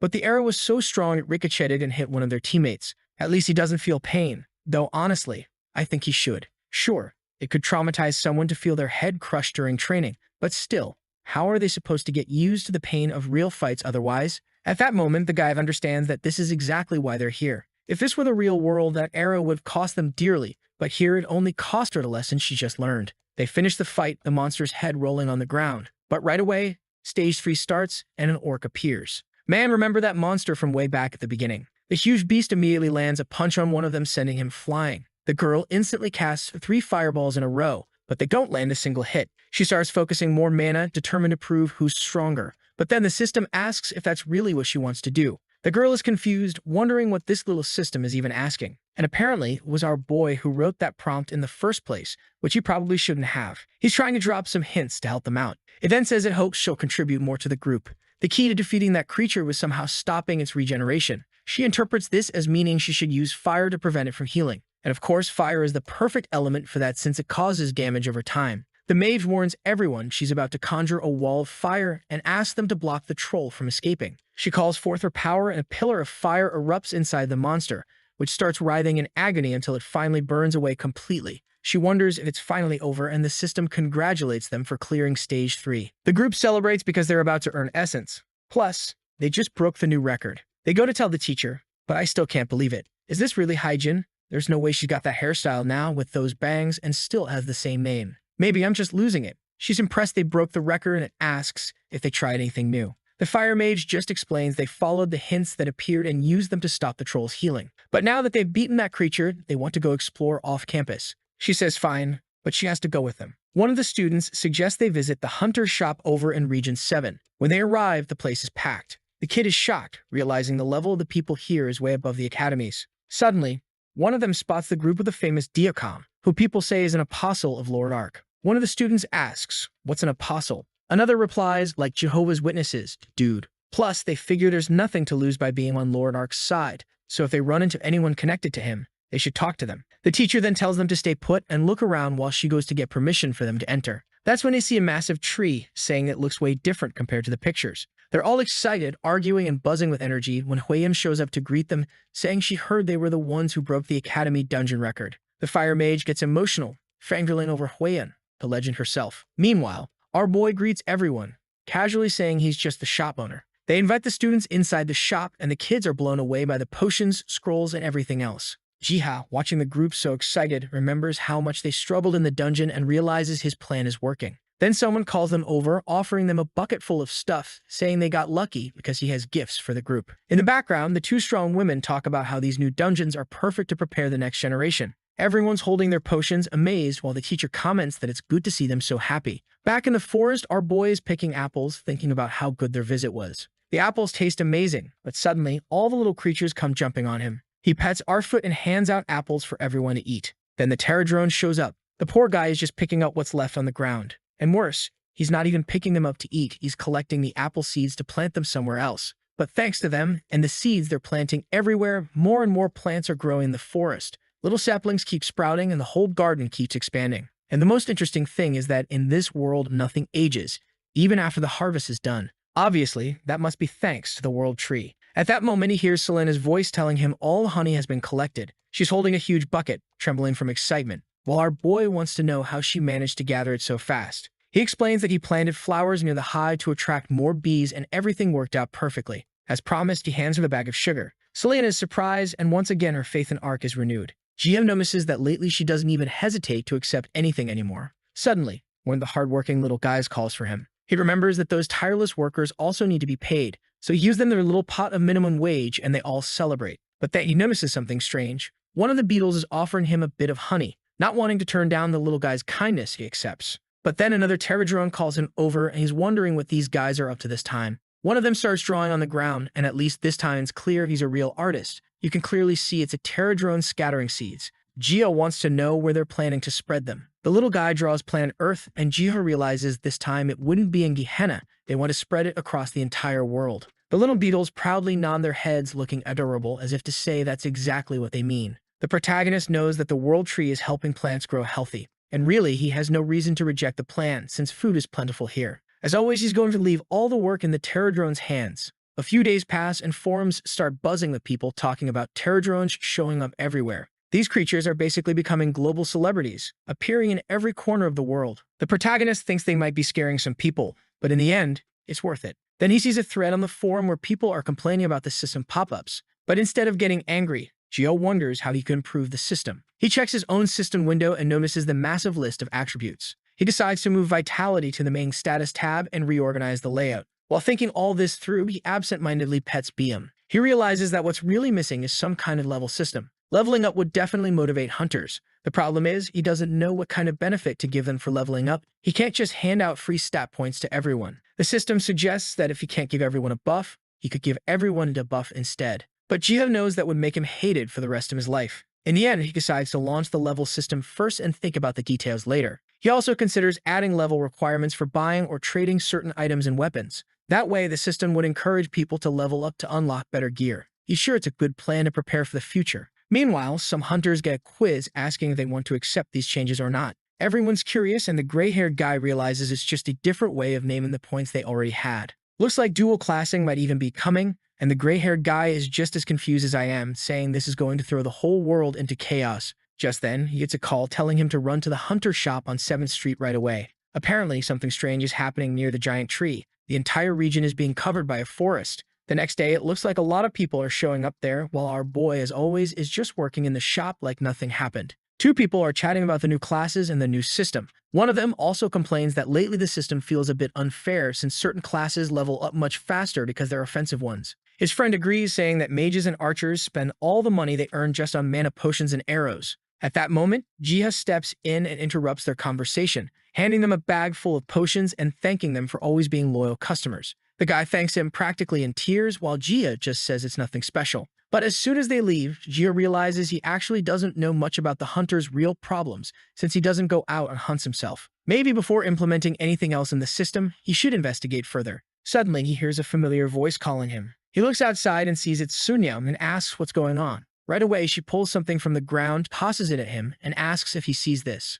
What she's holding isn't something that originated on Earth. He asks if it came from Gehenna, and she says she's absolutely sure. Looking at some of the plants, they can see that the underside is golden and glowing. Now she wants to know what's happening, who scattered these seeds, and what's the goal behind it. Chica just stands there, staring at the tree, not fully understanding it all either. But he's sure this is only the beginning and something big is coming. In the end, all he wants is to do everything he can to bring happiness to everyone. He walks through the grass, confident that the future is bright. He sits at the base of the great tree with the little creatures and opens his system window, thinking about testing his abilities. Up until now, he hasn't really used the possession skill he gained, the one that lets him enter the consciousness of any animal, rock, plant, or even tree. At the same time, he knows just observing things from above like some giant god isn't enough. At some point, he needs to investigate things himself, like any normal hunter would. Suddenly, he hears someone calling him. He recognizes the voice. It's Margareta Mary, the redhead he saved from the fat creep, and asks what's wrong. She reveals about her adoptive father, the officer at the military post, and says she needs his help. She says she owes so much to Lord Ark for saving her from that dark time, but she still has to do her part. Gia asks if it was that man who helped her become a knight, and she admits it was, saying that without exaggeration, he's responsible for half her life. She also says that even though Bartok might be lying low after the lightning strike, there's nothing stopping him from planning retaliation later, and she's terrified of what he might try to do to Borander. Gia knows she's scared that her actions might affect her father's life. The problem is that Bartok comes from a rich and powerful family, and his influence in the army is massive. Even so, Mary prays to Ark, saying all she wants is to rescue the captain from that monster. Seeing her sincerity, Gia is convinced. He can see it in her eyes, and says fine, he'll check out what's happening in the Gamok region. She thanks him, pleading with him to please help them. Gia thinks this man must really be someone important to her. Sometime later, he finds Jamak, a fortress hidden in the mountains. Inside, that wretched fat Bartok is yelling at his flesh and blood soldiers, humiliating them, saying they're not doing their jobs properly on the project. Jihat immediately realizes this must be Bartok. The guy is incredibly fat while everyone else in the place is clearly starving. He's sure those poor workers are suffering under this guy and decides he's already seen enough to know exactly what kind of person Bartok is. Biom nudges Jiha, worried because he noticed how angry he'd gotten. Jiha apologizes and calms down, thinking that for now he needs to figure out a way to contact Borander. Then suddenly, he seems to get an idea. There's a little hamster scurrying nearby, and Jiha remembers he has the possession ability. The system asks if he really wants to go through with the possession, and he confirms. Inside a room, someone is sighing, exhausted at their work desk, complaining that their group should be out hunting and gathering food, but instead they're stuck waiting for that coward. Another man grumbles that this guy doesn't understand the power of Lord Ark. Just as our boy climbs up on the table, he walks across it, right in front of the man, who notices and freezes. Jiha says, "Borander, can you see me, you fool?" Of course, Borander jumps back, startled, shouting, "What the hell? Stuart Little just showed up out of nowhere?" Jiha replies, "Relax, Borander.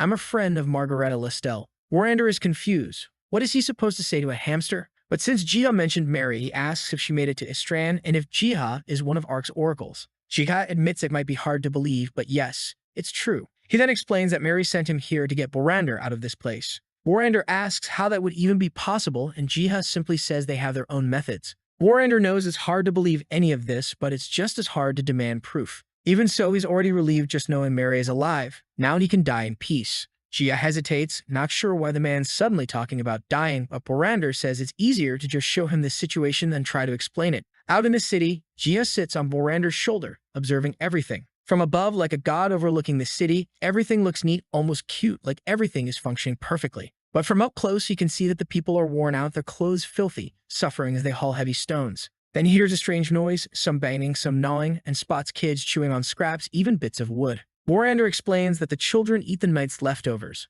What? That escalated fast, straight to starvation and desperation. Jiha can't understand how food could be this scarce. But of course, the rich are hoarding everything. Bartok is greedy and does whatever it takes to get what he wants, and nothing else matters to him. Borander tells Jiha to look at something. It's a massive palace, one of the results of Bartok's greed. Two guards stand in front, talking about eating meat, and one even says he's getting tired of it. Meanwhile, the poor are begging for crumbs, but the soldiers just walk past them, completely indifferent. Borander says this is what the city has become. Jiha realizes it's far worse than he imagined. The social divide and cruelty are staggering. The city is heading toward ruin, and he doesn't want to let that happen. He asked Borander if he has any idea how to get the people to rise up against Bartok. Borander explains that no one here is stupid. They know that if they start spreading rumors against Bartok, they'll be killed. Jiha wonders if maybe their mindset would change if they witnessed the power of a god. Meanwhile, Arkfoot is off peacefully munching grass. Borander leaves for a meeting, and Jiva sits on a box, deep in thought. His first plan is to understand the rumors and everything happening in the city,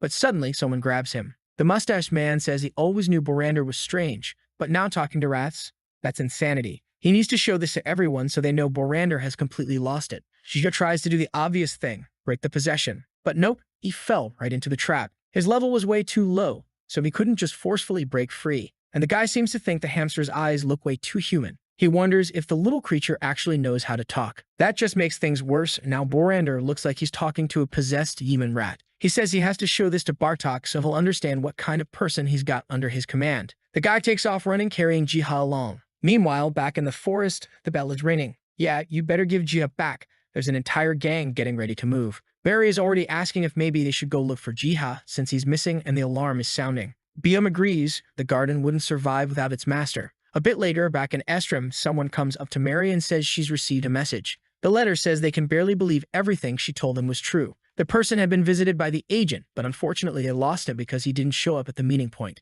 Seems like it has something to do with the Sun Knights who are always watching her. And Bartok is probably planning something to create another uproar. You get what any of that means? No? Yeah, me neither, but it looks like she was trying to arrange something with someone, maybe to exchange information. Either way, she grabs her sword and says she's going to put an end to this once and for all. Outside, Arkfoot is already waiting for her, and off they go. She's surprised he showed up at the perfect time and thanks him again for helping her. Meanwhile, in Bartok's office, the man is wondering if the rat really was talking to Borander. The guy confirms it, saying he's sure of what he saw. That strange little creature must be some kind of devil's familiar, and Borander is a suspicious person. Bartok thanks him for the information and says he'll be rewarded later. Jiha, on the other hand, is sweating bullets. Being kidnapped definitely wasn't part of the plan. Who would have thought this cursed possession ability would have a cooldown and not let him force an exit?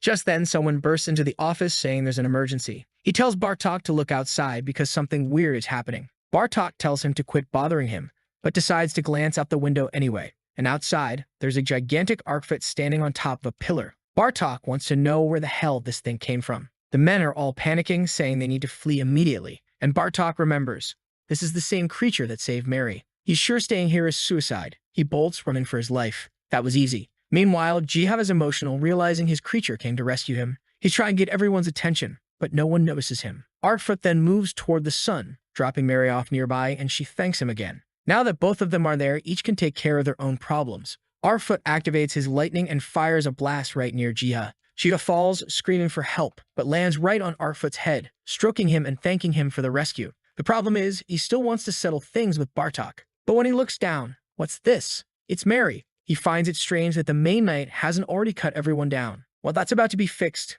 Now she's going to do it. He realizes Arkfoot brought her here for an obvious reason. It seems the girl really is about to wipe out all the corruption in that city. But in the middle of her battle, just when she thinks she's about to finish her mission, a knight sneaks up behind her, until someone rushes in and slams him with a shield. It's Barander, asking how she's doing. She apologizes for all the trouble she caused, but he says it's fine. He pats her gently and says it's good to see she's still holding on. Now that they're both there, it's time to settle her business once and for all. Meanwhile, on another street, Bartok is running for his life, shoving and cursing at everyone in his way. He yells that anyone who tries to stop him will be punished for their crime until someone calls out his name. He's sure it's Mary's voice, but he's not about to stick around to find out and keeps running toward the gate. Right at the gate, though, there's a rope set up, and he trips like a complete fool. Mary jumps in from behind, activates her black sheep strike, and lashes him across the back. Then she points her weapon at his neck and declares that in the name of the Black Lion, he's going to be punished for his crimes. Bartok is stunned as she tells him his end is here. But the fat bastard is still asking himself all the effort he put into controlling the city was really all for nothing. Nobody's going to just accept this. He pulls out a dagger and charges at Mary, but that only gets him cut down in an instant. The fool spits blood, realizing everything he built is now gone. From the corner, Gio watches, thinking maybe killing him wasn't completely necessary, but it is one way to resolve it.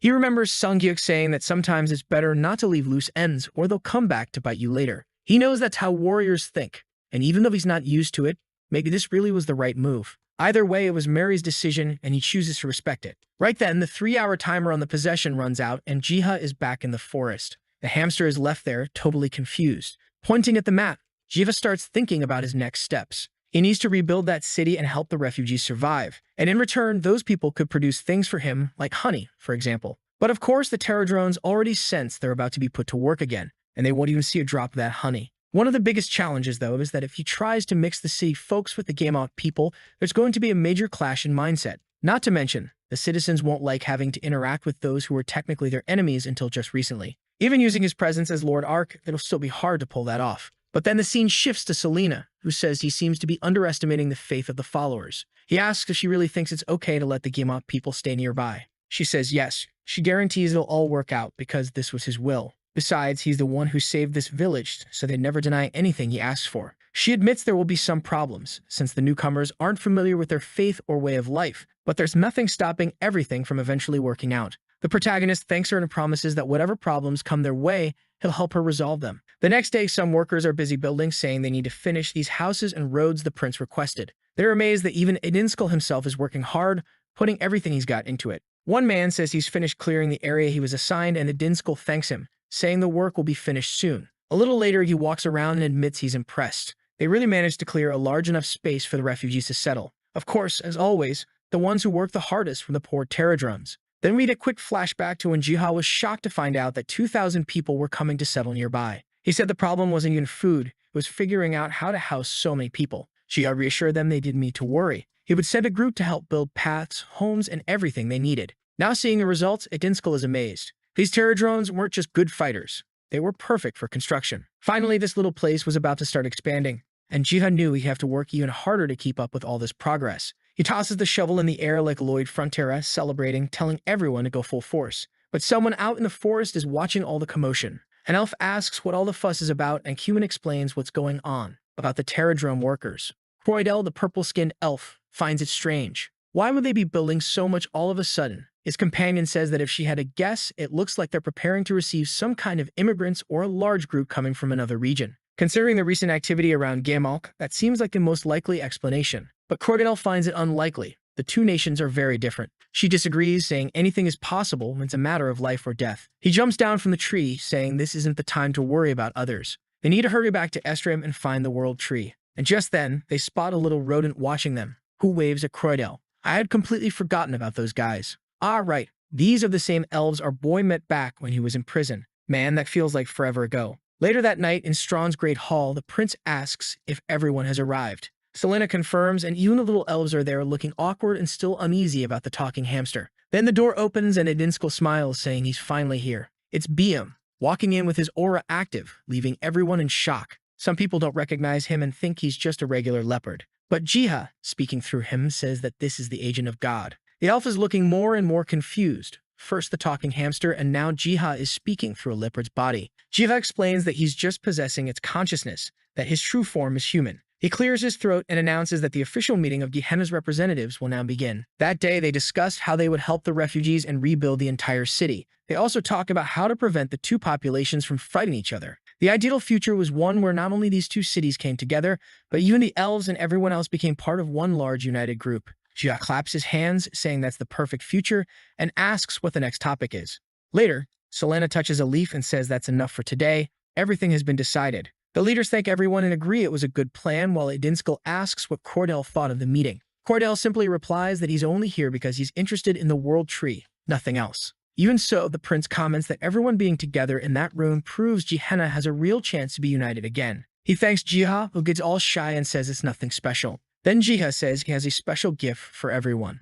Selena is curious, and he says it's something from the Master's garden. She's shocked because theoretically that would mean it came from the garden of Lord Ark, and her eyes widen when Jiha shows them a branch from the world tree. Suddenly, there are construction noises outside in the village. Someone's already put up a do not enter sign. In an instant, they fenced off the area and planted the branch. Jihad is stunned by how quickly they acted and thinks it's a bit much, but Selena says that when it comes to a branch of the world tree, there's no such thing as too much. Meanwhile, the elves, who were the most interested in this, are wondering if it's really true. A few hours later, that little branch had already grown to a massive tree. Now the elves are sure, and some even start crying from emotion. Only the world tree could grow that way. Selena tears up too, while everyone thanks Jiha for letting them witness something so miraculous. From above, Jiha's little pets are looking at the tree and thinking, oh, so now everyone's got one too. One of the problems, though, is that it seems all the world trees are connected to each other. They aren't sure if they'll have to cleanse each one separately, or if cleansing one will cleanse them all at once. 2 hours later in Zone 8, one of the creatures finally arrives at the mission site. What they find is a whole garden full of monsters, and the little bear warns that they'll have to clear all out before the summoning. Bayan, already impatient, says to just wipe everything out right now and lets out a roar. The rocks crack, and the monsters are already bleeding just from the roar alone. Then they charge in, and of course it's a completely one-sided beatdown. The poor things don't stand a chance. Lightning paw swipes send them flying, while Jia is back at home wondering where everyone has gone. Apparently it's being broadcast to him somehow because Jia now seems to know exactly where they are. Sun Yuk also notices something and is sure it's Growler. He immediately gets ready, saying he's heading out for a bit, while Heejin gets annoyed. Already speeding through traffic, the radio reports that the monsters had appeared 2 hours ago. But it seems some mysterious beasts have cleared them out and are now dealing with the final boss. Growler lands a perfect hit on the boss, and the reporter wonders out loud if these creatures are actually on humanity's side. Sun Yuk finally arrives and immediately asks for a status update, because what he really wants is to talk to Growler. He already knows who that is. The gray-haired guy says the fight is already over, and that he can talk to him if he wants. But just then, the ground begins to shake and a crack opens in the sky. A rift appears, everyone shields themselves, and when they open their eyes, they find themselves standing in Strang. Sun Yuk is confused, trying to understand how the entire village was summoned like this. How could something like that even be possible? But he's sure, from the time he spent there, this has to be Strang. And if it really is, does that mean he'll get to see his friends again? Then a mysterious voice says the meeting will be even better than that. Back in the village, Ed is training, already on strike number 9087. When someone shouts for him, Sun Yuk shows up, looking completely love-struck. Honestly, those two are about to kiss any day now, which is perfect. Leave Selena and Hyjin for Jiha, not that he's going to make a move. Eddie is totally confused, asking, "Kid, what the hell are you doing here?" Sun Yuk says Eddie's got it all wrong. He points toward the mountain and tells him to take a look. When Eddie looks, the mountain he sees is right here, not far away. Sun Yuk then says it's good he understands now. Welcome to planet Earth. But somewhere else, a strange rose starts to move. A voice says that the worlds have connected through that route,